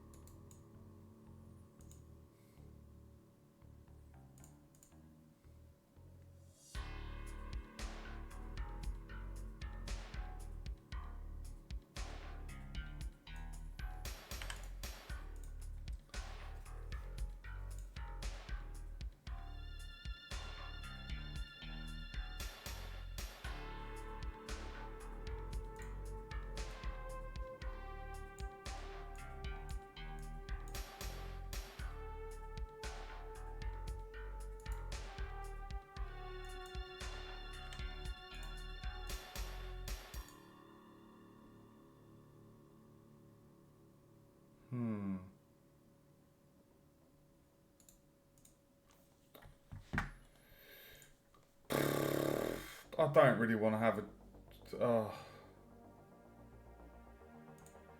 Oh, let's do it.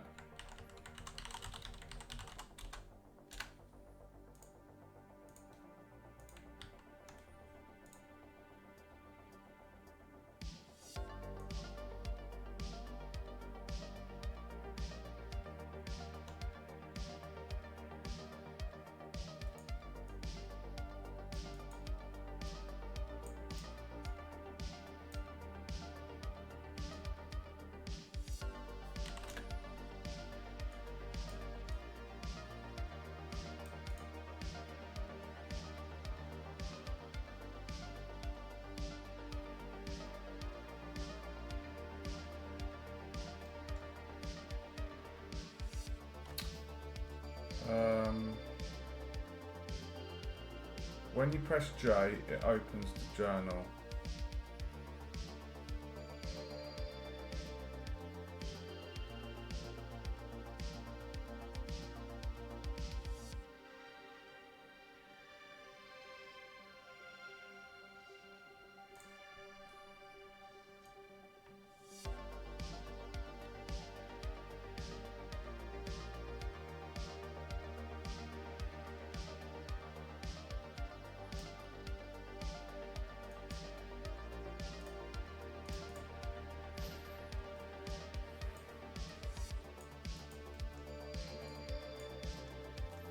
Right, so default, the journal isn't open.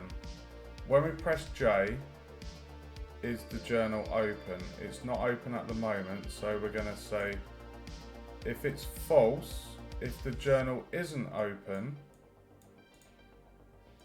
then we're going to say it's open,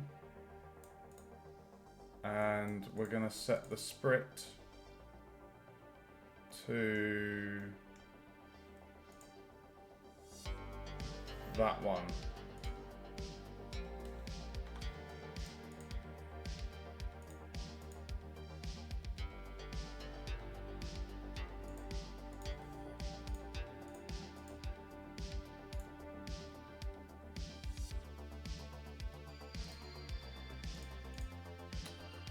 Oh, gonna have to type this down. Steampunk UI gameplay icons for 14.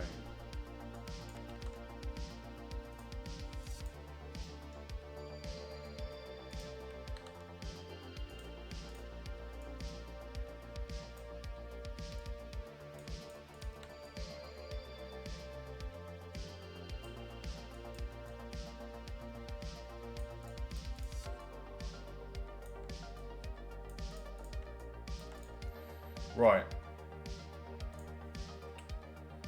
When we press J, is the journal open?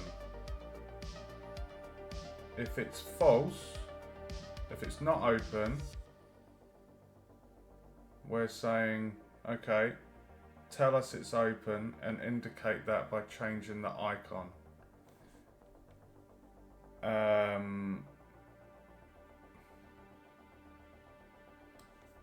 And then if we were to press J again, it would be checking, is it open? If it is, which we know it is, we would then do the same.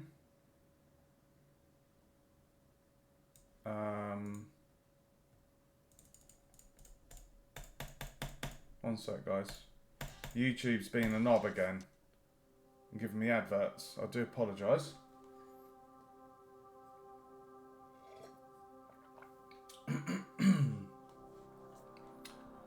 So if the journal is open when we press J, we're going to say no, we want it to close. And to change it back, we would do that icon.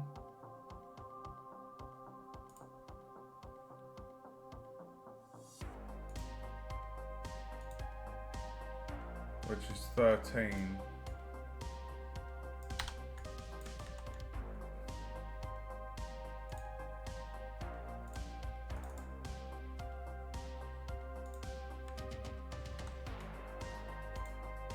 There we go.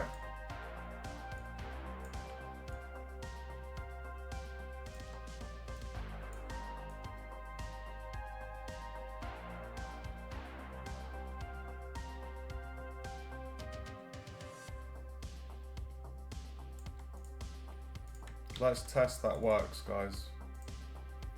So we press J, it should go gold.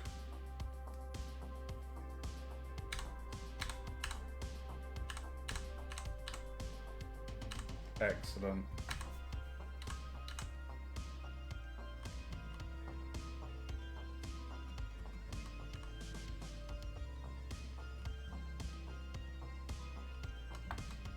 And that toggles the state of the icon. Yeah, baby, yeah!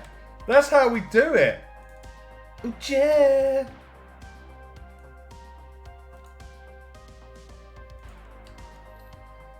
Now what we need to do is add a child to that HUD component, and the child is going to be the beautiful image of the quest log / journal.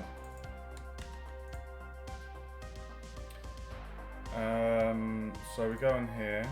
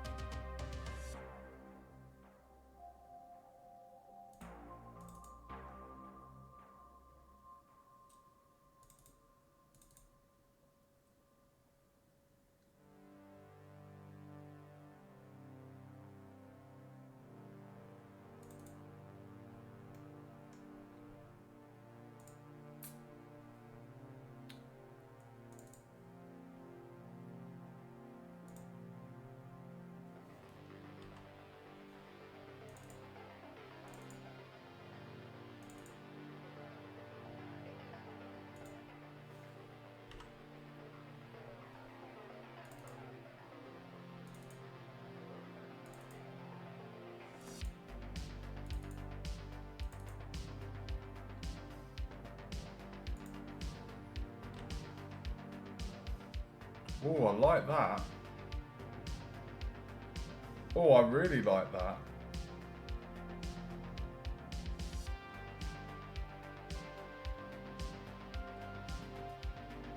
I really like that one.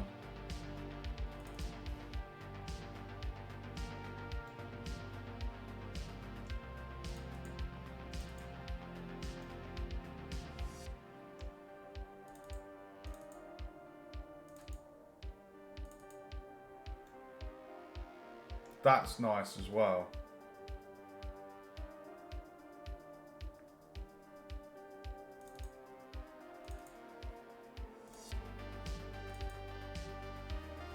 What I don't like about that, but I mean that's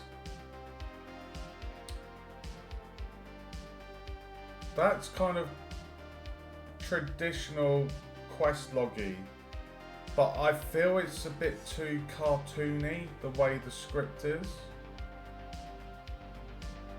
I don't know, there's something about it I don't like. I really like this one, and the contrast there with that background is going to be really nice for the writing, the quest writing to stand out. Do you know what I mean? It's compared to that, the difference. It's too big as well. It's going to take up so much of the game screen. Like I think I just prefer this one. Like that one to that one.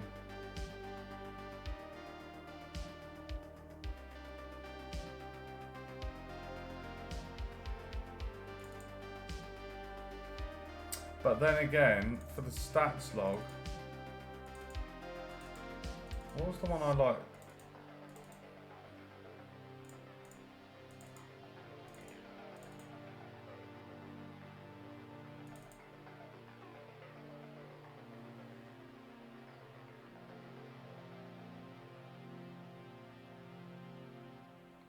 See, that could do stats.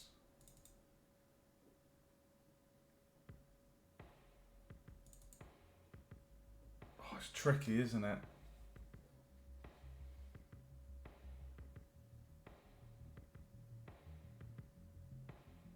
I mean, if I had that one, I could write quest journal. I could write journal at the top in that little panel.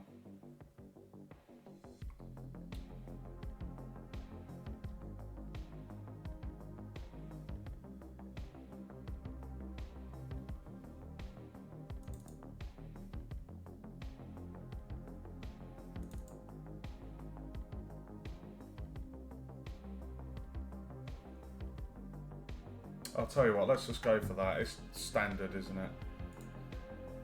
Right.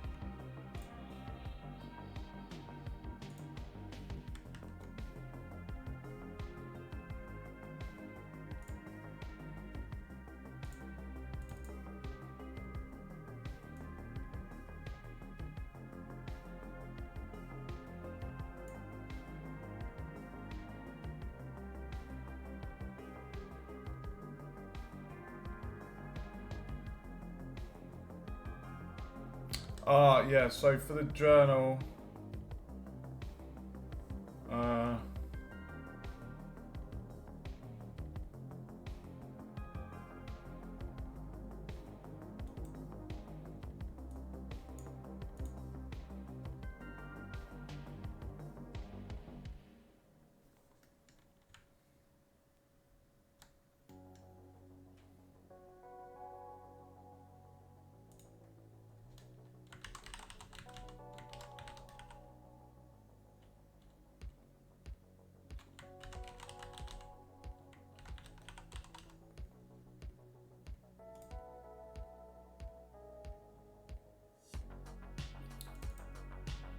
and then within the journal papyrus, we can have the title and then the text to update for the quest.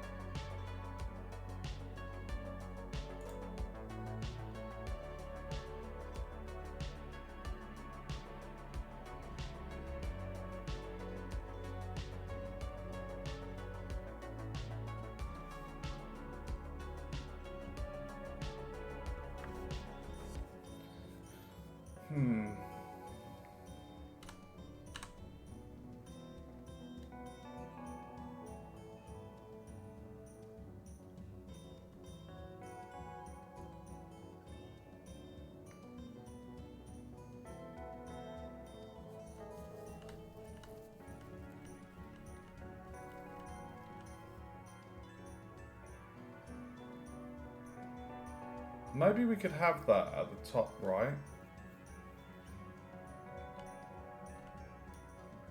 Or top left.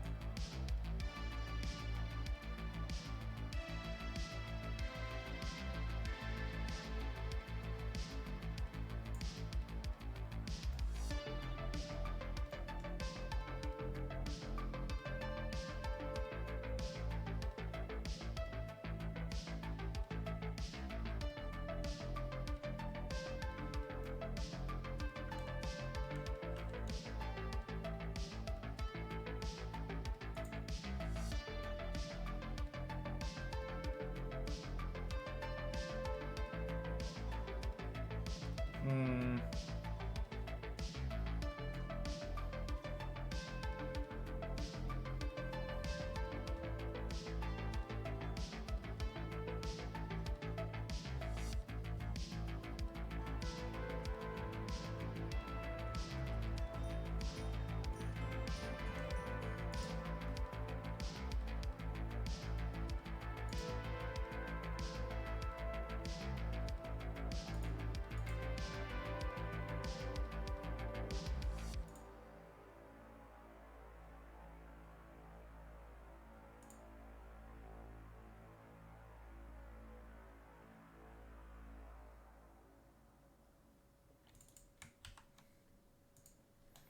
Let's see how that feels.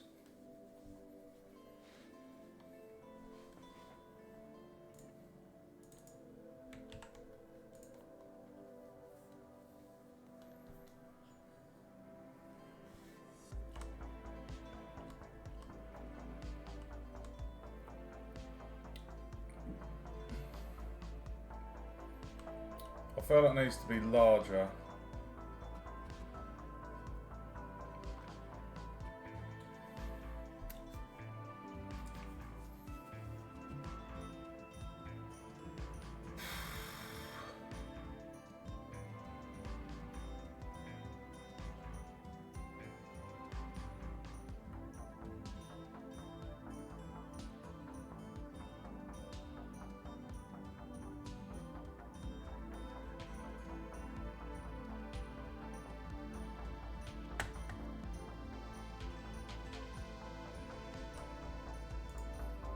I mean, it's not in the view of the player. I'm just wondering if the other one might be better.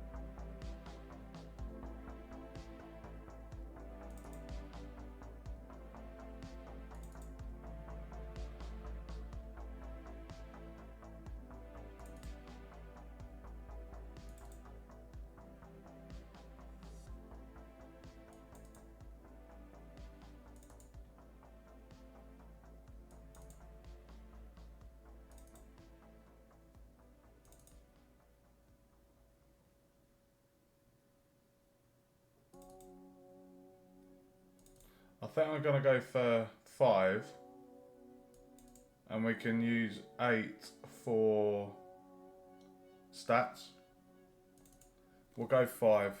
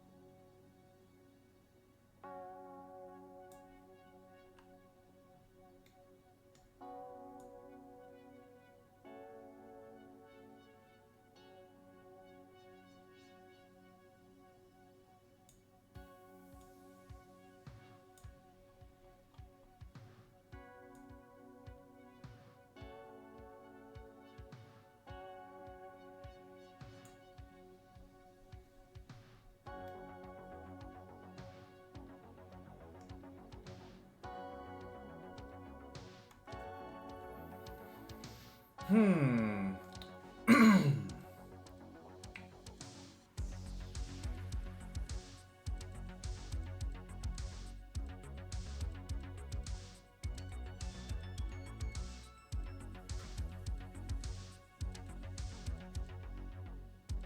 That feels a good size.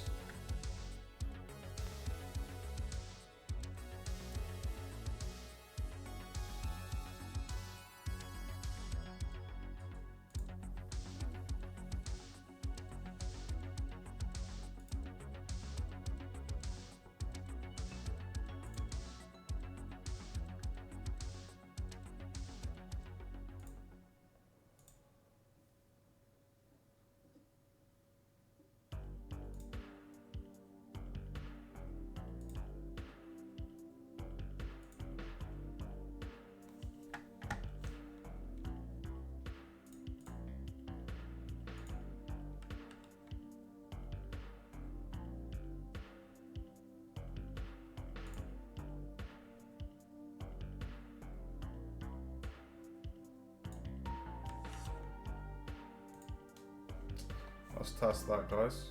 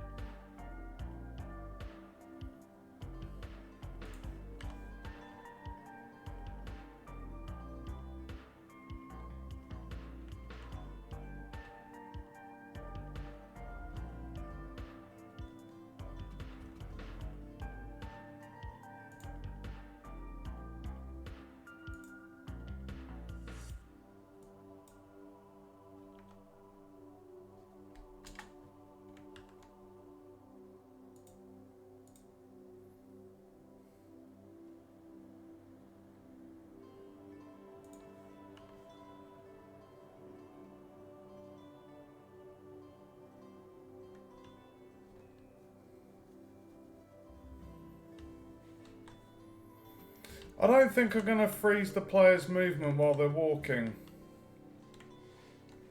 For the journal, I don't feel it's needed. I feel like they can still walk around with that on. So they can see what they need to be doing.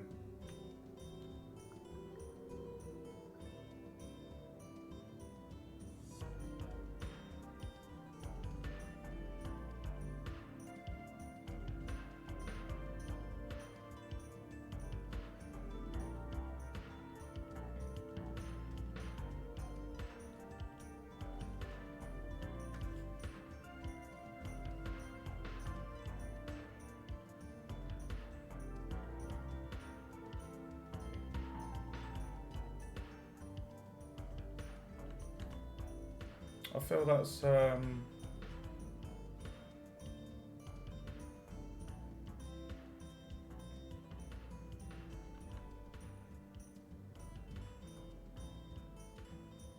Yeah, that feels nice. And the colour scheme of it matches the rest of the... it matches the rest of the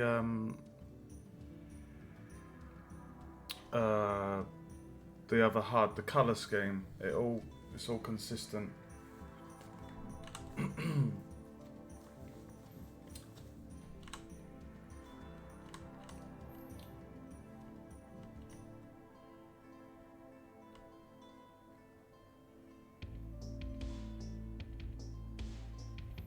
I don't want to bring it down. I like it being at the top left as well.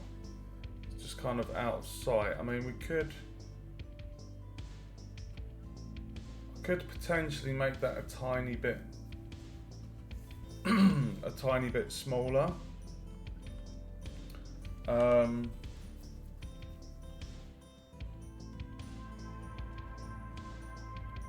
you don't want it to be too small that the player can't read it. So it's kind of like it feels a good size for reading information. I think I'll keep it that size.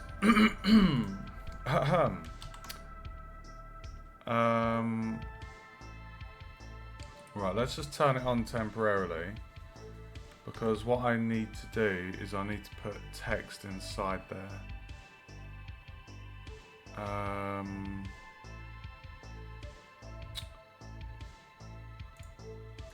Okay.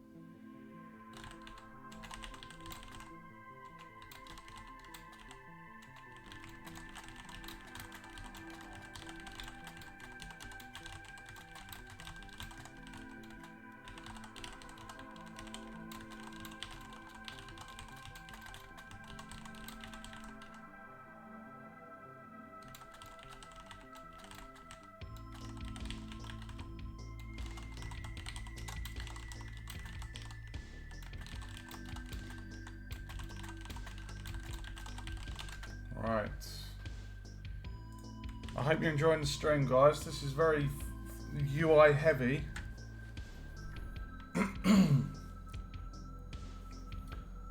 Scroll rectangle.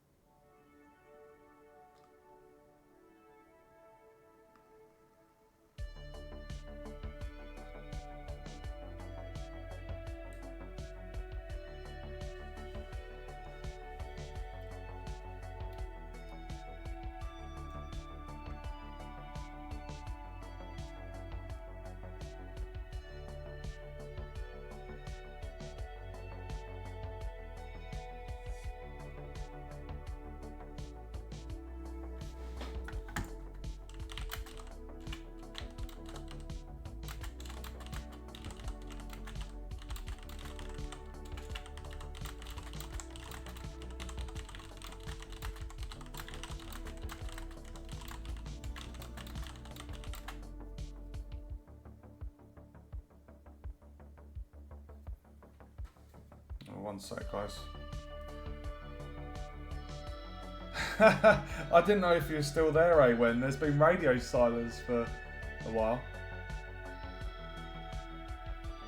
Well, I was just typing to not UI, AI. I was just querying it and saying, look, I want to have a Quest TechSmash Pro within the journal. As we go through, that's going to get fuller. So I just want to basically, if the player goes down with the middle mouse, it will go through it as it gets more and more.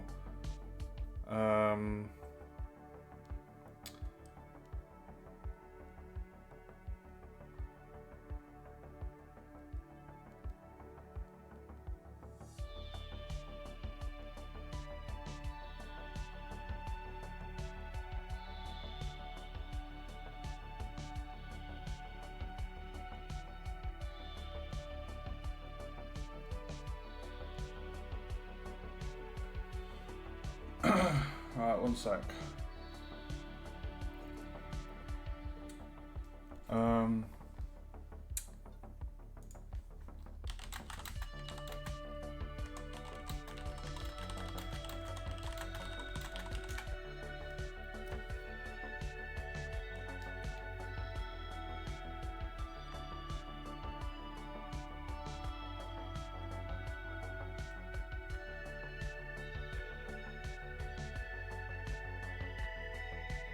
Have you done this before? Why are you saying this will be fun? You make it sound like it's going to be a pain in the arse. Right. So we need to create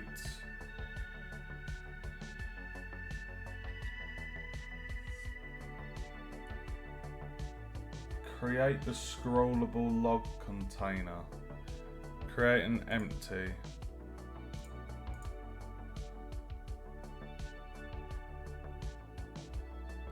No, not over there. Thank you. No, you need to be on this. You're an empty of this.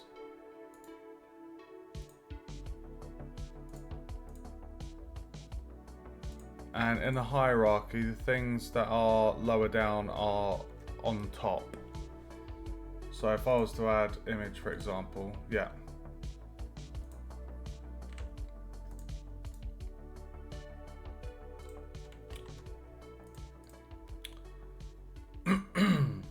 We'll call this I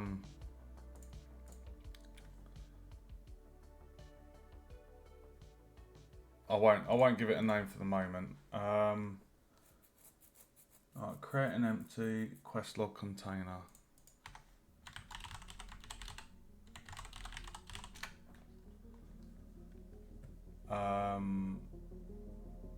Oh god, don't say that.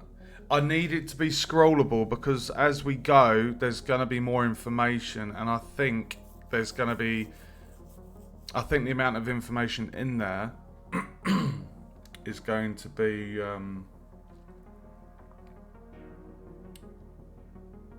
Just too much.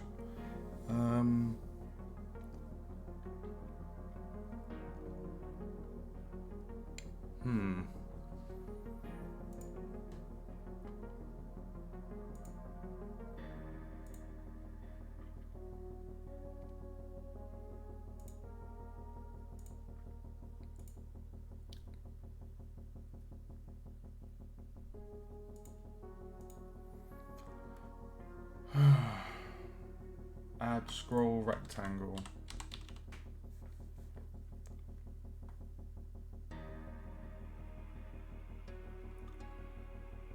Scroll bar. What's a scroll bar?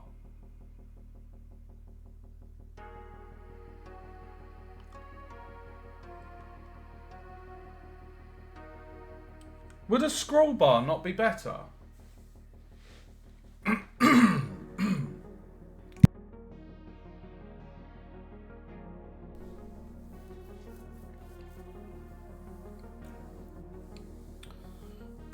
surely a scroll bar would be better.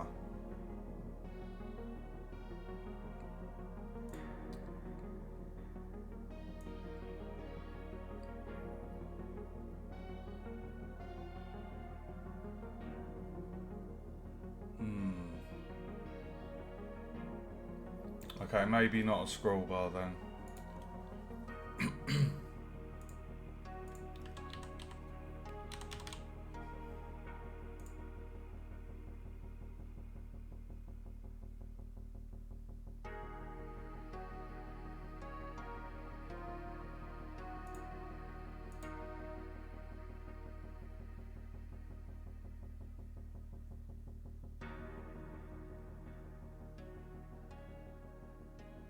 Oh my god, what is all this? Viewport.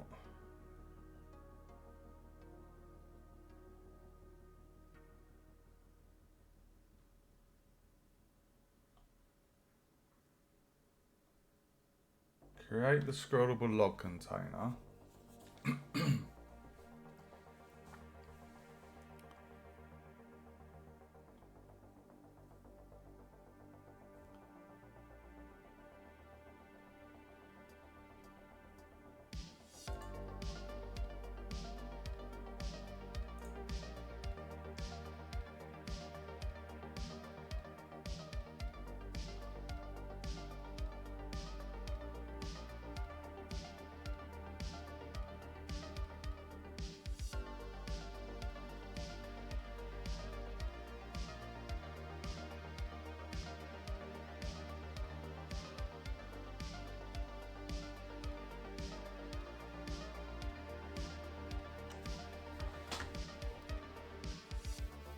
Oh my god, dude.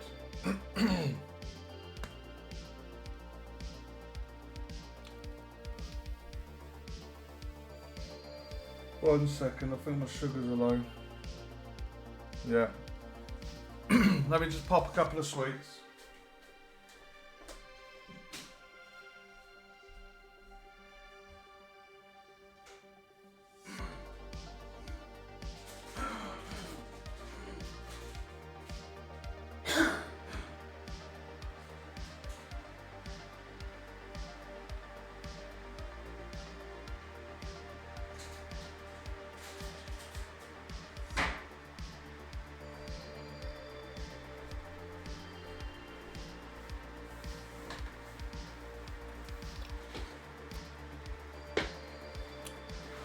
Right.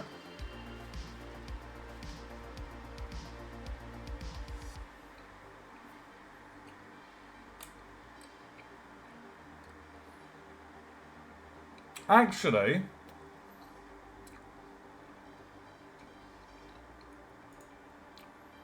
I don't need to do any of this, do I?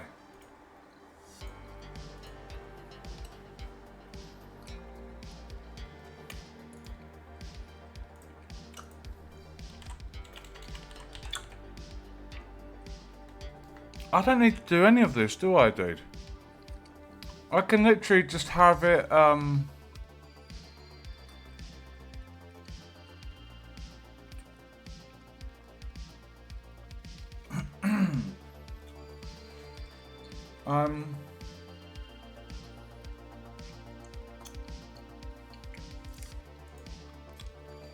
could I not? If I explain to you what I'm thinking, you can tell me if it's a good idea. Instead of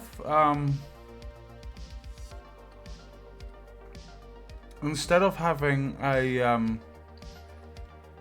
scrolling thing, I've not done it before. I don't think I'm going to have time to do that. Because what we've got so far in the game at the moment with Ink, we have our first NPC.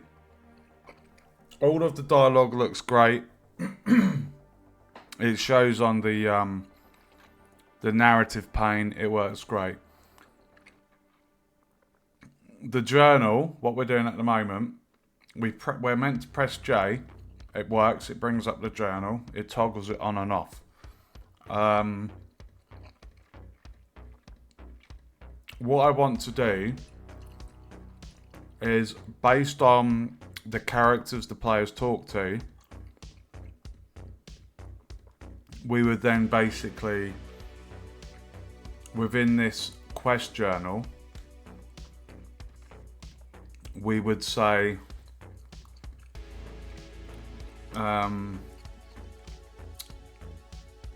the text in here, we've got a couple of options here. What we could do is say,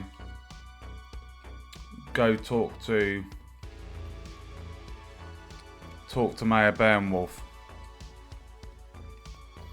So it's kind of like,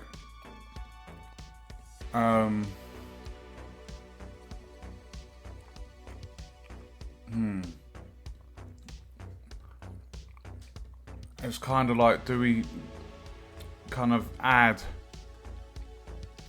to it?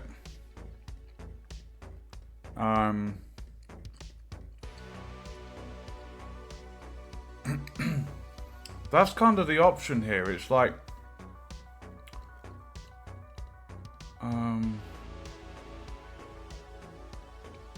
it's like, do we create children and add to it as we go through the game? So, let me just see if that is an option.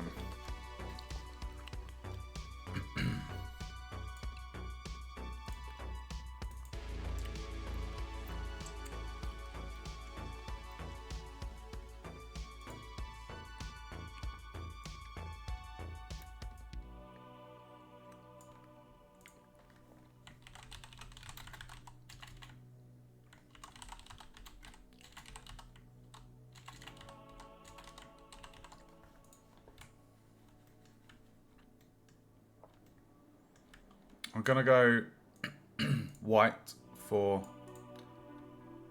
UI.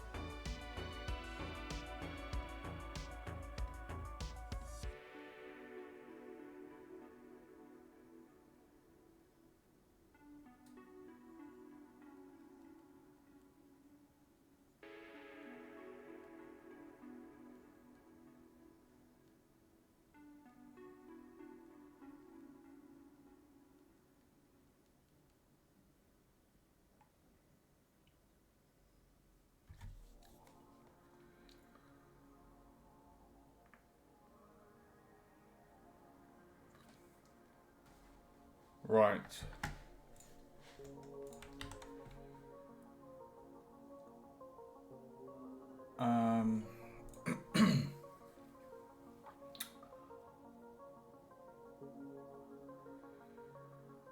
Oh, okay.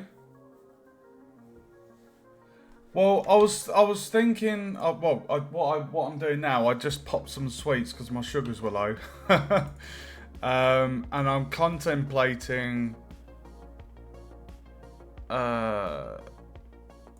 Within here, I was contemplate. Oh, that was it. I was gonna look up if we can create TechSmash Procreate. Procreate. Procreate! You know, as in to create. Oh my god.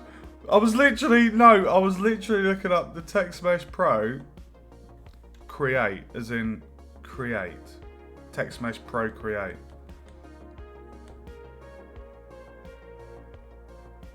I don't think there's going to be an option to create, is there?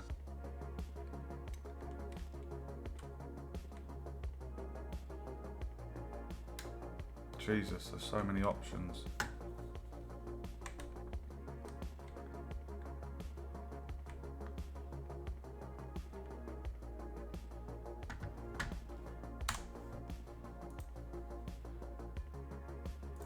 Oh, how am I going to do this? I've got...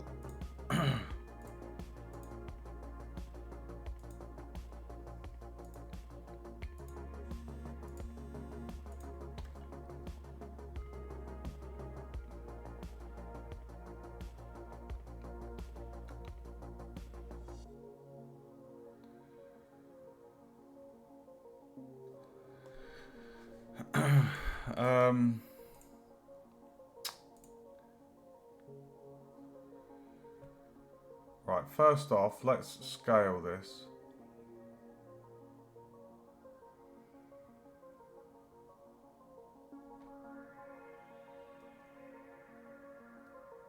Oh, that's good. Yeah, instantiate, that's a good idea.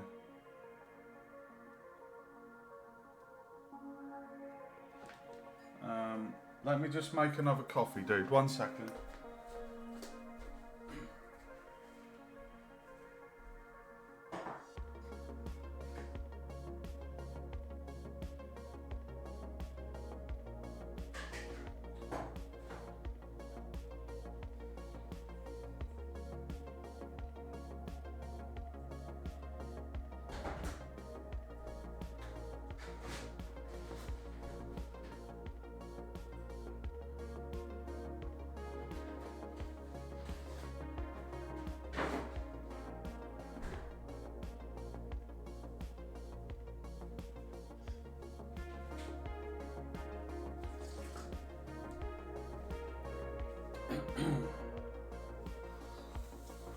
Okay.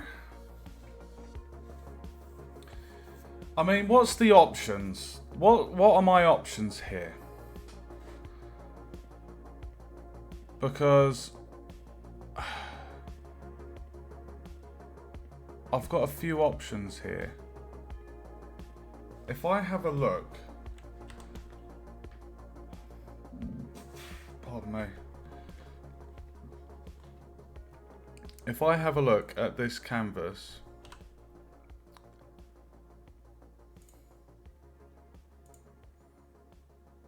on the panel narrative, no, yes.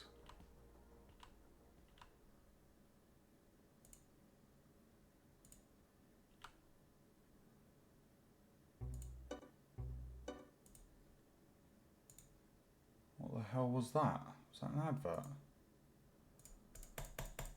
Oh, fucking hell, YouTube.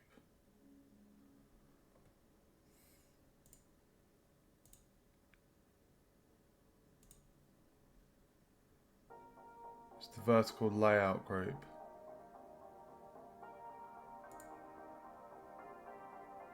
So the way this one is done,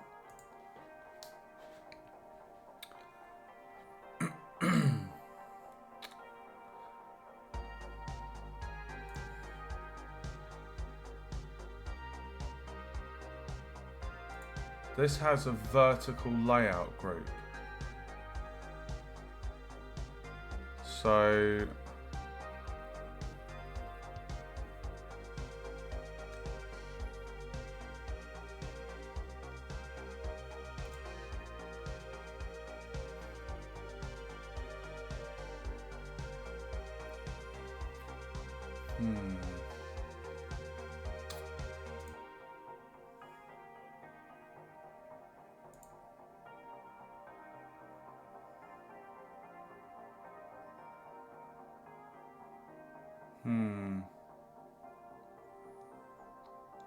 I mean, the option is that I could just have the text, and I could change the text. Oh God. Okay, I'll tell you what. Let me just quickly type up my options. Let me just type the options, and then I'll know how many things I have and see if we can get them to fit. Speak to Mayor Beowulf.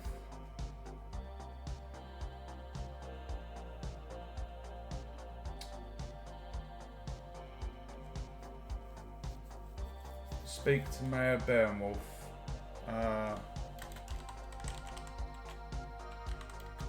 Dumrick told me I can find him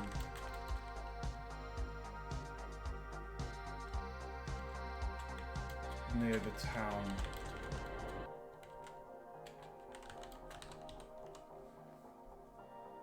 I need, hold on. I need to speak with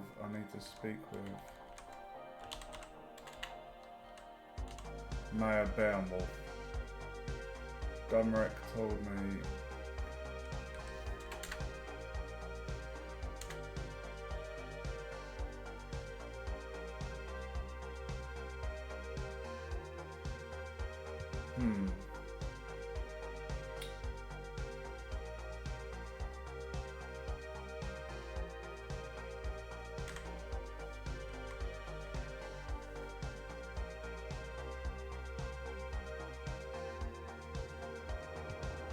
Okay, I'm thinking maybe it might be easier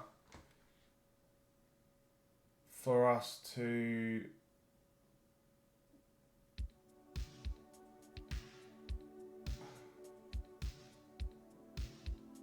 instead of just having like a collective list that gets added to as we go, and we are able to kind of backtrack through that list or scroll through it to see the history. So that's kind of how OSRS operates. You have a what would you call it?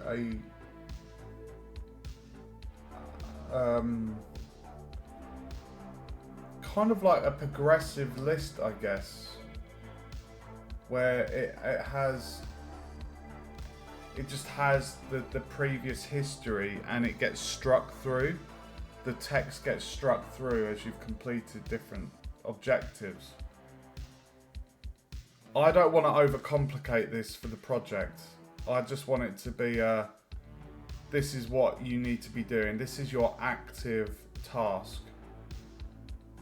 So I'm just thinking, put in the quest block to fit within the pane, and then we just simply we define what that text is based on the game's progress. So and on that basis, instead of it just being a one-line update of I need to do this, like I can just have a little bit of detail there, but not too much, just enough detail. So I'm gonna give this a go. So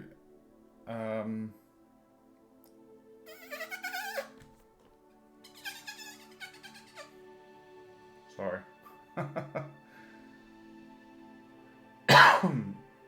So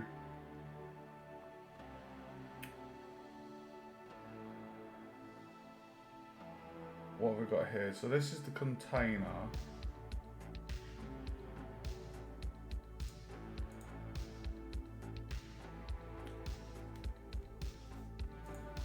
So all I need is text TMP.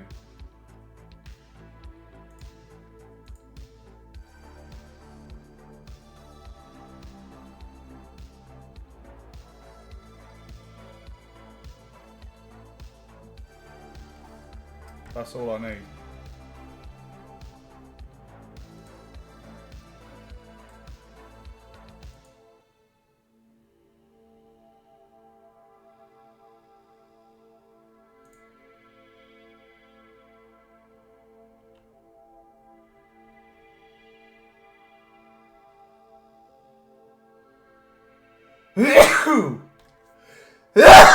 Sorry. Woo! God damn.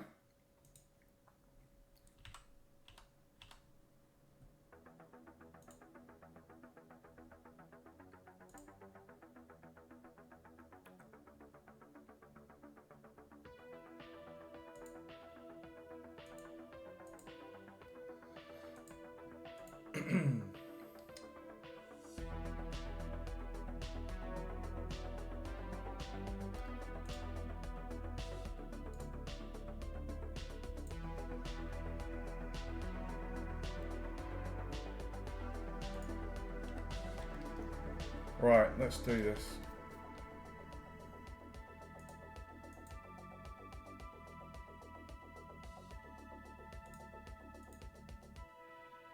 Journal is over there.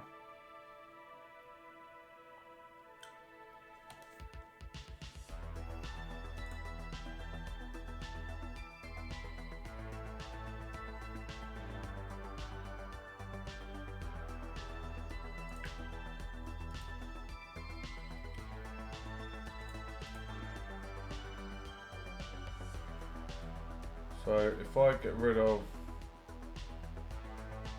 that,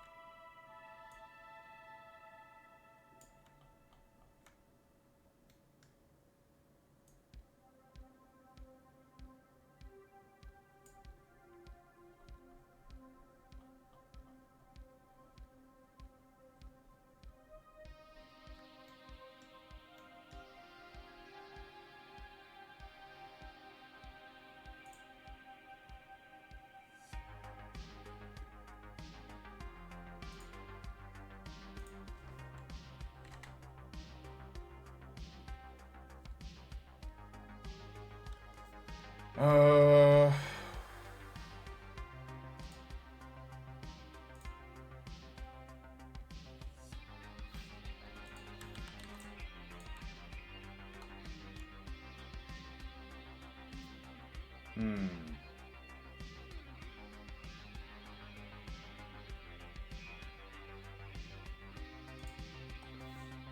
let's see how that looks.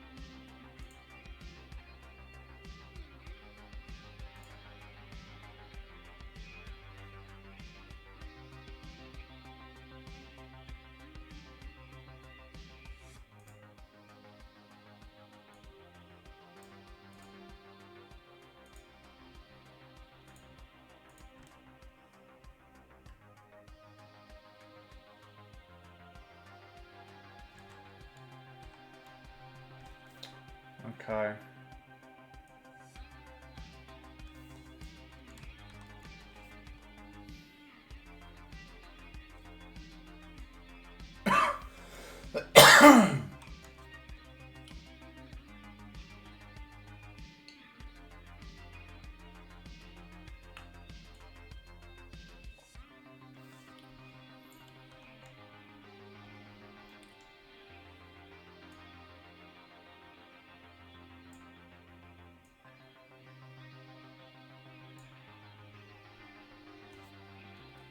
Okay, so I can add a bit more information in here. We can say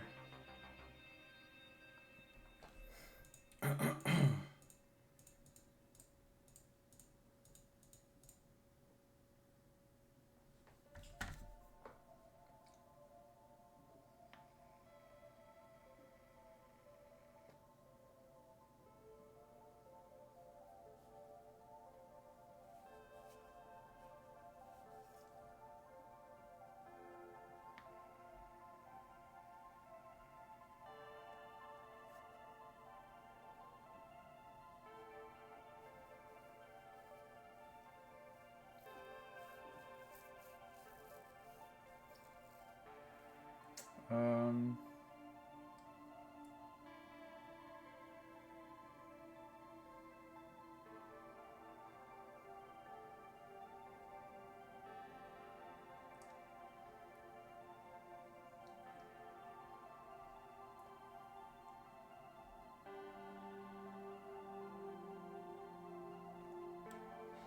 yeah. Or I could just put the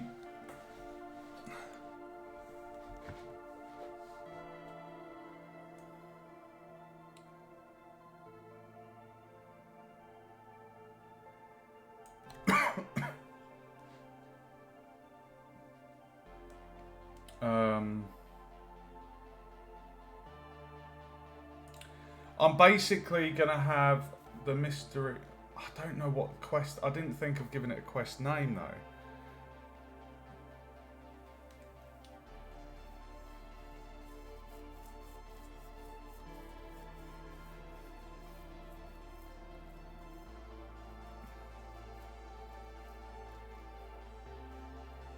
I don't want to call it the mystery. Actually, no, I could do.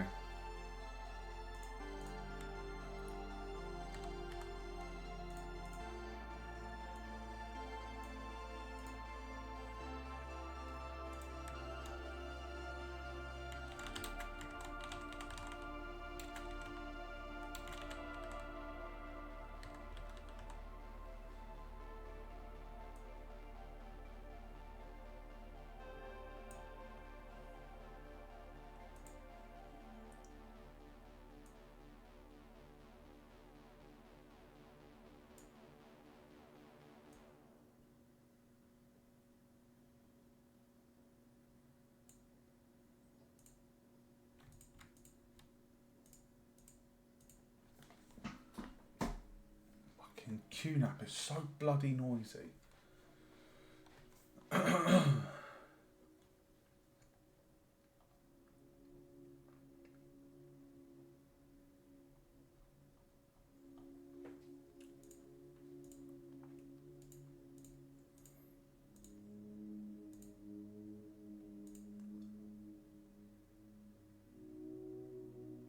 Yeah, I'm only having one quest in this.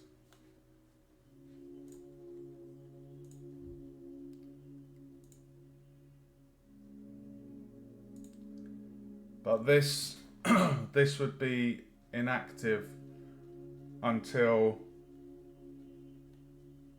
the scene variable NPC A equals 1.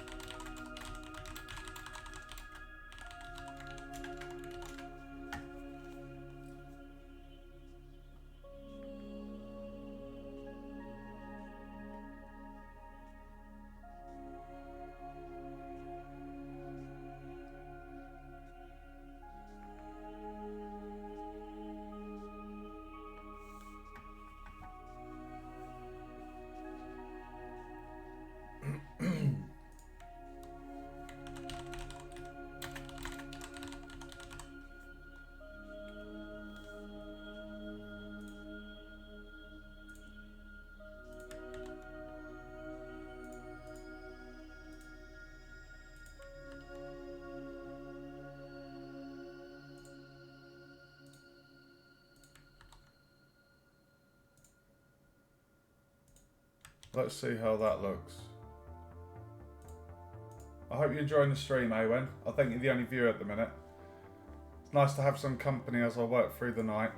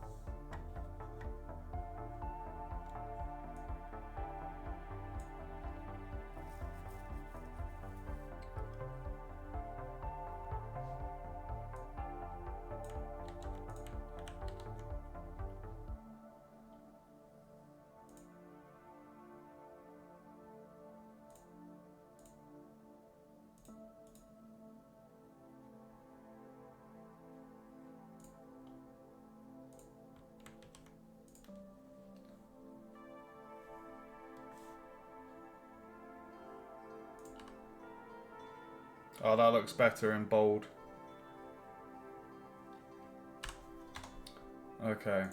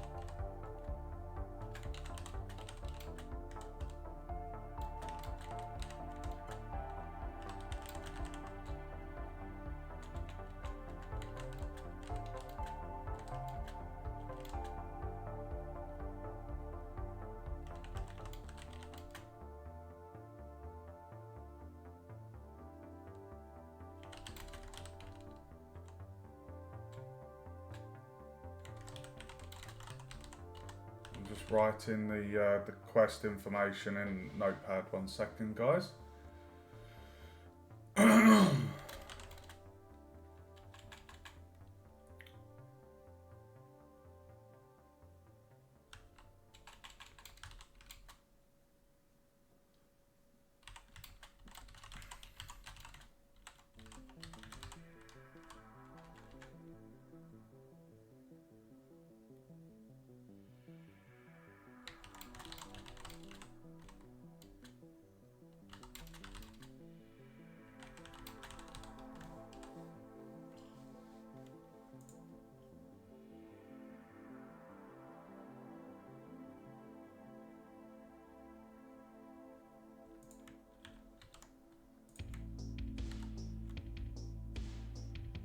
Let's see how that looks.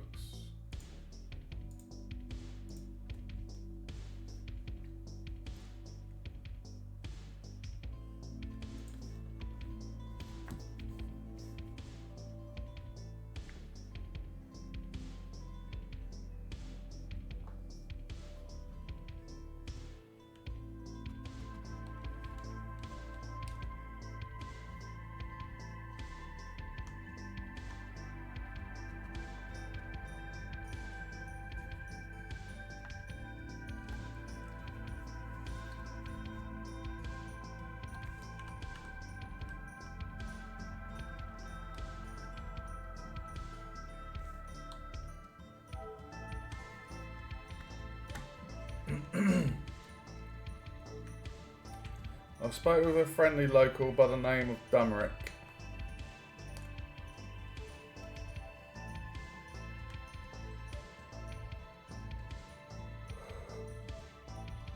He told me to speak with Mayor Beowulf, who is in charge of this town.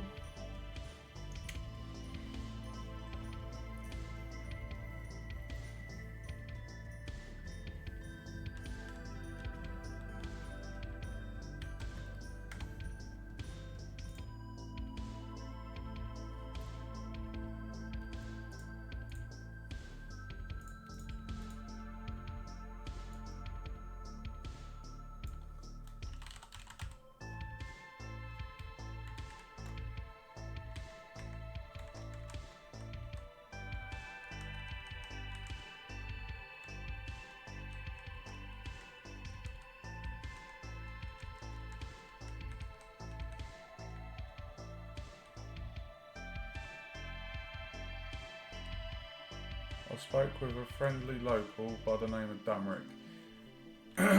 He told me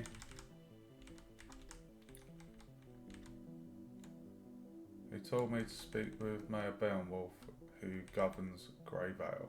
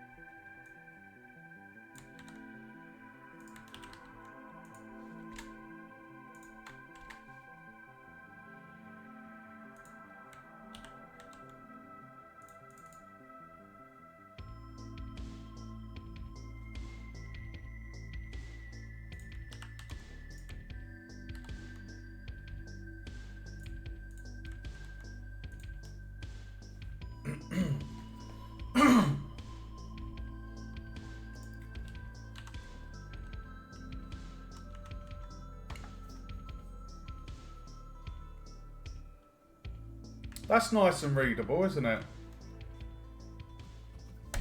I'm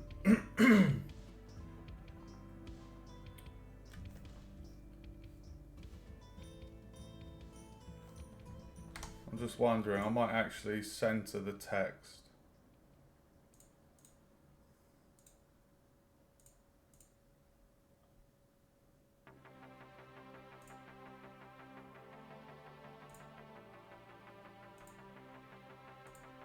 Ugh.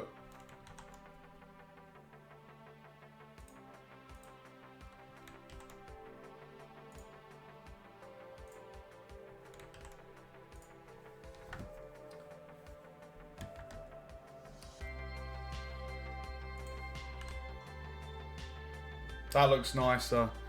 It just looked a bit odd because the quest title was center and then the quest text was left aligned. It just didn't look that nice.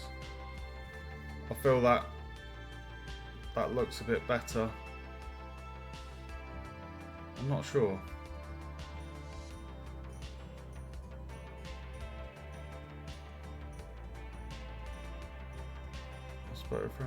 No, actually it was better the way it was. Sorry. Sorry.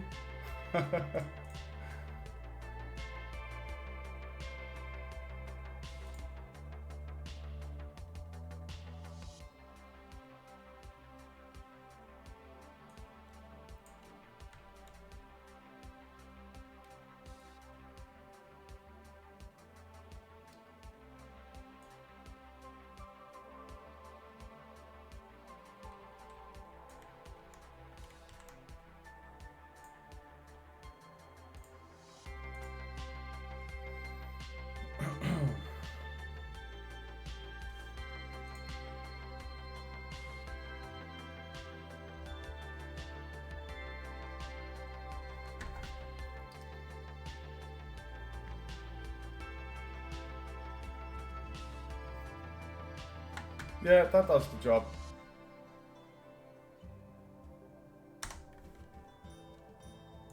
Okay. Right. So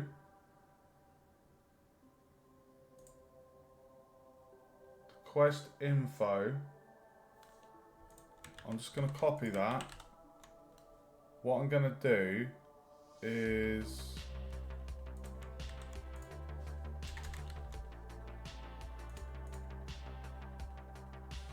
we're going to do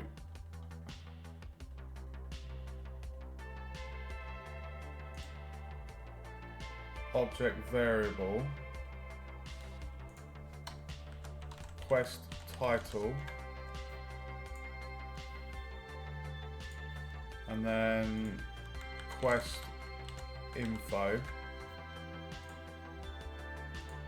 and we're gonna say, because the journal shouldn't have anything in it until you've spoken to Dumeric, because you're not just gonna get a quest just straight away. You have to talk to the NPC.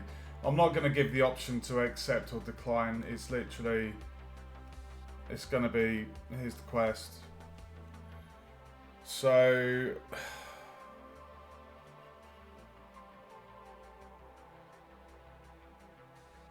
we drag quest title into there, quest info into there.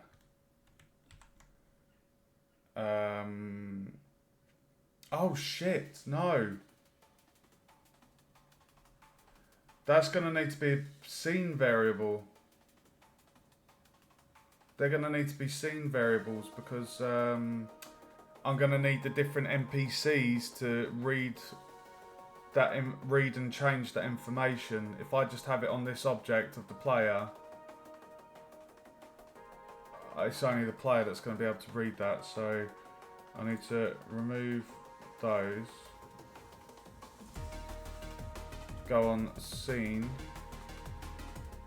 and have one for quest title.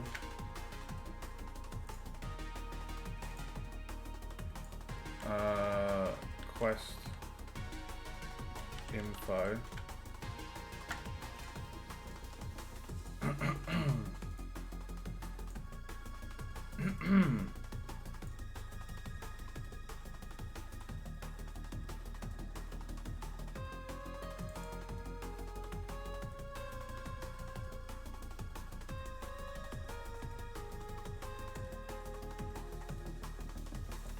Okay.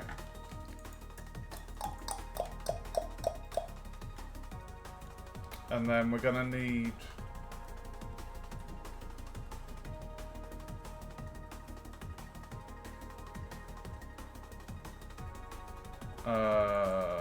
quest, right, so if I was to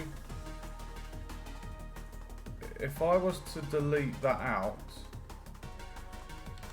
if I just delete Secrets of Greyvale and then delete the info,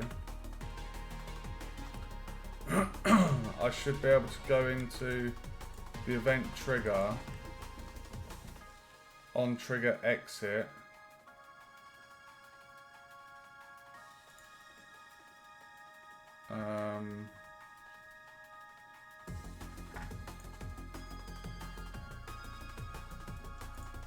I'll just have it in here as set.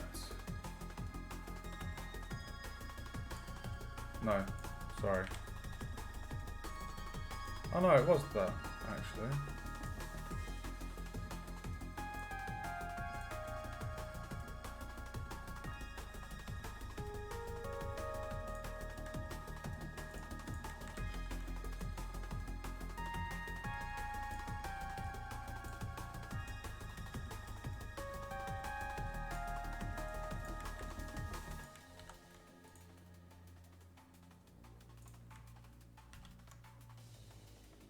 So when we leave there, we can test this.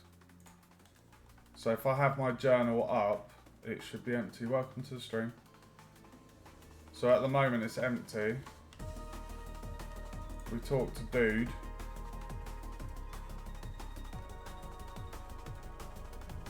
There we go.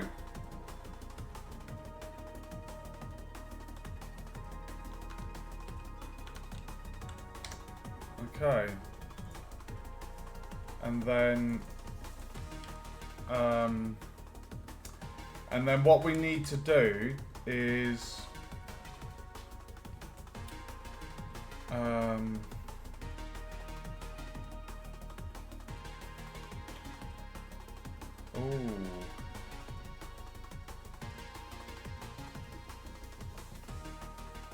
okay.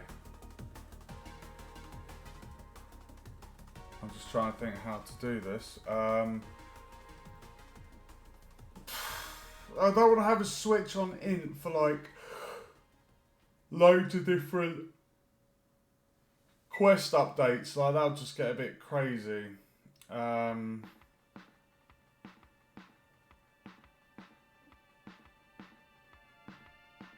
Because there's not that many steps. It's going to be like the quest log after Dunrick. I need to speak to the mayor. When you've spoken to the mayor, it's going to be I need to speak to Eardrick. And then after Eardrick, I need you to remove the trees. Eardrick tells you to go to the mayor. And then the mayor tells you to go to the farmer. The farmer tells you to get the pumpkins. Then he tells you to go back to the mayor. Then the mayor sends you to Gazella.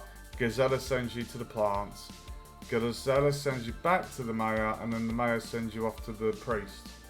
So there's not too many lines of dialogue, but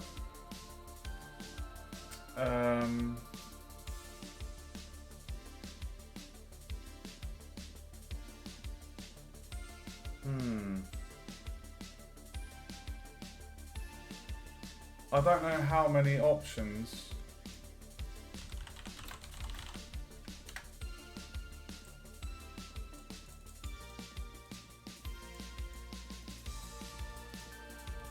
Like, how many can we have?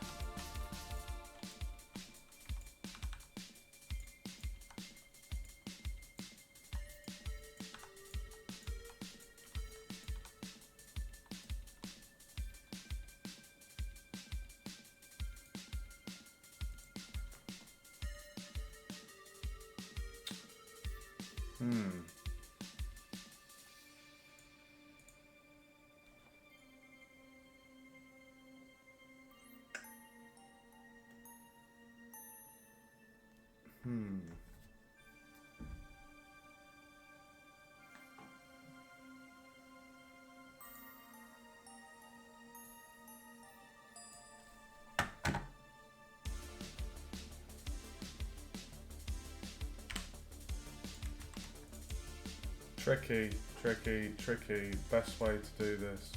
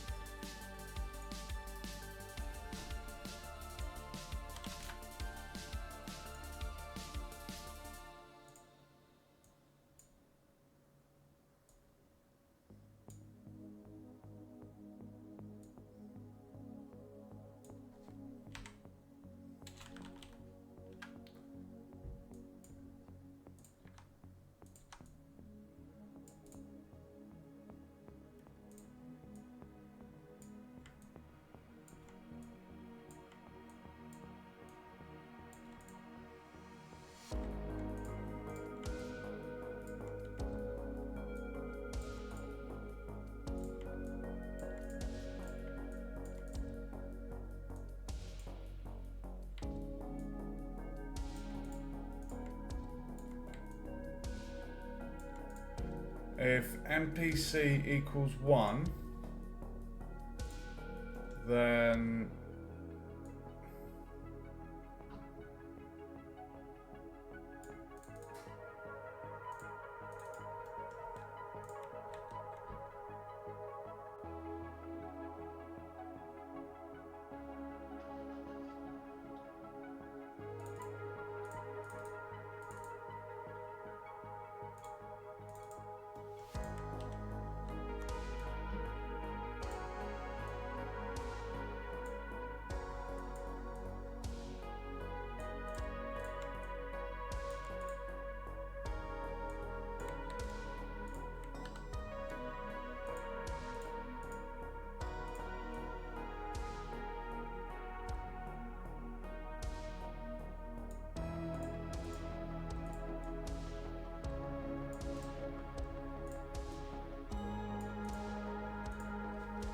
God, dude.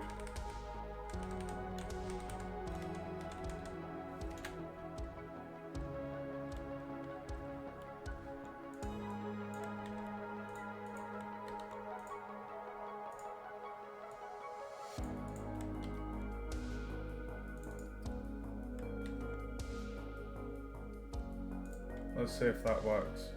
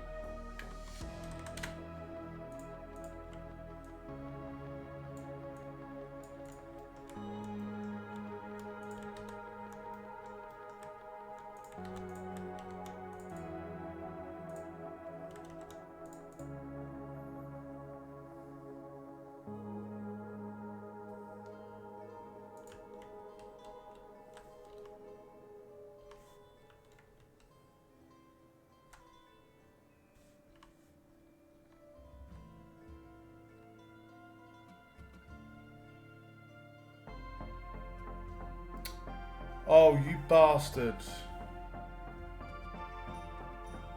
So it's not put in... It's not put in the... Ah! Do I need to concatenate?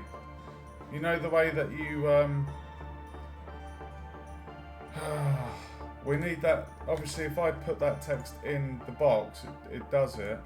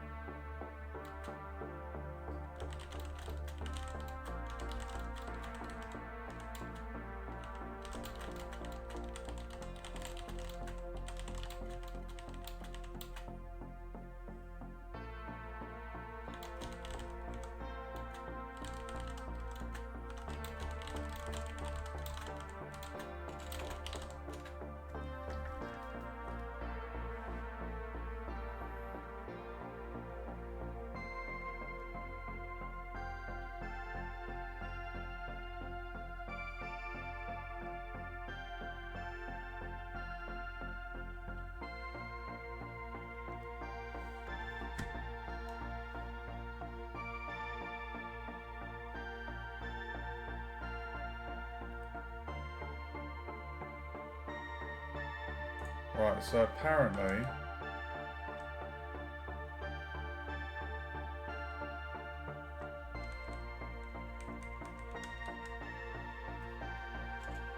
You do a \n.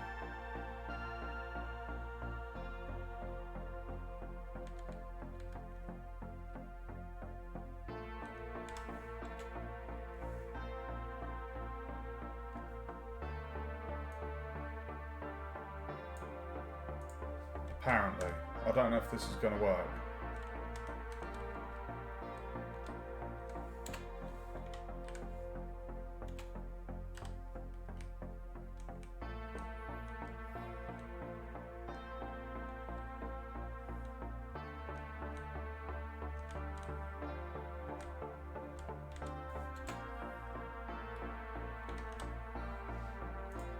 That's not going to work.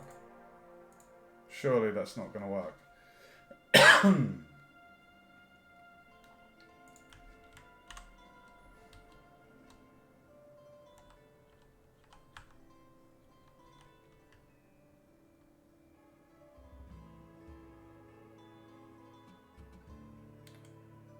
Oh. Did that work?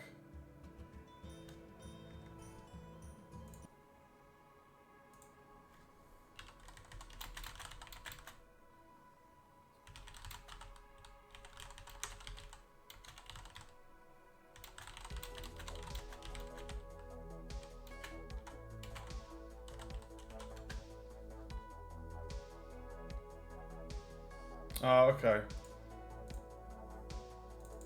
So 2 ends.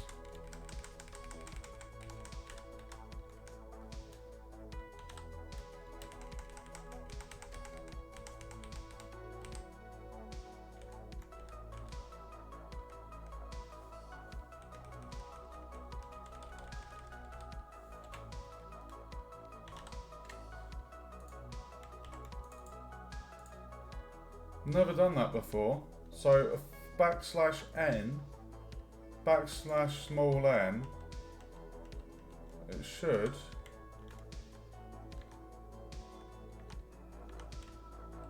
Oh, fantastic. It worked.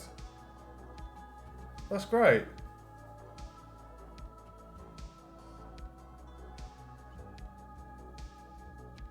Excellent.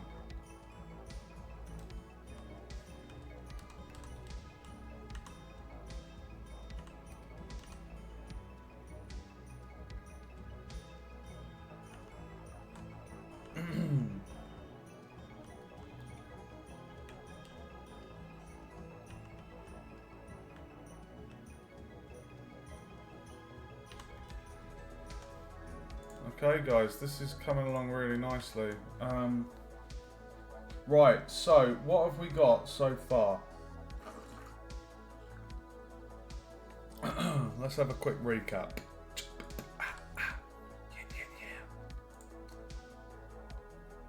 We have got... Oh, I've got a headache, that's what I've got. Jesus Christ. What have we got? We have got our first NPC. We've got the talking animations in.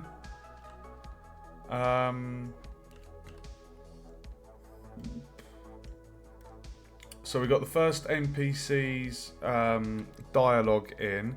We've set up the quest journal on the HUD. We've got it set in the text based on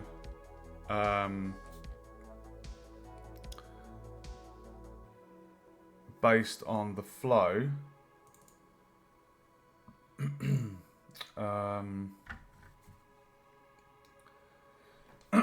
So basically what I can do is I can have the other states, instead of having this become like a really weird branching downwards, what I'm going to do is I'm just going to keep going in a straight line with this, and we'll basically have a check. So after this is done, well then the next check will be is NPC hold on, Mayor Beowulf is the next one. So what we need to do, I just need to make a note of this. I need to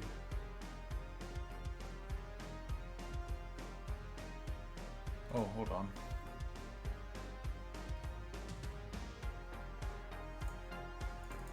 Set the ball to idle. 1 second, guys.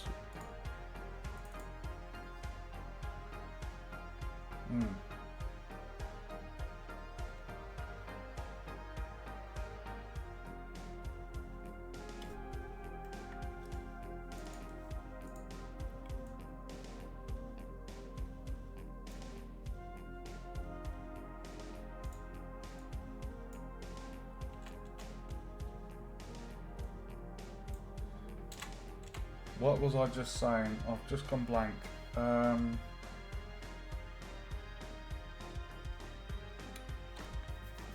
my god, what did I just say? I've just gone blank. I've just gone blank. Oh my god. This is what happens when you work loads and loads.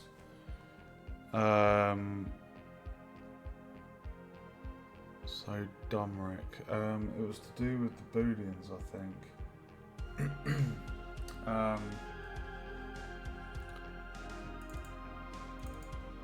I'll just rejig my memory.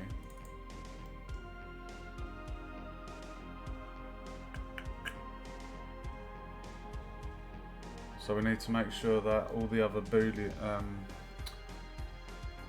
all the other thingies are in. I was literally just going to write it down in my notepad of what that was in my head. So this handles the quest flow.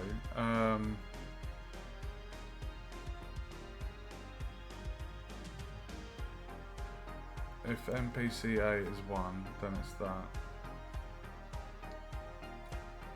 And then... Oh, that's it. We need to put restrictions in. For all trigger boxes, for all ink triggers,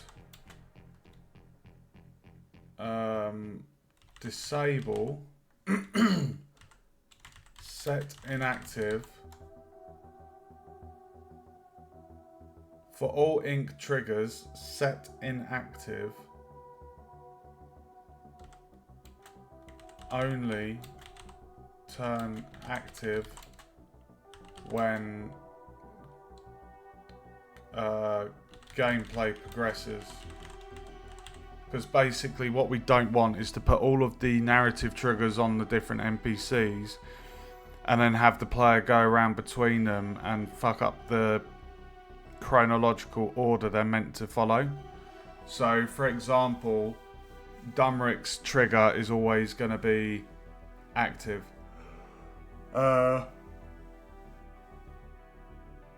He's always going to be active and all the other ones will be inactive. So then it's like, okay, if NPC equals like 1, NPCA equals 1 to indicate the player has spoken to Dumrick, then we will enable the trigger on Beowulf. So what I'm going to do, I'm now going to bring up the mayor's. Oh my god! Holy shit! Okay.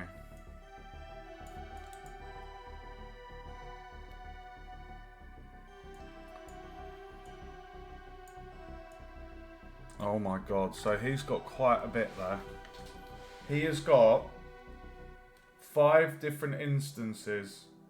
1, 2, 3, 4, 5. And for each one,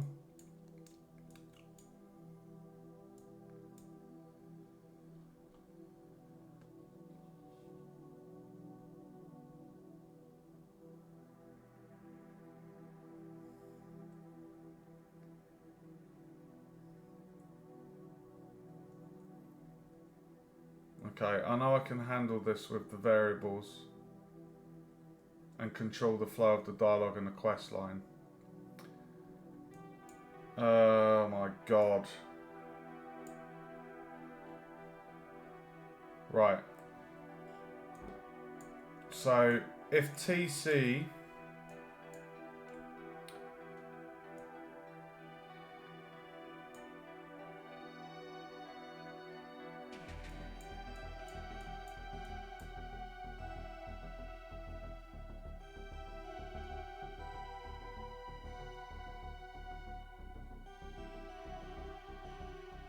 Okay, I think I know how to do this.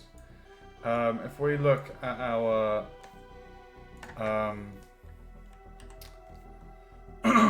if we look at what am I looking for? What are you looking for, Mike? We're looking for the knot. That's the ink file. We don't touch that. But if we go up to the trigger, you'll notice the knot name is associated to that trigger. Okay, this is where it's getting a little bit complicated because as you can see, Mayor Beowulf is, I think, the one NPC that has a lot of dialogue. He's essentially the main quest NPC that you do 3 separate tasks for. So you go to him, he sends you off on a job. You do the job, and then you come back. That's what you do. And then when you return to him, it would go down the next one. So you see how I've got variables at the top, TC. TC means task completed. So when you help a villager, that will go up by 1. QIP stands for quest in progress. So essentially, if I show you Ink, in Ink, we have Dumrick start, we have Dumrick start and Dumrick second. So, fuck me. We're basically, oh my god, dude. We're gonna have to have different knots within here.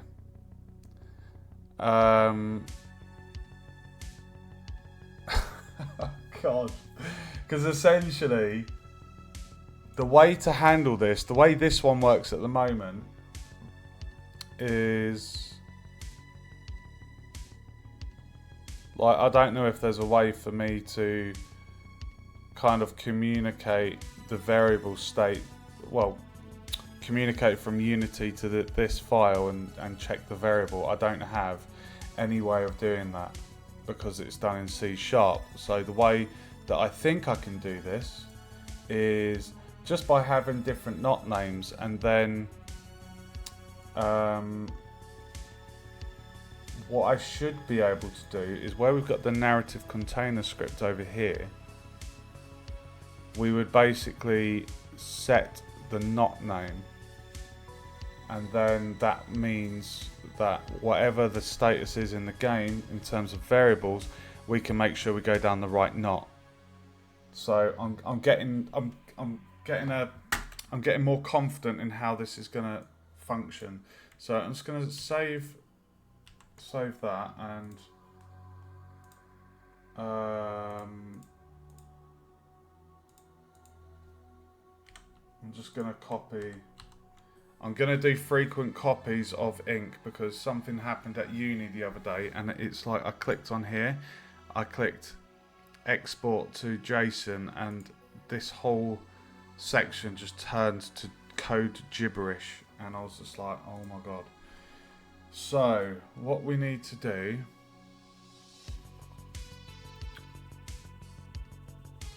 is we need to write Mayor Beowulf.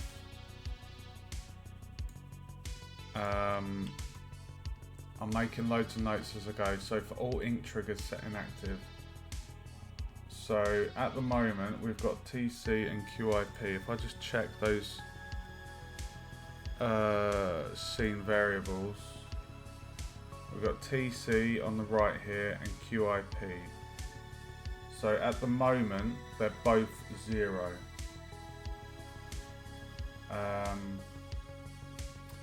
So essentially,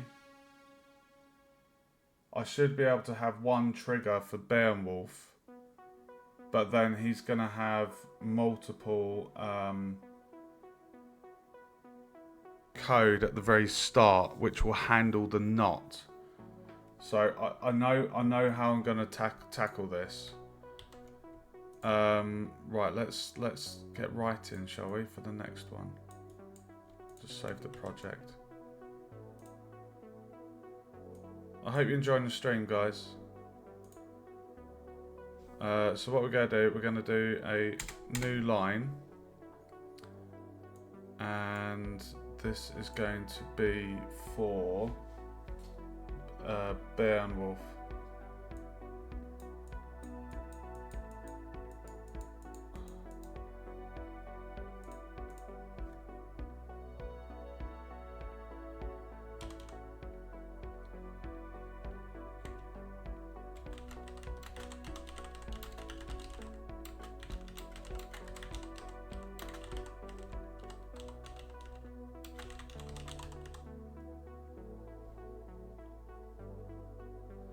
One, two, three, four, five.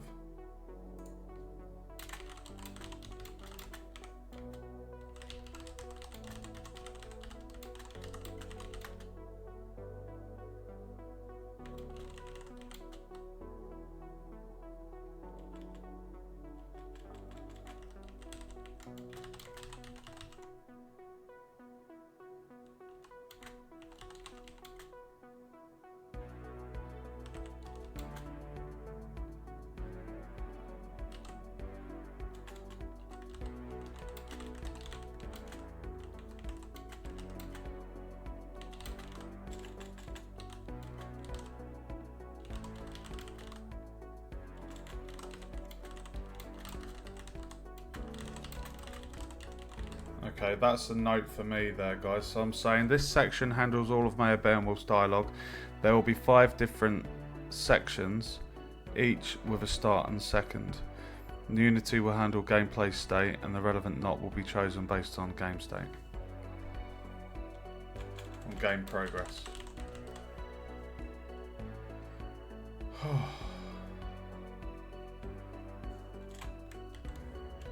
Here we go.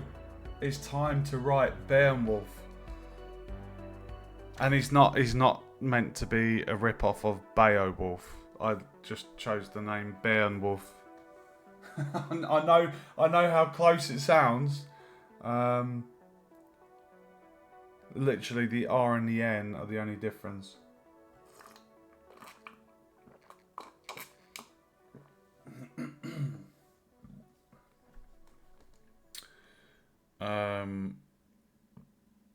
Right, so what are we doing?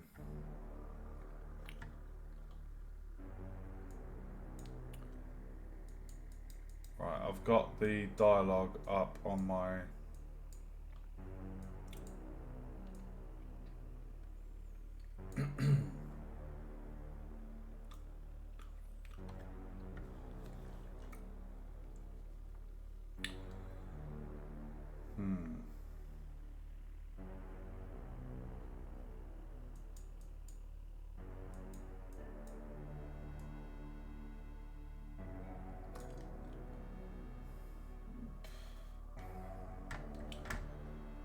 Okay, let's look here. So...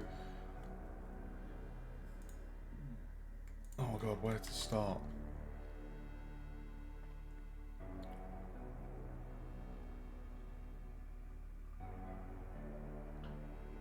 Right, so if I have... okay.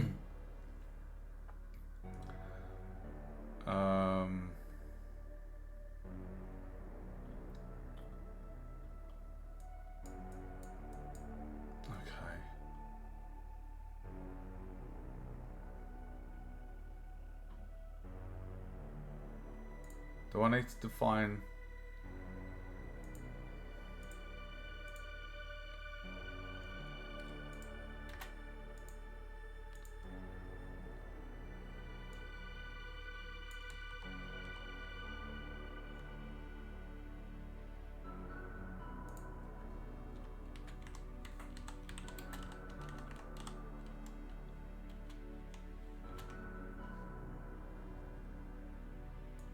So...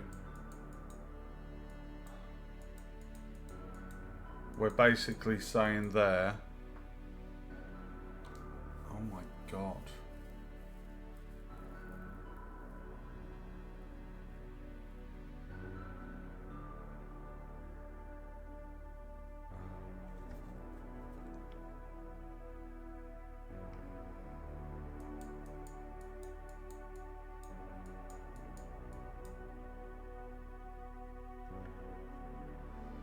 Okay, I know how to do this.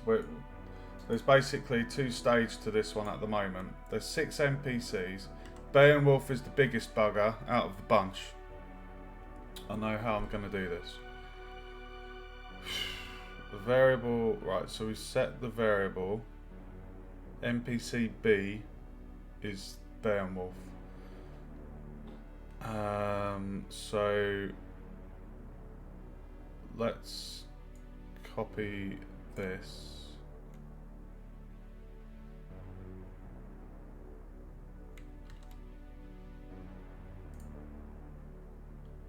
And we'll do a new line here.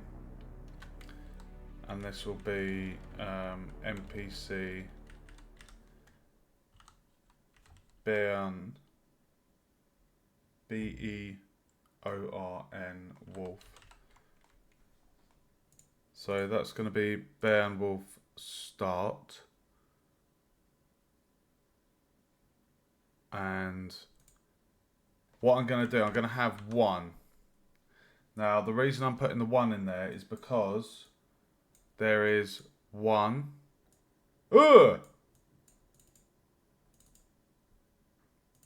Sorry. What is going on with the music, bro?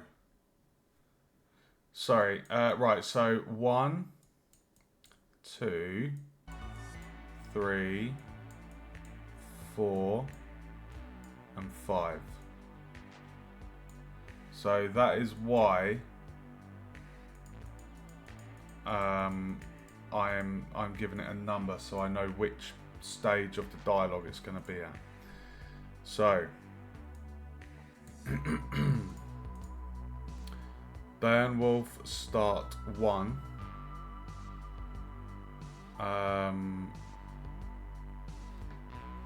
God.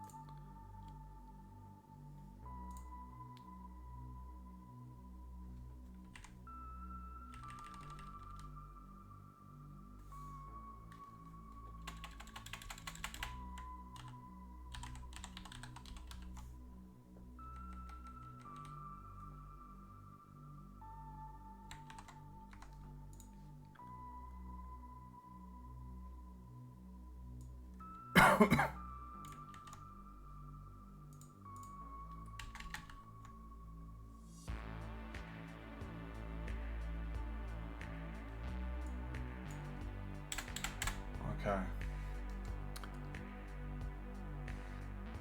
Right, so we have NPC Dumrick start. So we've got NPC Beowulf start 1. And then we've got NPC Beowulf second 1. So start and then second. So NPC equals 0, then we divert to that. Okay, so let's do this. Greetings, adventurer. My name is Dumrick. Welcome to Greyvale Town. Okay, so new line. So line break, and then that. What business do you have here, sellsword?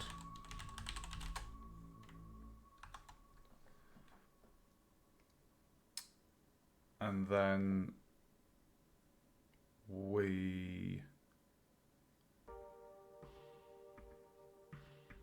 what business do you have here, sellsword? So line break, next line, asterisk. Is that a space after that? There's a space in between, okay. Space. Bracket, because it's a choice. I've been told if there's any work to come to you, I'm available for hire.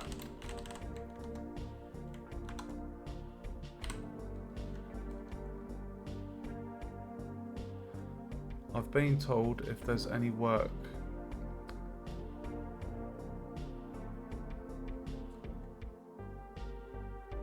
I've been told if there's any work to come to you.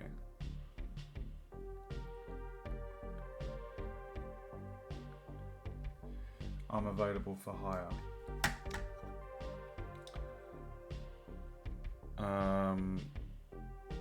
That's the first choice.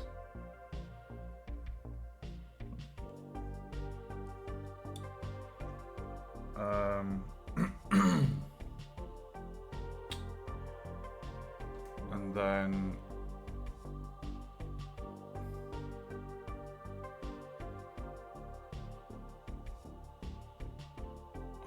what this line was for. I've been told, right, what we need to do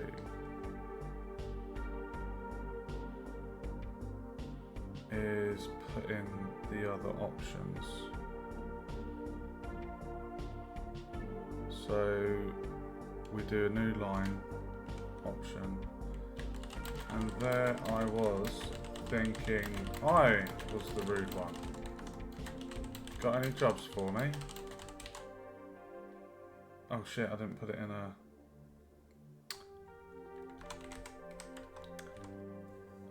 bracket. So, oh, gotta do a space. I've been told if there's any work to come to you.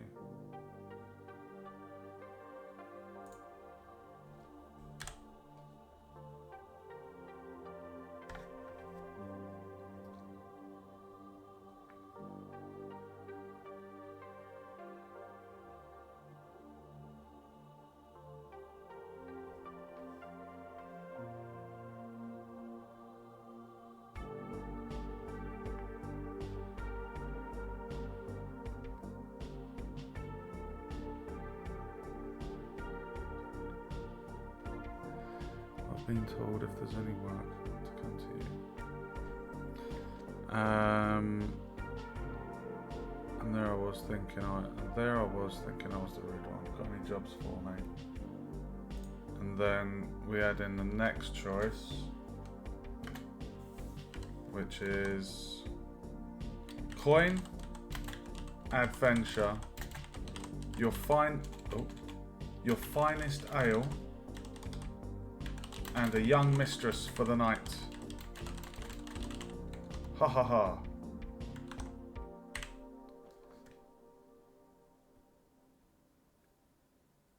Okay. So now, those are the three choices. So if we do a reply to whatever one we choose. So for this one, I'm just looking at up here, guys, this section here. So you see this option, we do an indent here, which indicates the NPC's response. So we need to press enter, tab, and then type in Beowulf's response. So, you mercenaries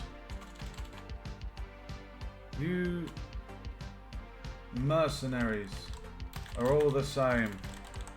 Savage brutes with nothing but coin and a bosom on your mind. I'm doing narration of what I'm talking, what I'm writing as well. So you guys are actually getting a hashtag spoiler alert of the actual narrative here. You mercenaries are all the same. Savage brutes with nothing but coin and a bosom on your mind. And then for a second choice, we do that, 2 asterisks, a space, a bracket, quotation, calm your beard. The coin and adventure will suffice. I say that all the time to people if they get angry. I'm like, calm your beard. So that was a little bit of me in that line there, guys. Calm your beard. The coin and adventure will suffice. So that's the first option. And then there is another option, which is that sums us up perfectly. We can skip the harlots. Let's talk business. Oh, the sums us up. And typo, Mike. That sums us up perfectly. We can skip the harlots. Let's talk business. Okay. That sums us up perfectly. We can skip the harlots. Let's talk business. And then it goes down to the main choice. So if I bring up Dharmaric's dialogue tree, because good old Dummy, he Dharmaric has similar option there where we go down. He literally has the same. If I show you side by side, that's Dharmaric, and then if you see Beowulf's, can you see how we have the NPC at the top, 3 choices, and then the way it branches, it's almost identical. So what I need to do is, if I just have Dharmaric's one there, I just need to locate the Dharmaric section that we've already written, and it's the is there any work to be had?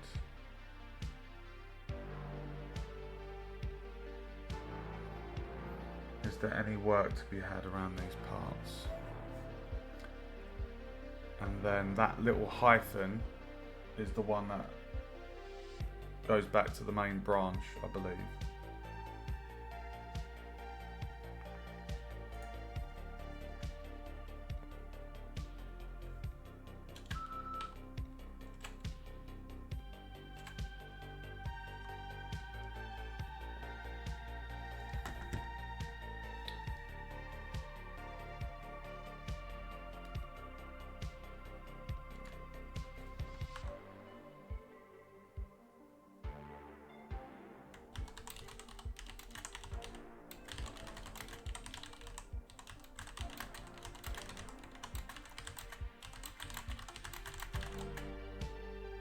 What the f- have I done a typo there in my planning? How do we know we trust you? How do we know we can trust you? We don't just welcome strangers with open arms. How do we know we can trust you? So basically, looking at those options there, we have what business do you have here, Sellsword? First 3 options. I've been told if there's any work to come to you, I'm available for hire. If you choose that option, it should then go on to the next part of this, which is this. And then if you chose that, so if you chose these first 2 options here, sorry guys, my throat's been a bit of a bugger. These first 2 options here should, if they're chosen, should lead to this bit. If you chose Queen Adventure and a Young Mistress, it would then go down to this route. And then depending... Oh, hold on.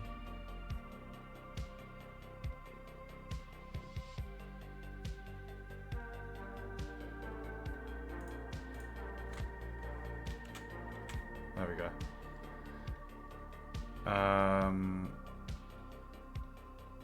Yeah. Let me just put in the rest of this and then we can test it.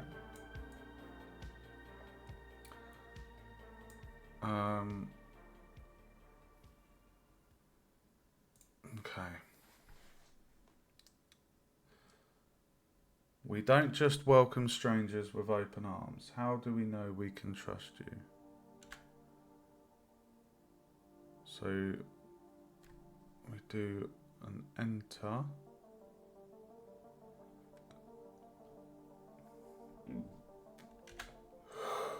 Asterisk, bracket, quotation. Give me a chance to prove myself and earn your trust.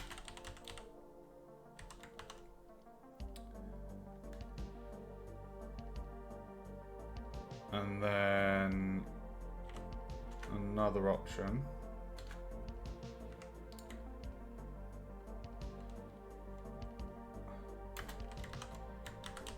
Well, that's a chance you're going to have to take. Give me a shot. Well, that's a chance you're going to have to take. Give me a shot. And then we go down to... Very well. We have a plague of rat. Oh, you know what? I'm going to type it, then I'll do the voiceover for you guys.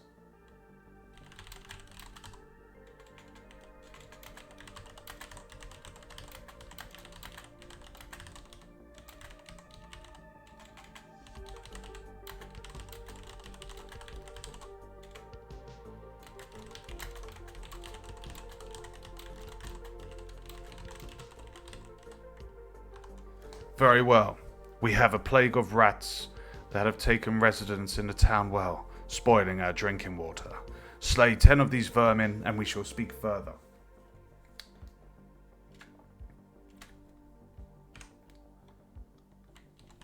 Oh.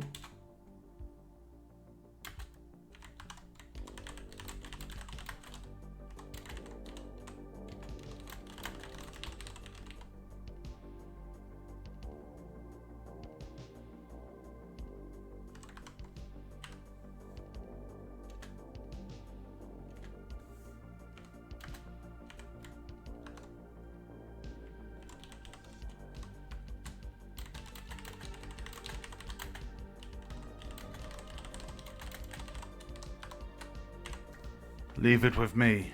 I'll be back shortly. Rats! Do I look like pest control to you? I love the dialogue I've written for this.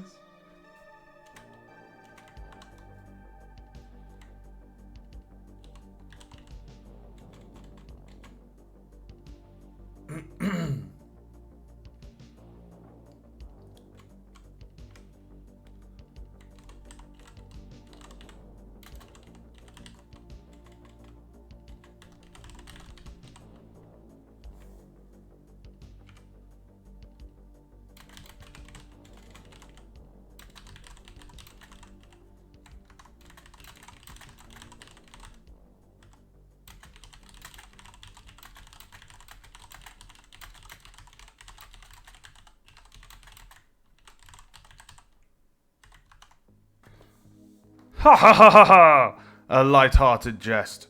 If you are serious, prove yourself and earn our trust by helping the townfolk of Greyvale.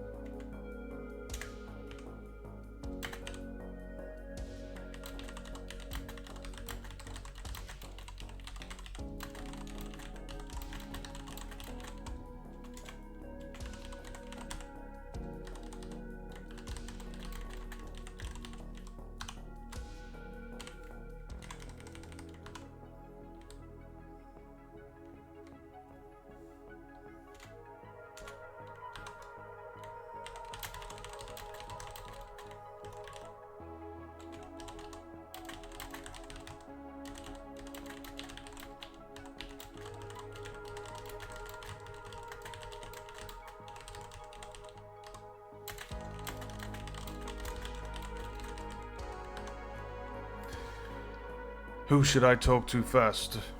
I didn't know someone so uptight could have a sense of humor. Where do I start? You should speak to Eadric the Woodsman. I hear he's been having some issues with his forestry. You can find him east of here.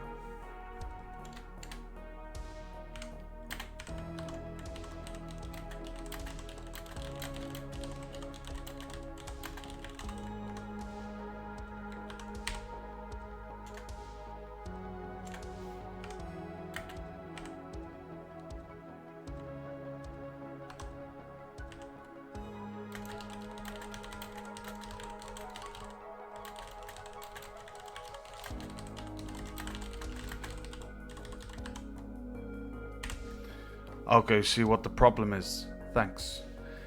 I shall take my leave then, to see a man about problems with his wood. Oh my god!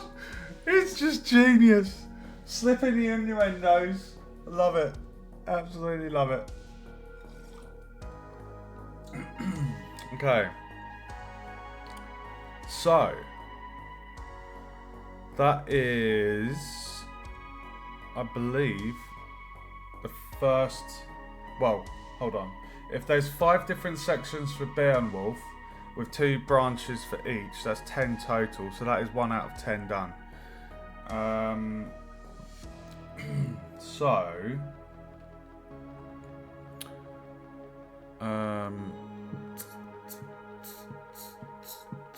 right. So we need to set the variable of NPCB to 1. So that happens. So we do a hyphen. I'll be on my way. A hyphen.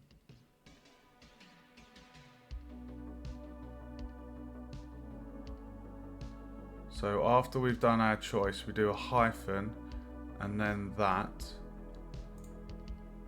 So hyphen, and then that. So this is going to be NPC B1.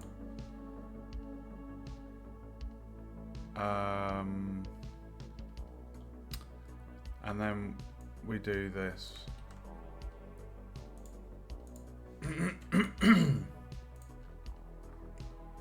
That's not going to work here because we haven't yet done that section. So what we should be able to do now is just copy this debug thing at the top, which allows us to test it up here. So that'd be good to just see that in action. So NPC underscore B equals 1. NPC Beowulf second. So he starts off with 0, as in that's the first time you've talked to him, and then once you've gone through the dialogue it'll be NPC B, which means if you were to come back to Mr. Beowulf, it would basically go down this branch.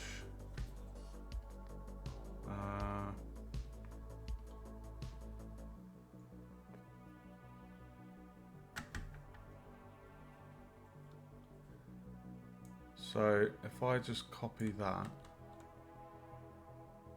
and where was that put? So that was put before the not.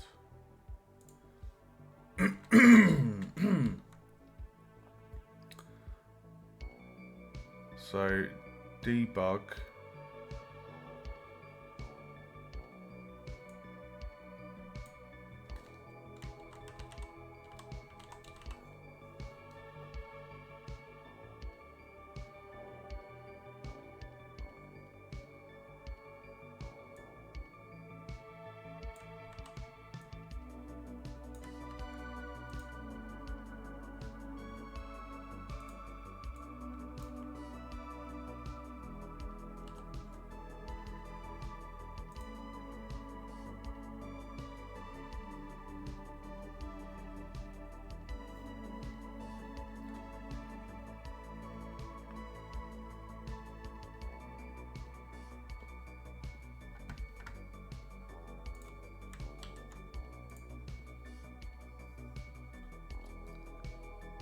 Oh, that needs to right.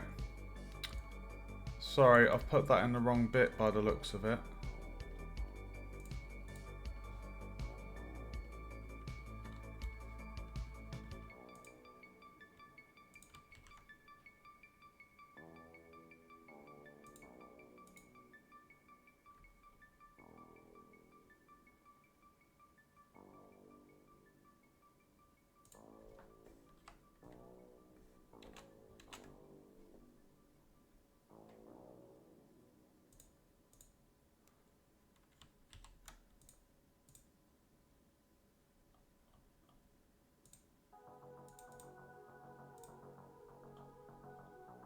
Hmm.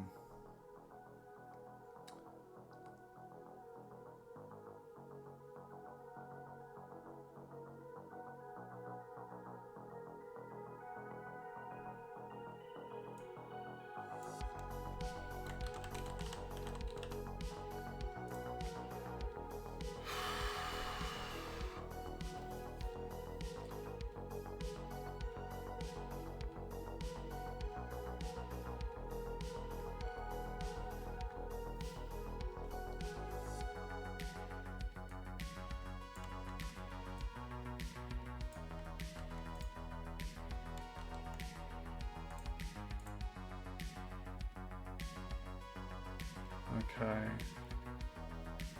NPC, Bear and Wolf. Start. I think I've done all of that correct.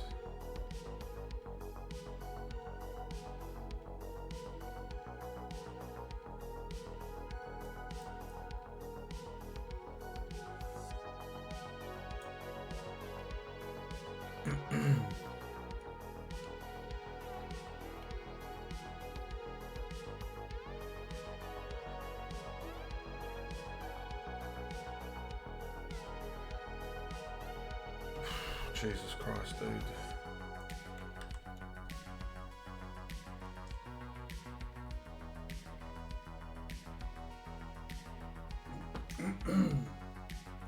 Seven hours, 20 minutes, guys. We got this, baby.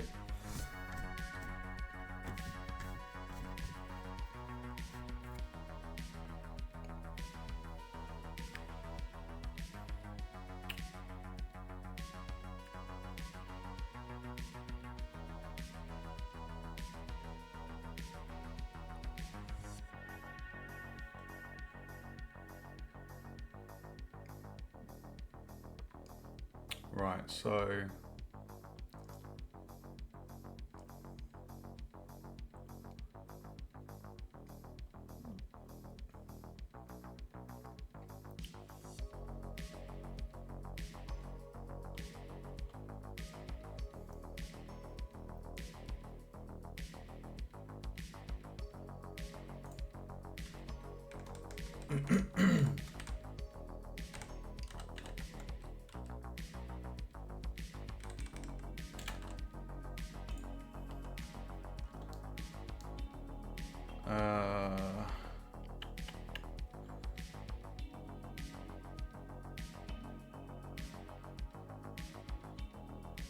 so this is gonna be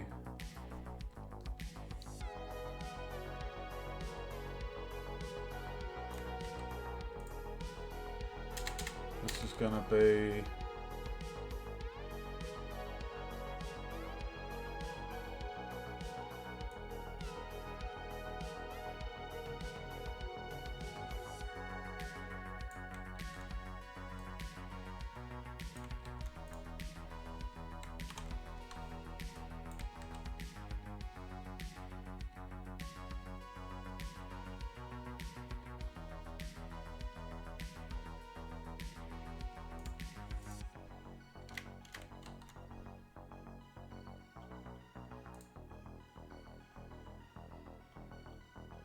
right.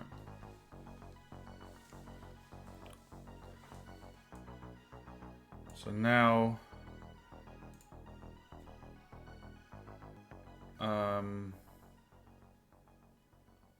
we do the dialogue. So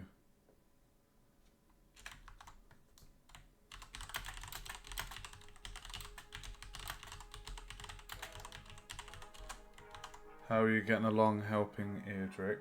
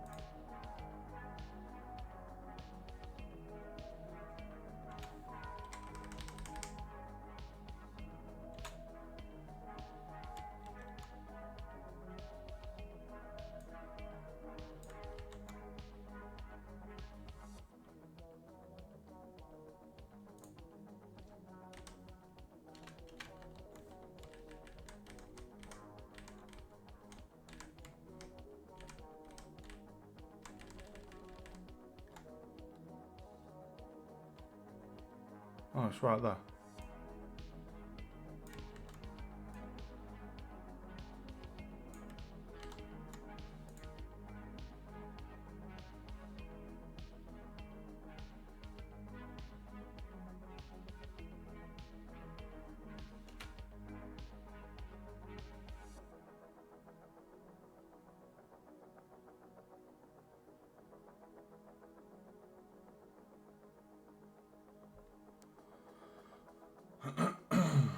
um...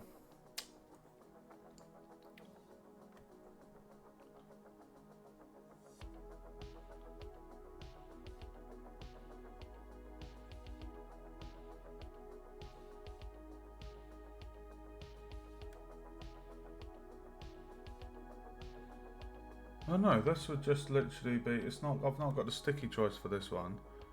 So, I don't need the second choices. Instead, it's gonna be,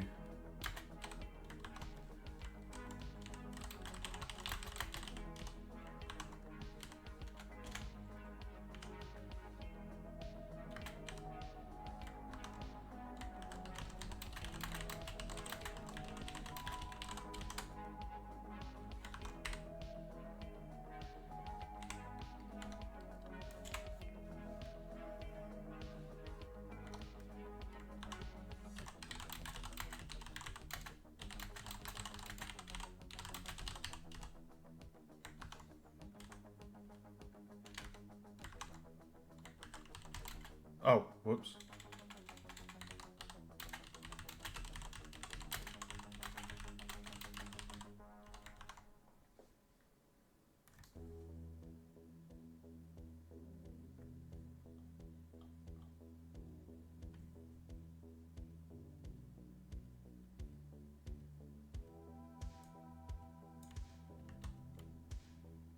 So then we need a done. So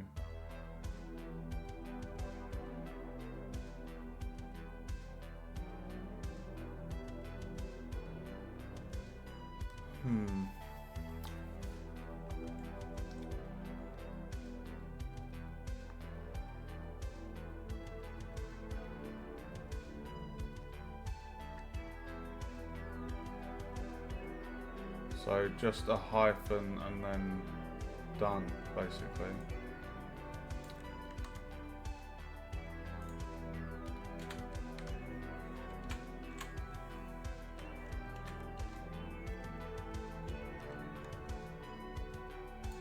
There we go.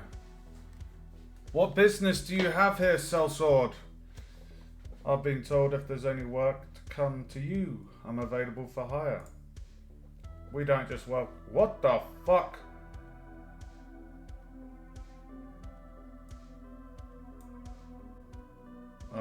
Okay. That is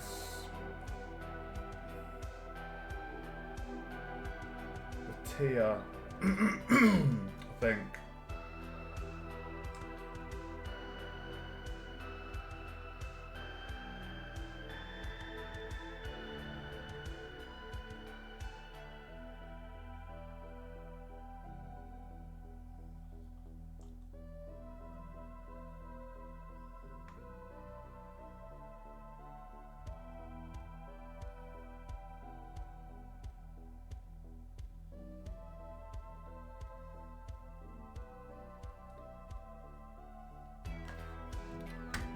Right, I think that is to do with... Right. I think we need to do a tab.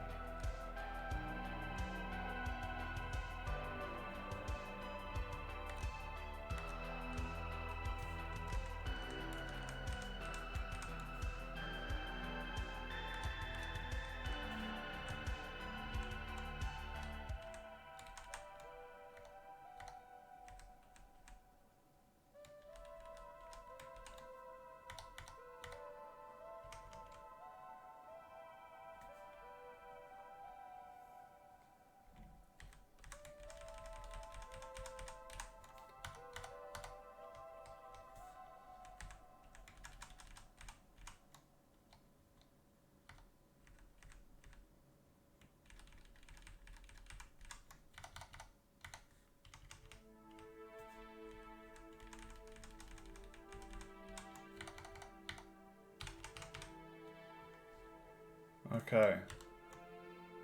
Right. Let's see if that works. Save it. Right. What business do you have here, sellsword? I've been told if there's any work to come to you. I'm available for hire. We don't just welcome strangers with open arms. How do we know we can trust you?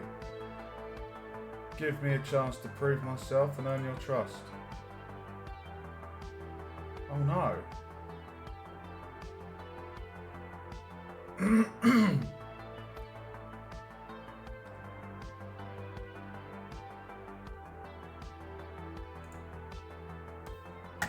Oh, is that because that wasn't there?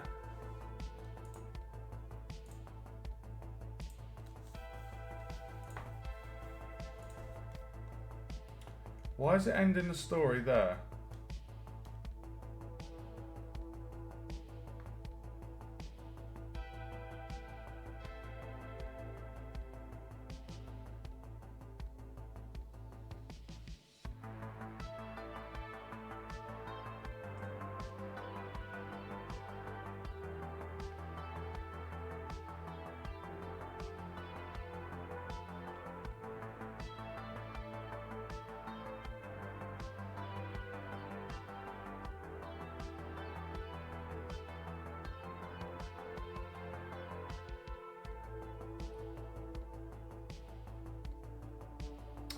I think that needs to be...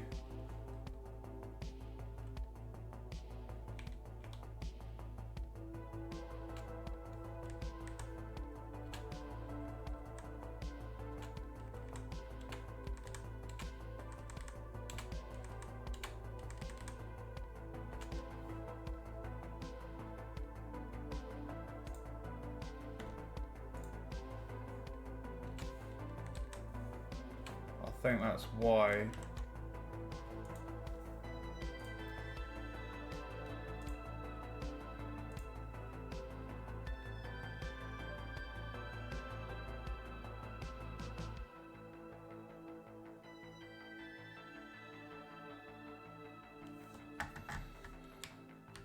We don't just welcome strangers with open arms. How do we know we can trust you?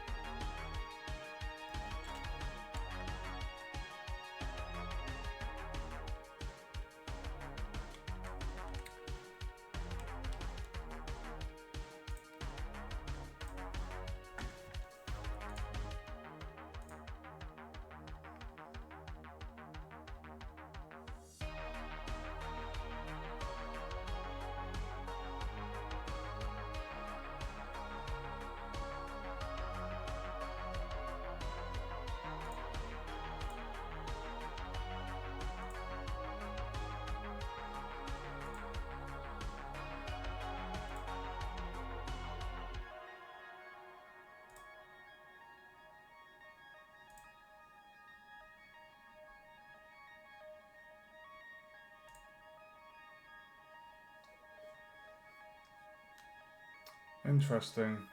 So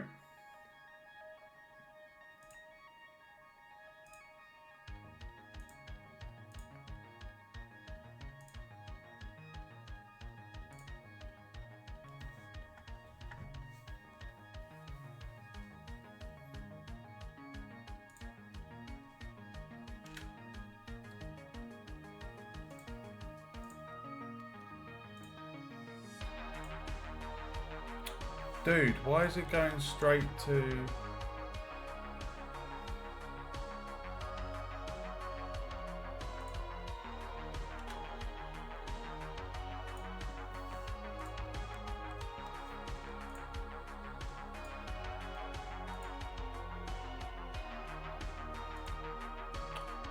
So if I pick one of the other options...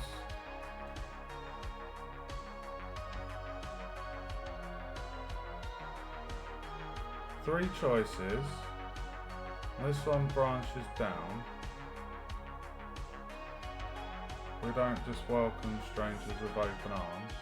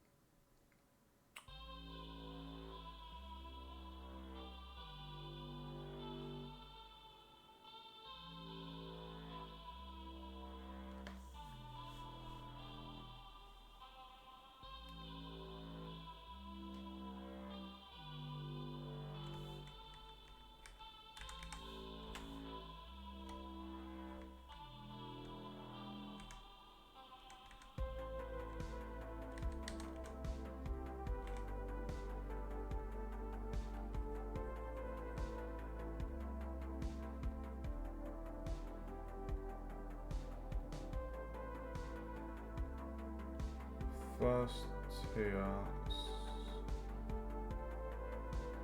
It's the first tier of choices.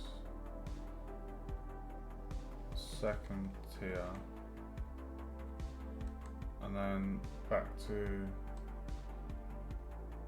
Technically, I think that's going to be the second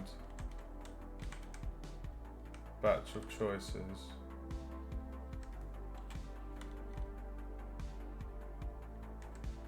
And then this would be third.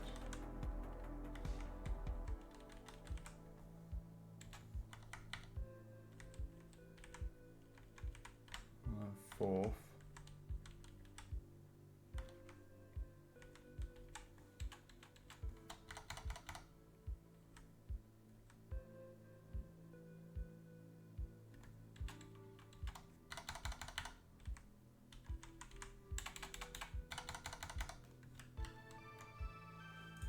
Oh, Jesus Christ. The flow's working though, like all the dialogue's there.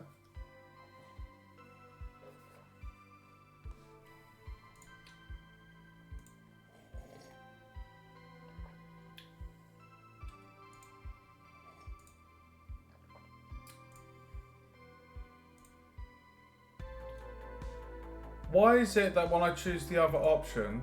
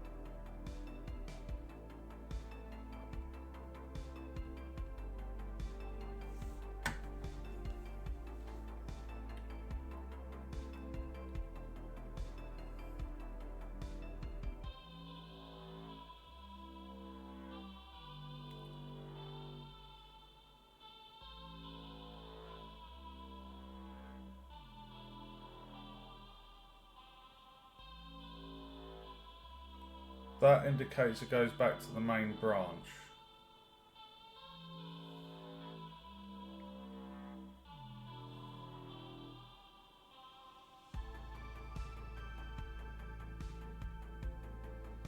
At which point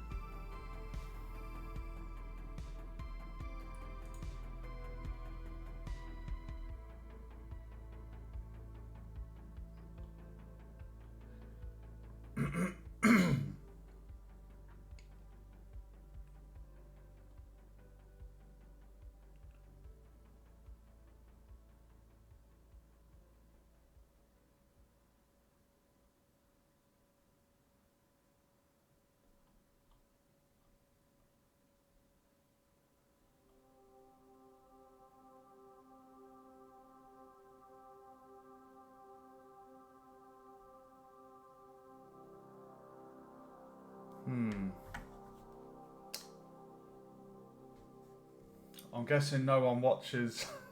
No one watching has experience of ink. It's annoying because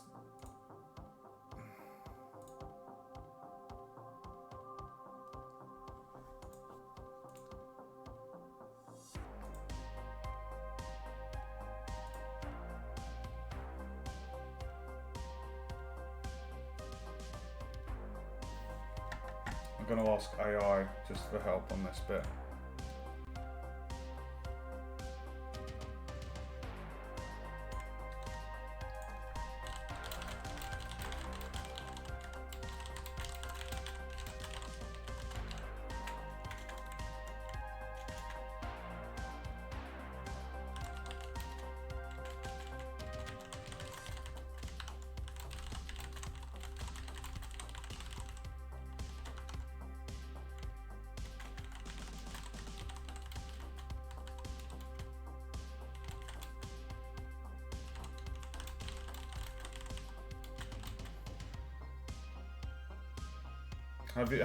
Have you used ink before, Awen?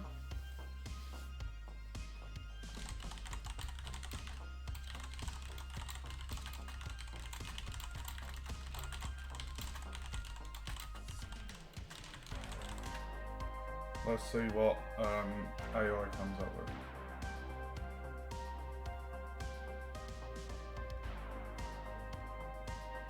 If that branch ends with a line and no further content, the line stops. Right. So because I see, because there's a gap there, you see that gap in between that's highlighted. That's why. Luckily, I've asked AI and said AI's got knowledge of ink, so it's able to help me with this. So I think it's because I've got that gap, because you'll notice the rest of the dialogue there isn't a single gap going down. So if I just show you that again, if I click down here, give me a chance to prove yourself, which is here, it ends. If I close that gap,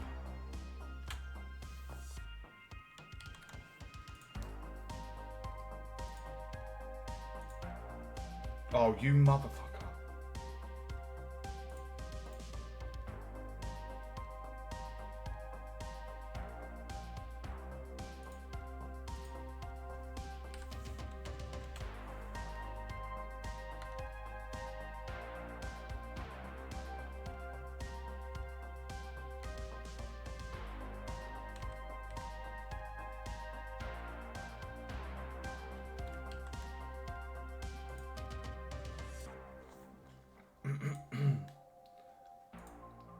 Look, whenever I choose the other option, it goes down there.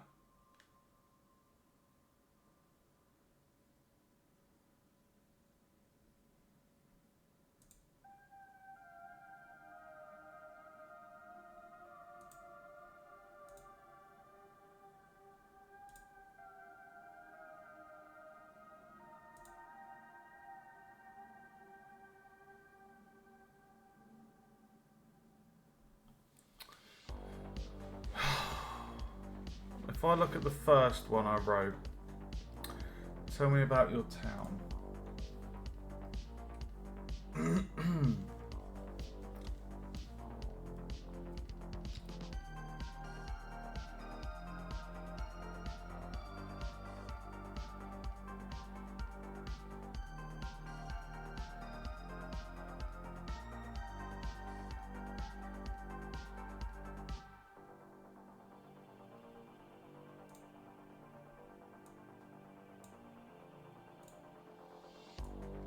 Right, I think... What business do you have here, Sellsword? We've got the 3 choices. If you go down that one, we do that. And then we go back to the main branch. We don't just welcome strangers. So I think... I think here... we need to... do that. And then that.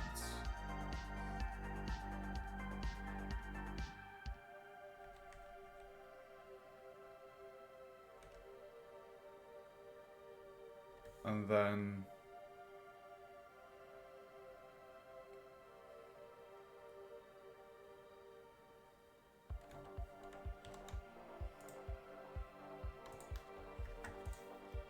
for fuck's sake.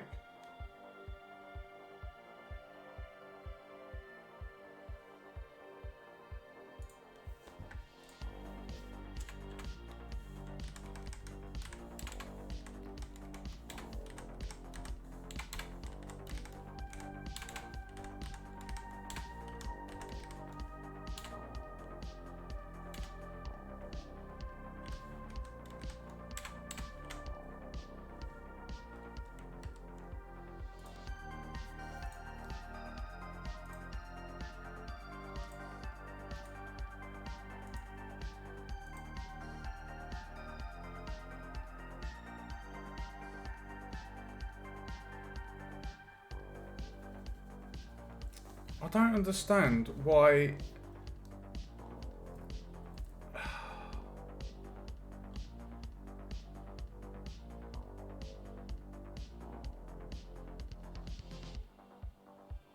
First option there, then the line, then 2 choices.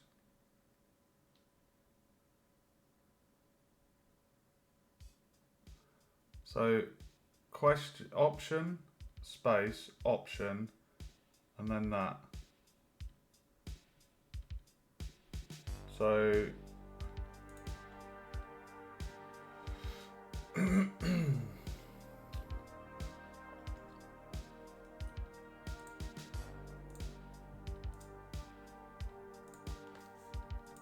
can see the flow of the dialogue's working though.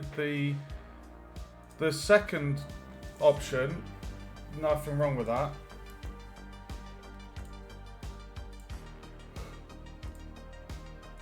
And the dialogue works. Like if I do Coin Adventure Finest Ale, that branches correctly.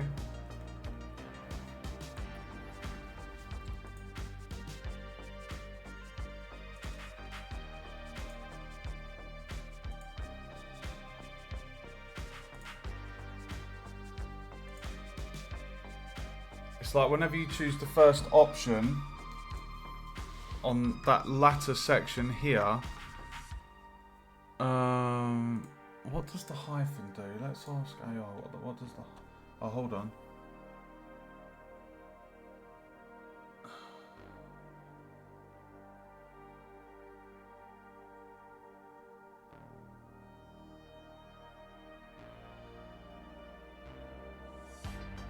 When the player when the player makes a choice, in your current setup, the dialogue ends if there's no continuation. Solution. When the player makes a choice, continue the story by linking to the next knot. If you want the dialogue to keep going after the choice, make sure there's a... If you want the dialogue to keep going after the choice, make sure there's a hyphen arrow to the next knot, or just continue writing after the choice if in the same knot.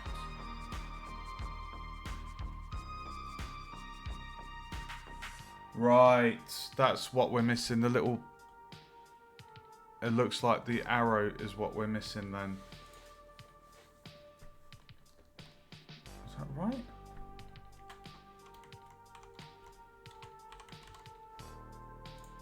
No, that's a divert.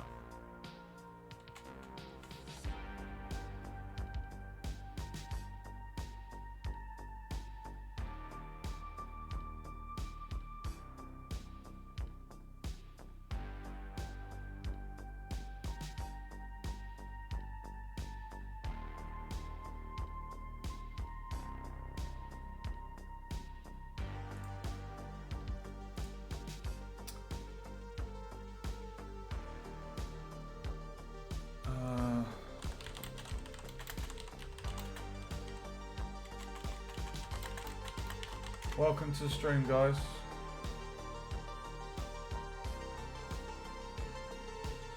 Part of dialogue or text with...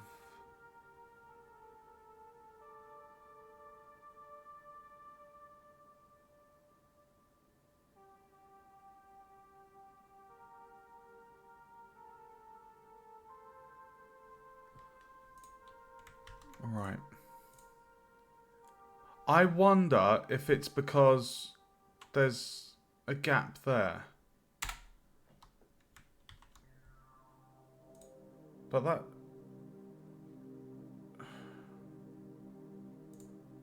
That shouldn't matter though, should it? So when I pick that option and then... Oh my god. If I pick that option... And if I don't pick give me a chance, if I do, well that's a chance you're going to have to take. It goes down there.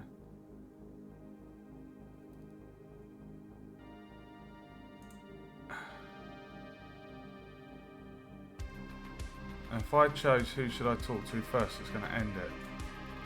See? So I think it's something to do with my first line. I think it needs something after that, because the second line is an option, like it's working.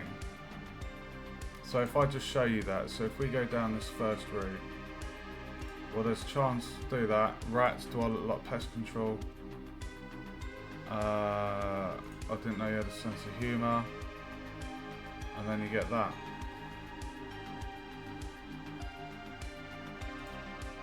So it's something to do with the first line on those options. So I think we need to do this hyphen. So, because this one, you see here, that sums us up perfectly. That brings us back to the main question with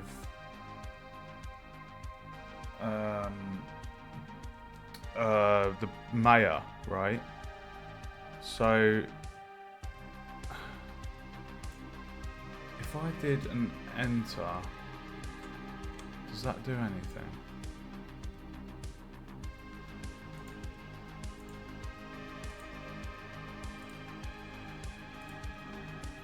Oh!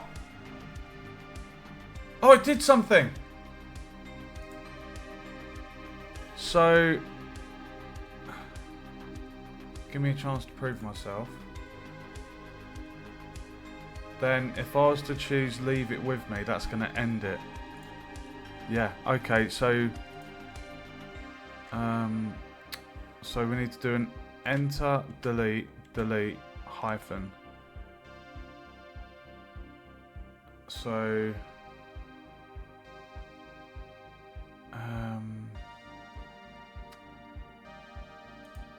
enter, delete, delete, delete, hyphen.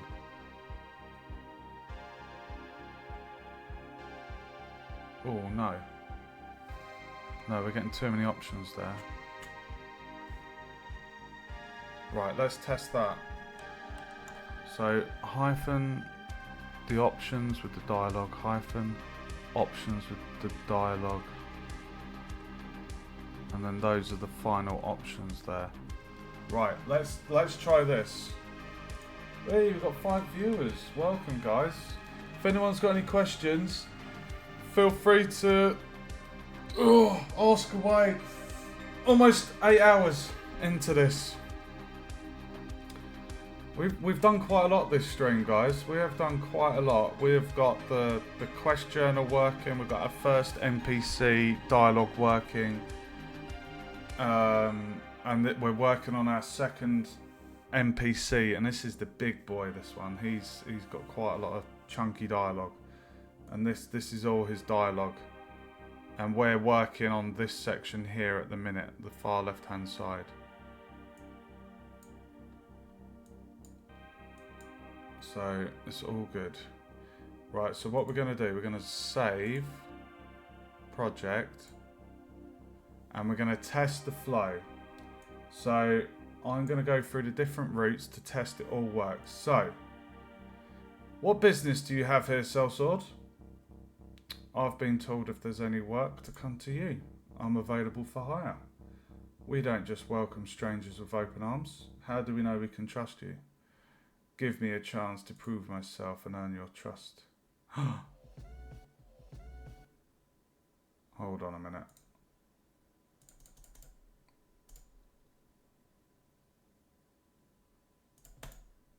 Why is YouTube being a twat? Right, hold on. So at the point I choose give me a chance to prove myself and earn your trust. When I now click that, I'm getting 4 options. Why am I getting 4 options?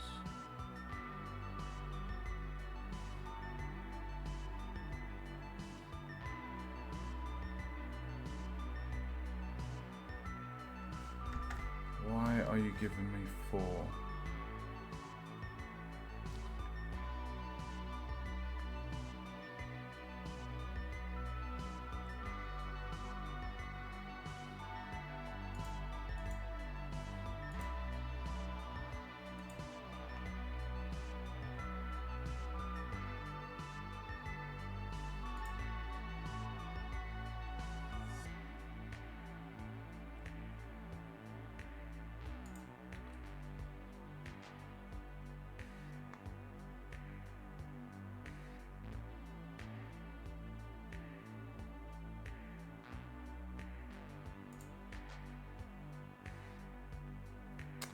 I think I need to do 1.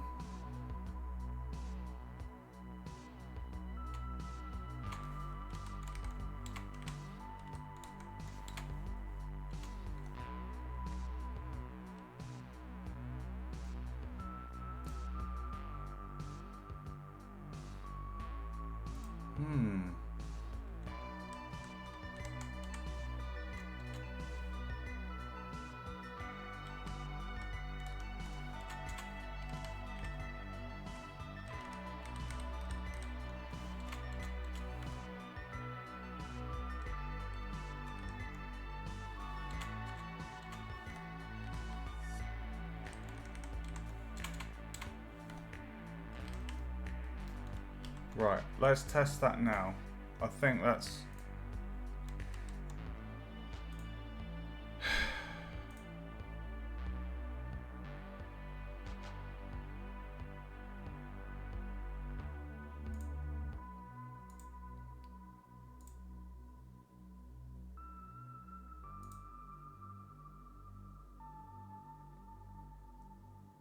Oh, hold on.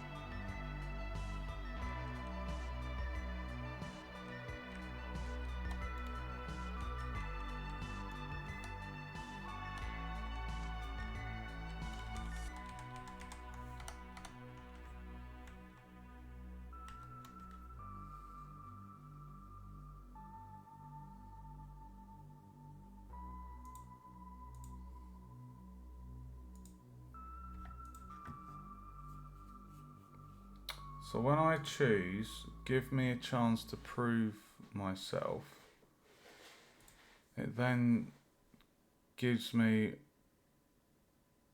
these options. Is that because that needs to be like there?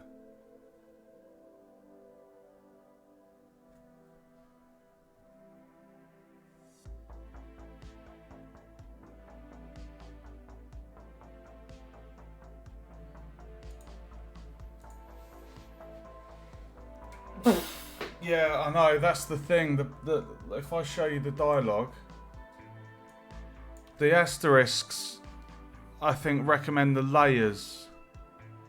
So, for here, for example, the coin one, like the first part, the first choice is a 1 asterisk, and then when you go down to the reply, which is in quotation marks, we then go to the second choice, which is 2 asterisks. And this hyphen, I think, brings you back to the main branch. So technically, if that's first row, this should then be second option.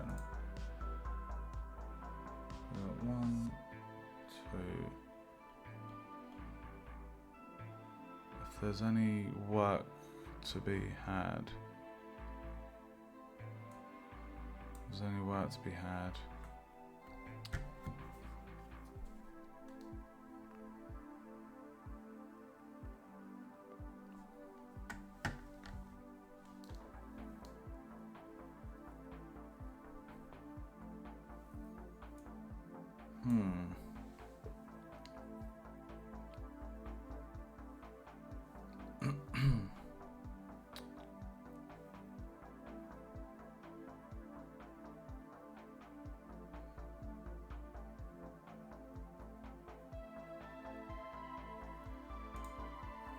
click that, actually.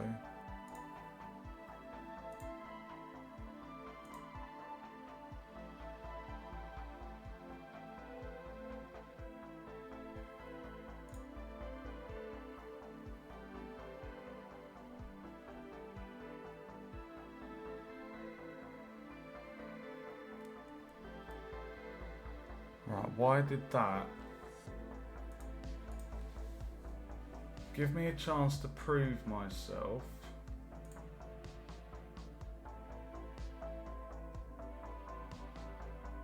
That skips straight ahead to here.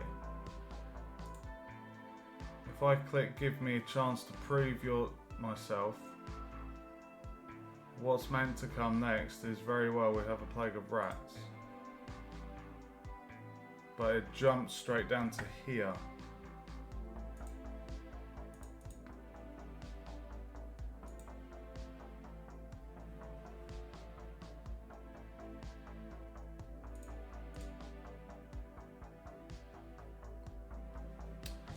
So I feel like this does need to go there.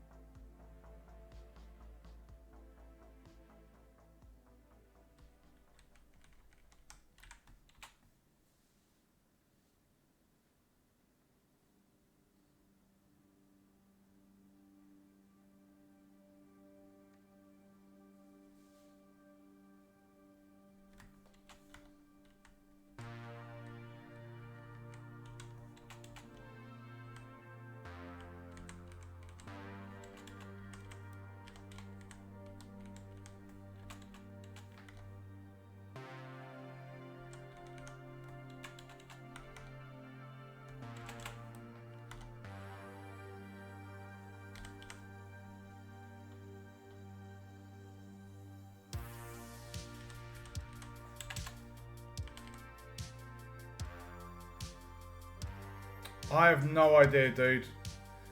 This is my first time tonight properly being in Oh, what is this called? Ink.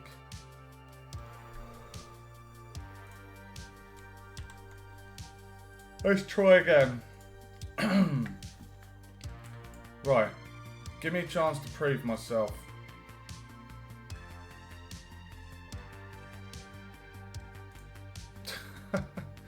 Give me a chance to prove myself and earn your trust. I click that. And then it jumps straight down to here.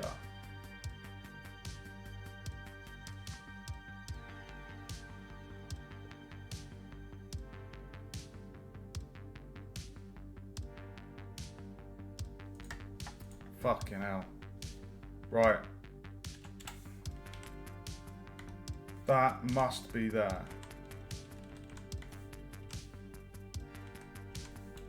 1, 2.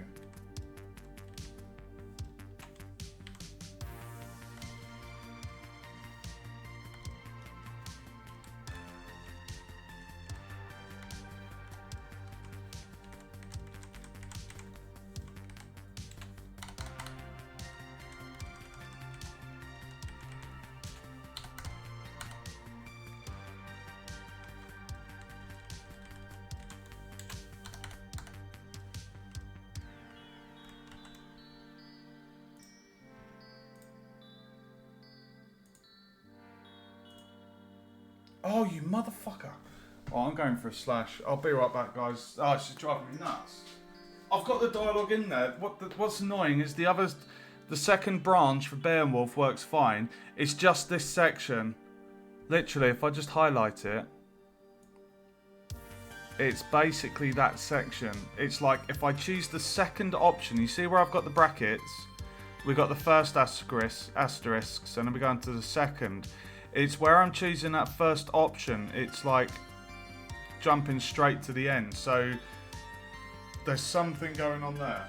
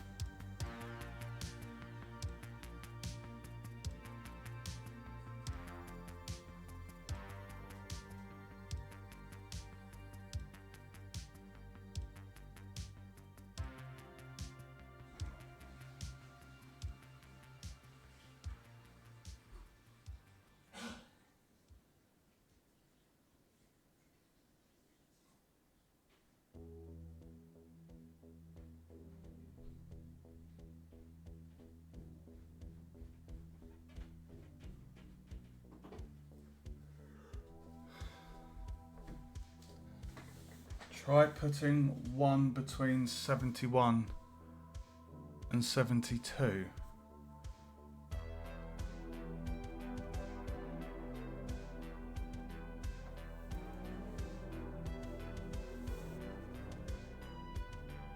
Right, okay. So you're saying here.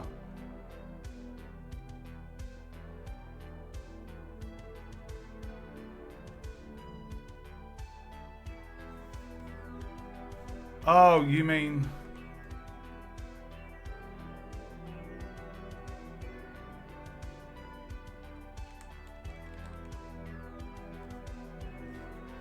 The thing is, all this code here on the bit up here works. The first character. But he doesn't have as much dialogue.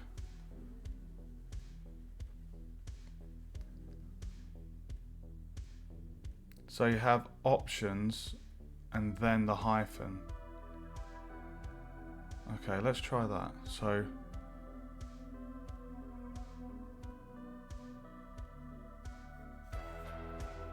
options.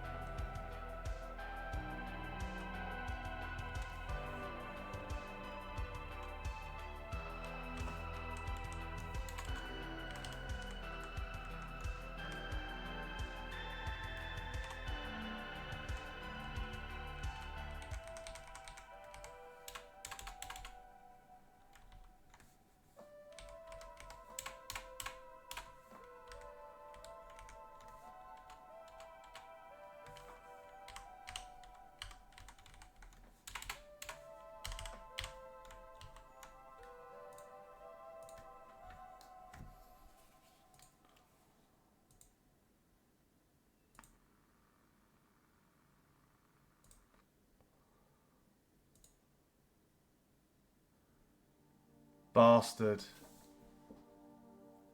That's what we had to do.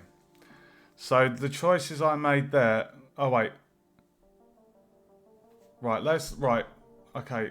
That seems to have sorted it. It's confusing because I'm trying to follow my first section here. But if I show you the dialogue trees, you can see this on the left hand one, this is Beowulf's one, right? So it goes one line NPC speak, 3 options for the player. If you go down this one, you get extra choices before going back to the kind of central branch, if you like. And you get 1 speech from you get NPC speech, 2 options for the player. NPC speech, 2 options. And that repeats right down to the bottom. So, whereas this was Dumeric, it was like 1 NPC, 3 options. And then it sub-branches into, I think, what would be the second asterisk. And then it goes back to the main branch, which is the hyphen, I think. As you can see here, the hyphen. So, let's test it. We're going to go through the dialogue then. We're going to test the different routes. So, we'll go down the left hand. We're going to go down the left hand side of this. So, what business do you have here, Sellsword? I've been told if there's any work to be had... Hold on. I've been told if there's any work to come to you. I'm available for hire. And then we go down to, we don't just welcome strangers. So I'm going to say, give me a chance to prove myself and earn your trust. Very well. We have a plague of rats that have taken residence in the town well, spoiling our drinking water. Slay 10 of these vermin, and we shall speak further. Leave it with me, I'll be back shortly. Ha ha ha ha ha! A light-hearted jest. If you are serious, prove yourself and earn our trust by helping the townfolk of Greyvale. Who should I talk to first? You should speak to Eardrick the Woodsman. I hear he's been having some issues with his forestry. You can find him east of here. I'll go see what the problem is. Thanks. And then... So that worked. So then, if we go down this option... And there I was thinking I was the rude one. So then it goes down there. I shall take my leave then to see a man about problems with his wood. I love that line. And then if we try the other option. Coin, adventurer, your finest ale and a young mistress for the night. You mercenaries are all the same, savage brutes with nothing but coin and a bosom on your mind.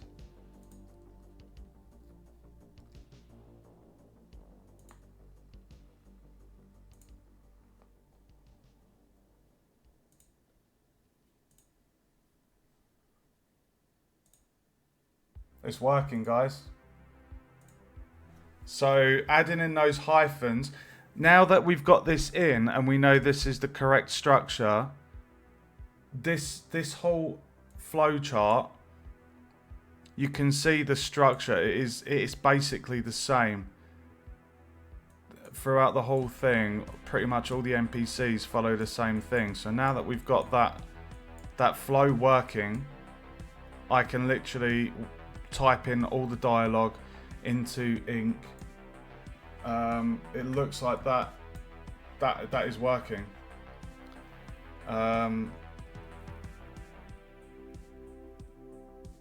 Looking at someone else's example, if you had asterisk.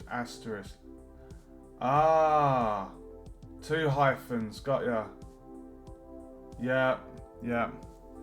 Well, it's working as it is. Like, I've just been through. I've like I say, I've just tested Beowulf. We've just been through all the different options. We've tested the flow, and it is working.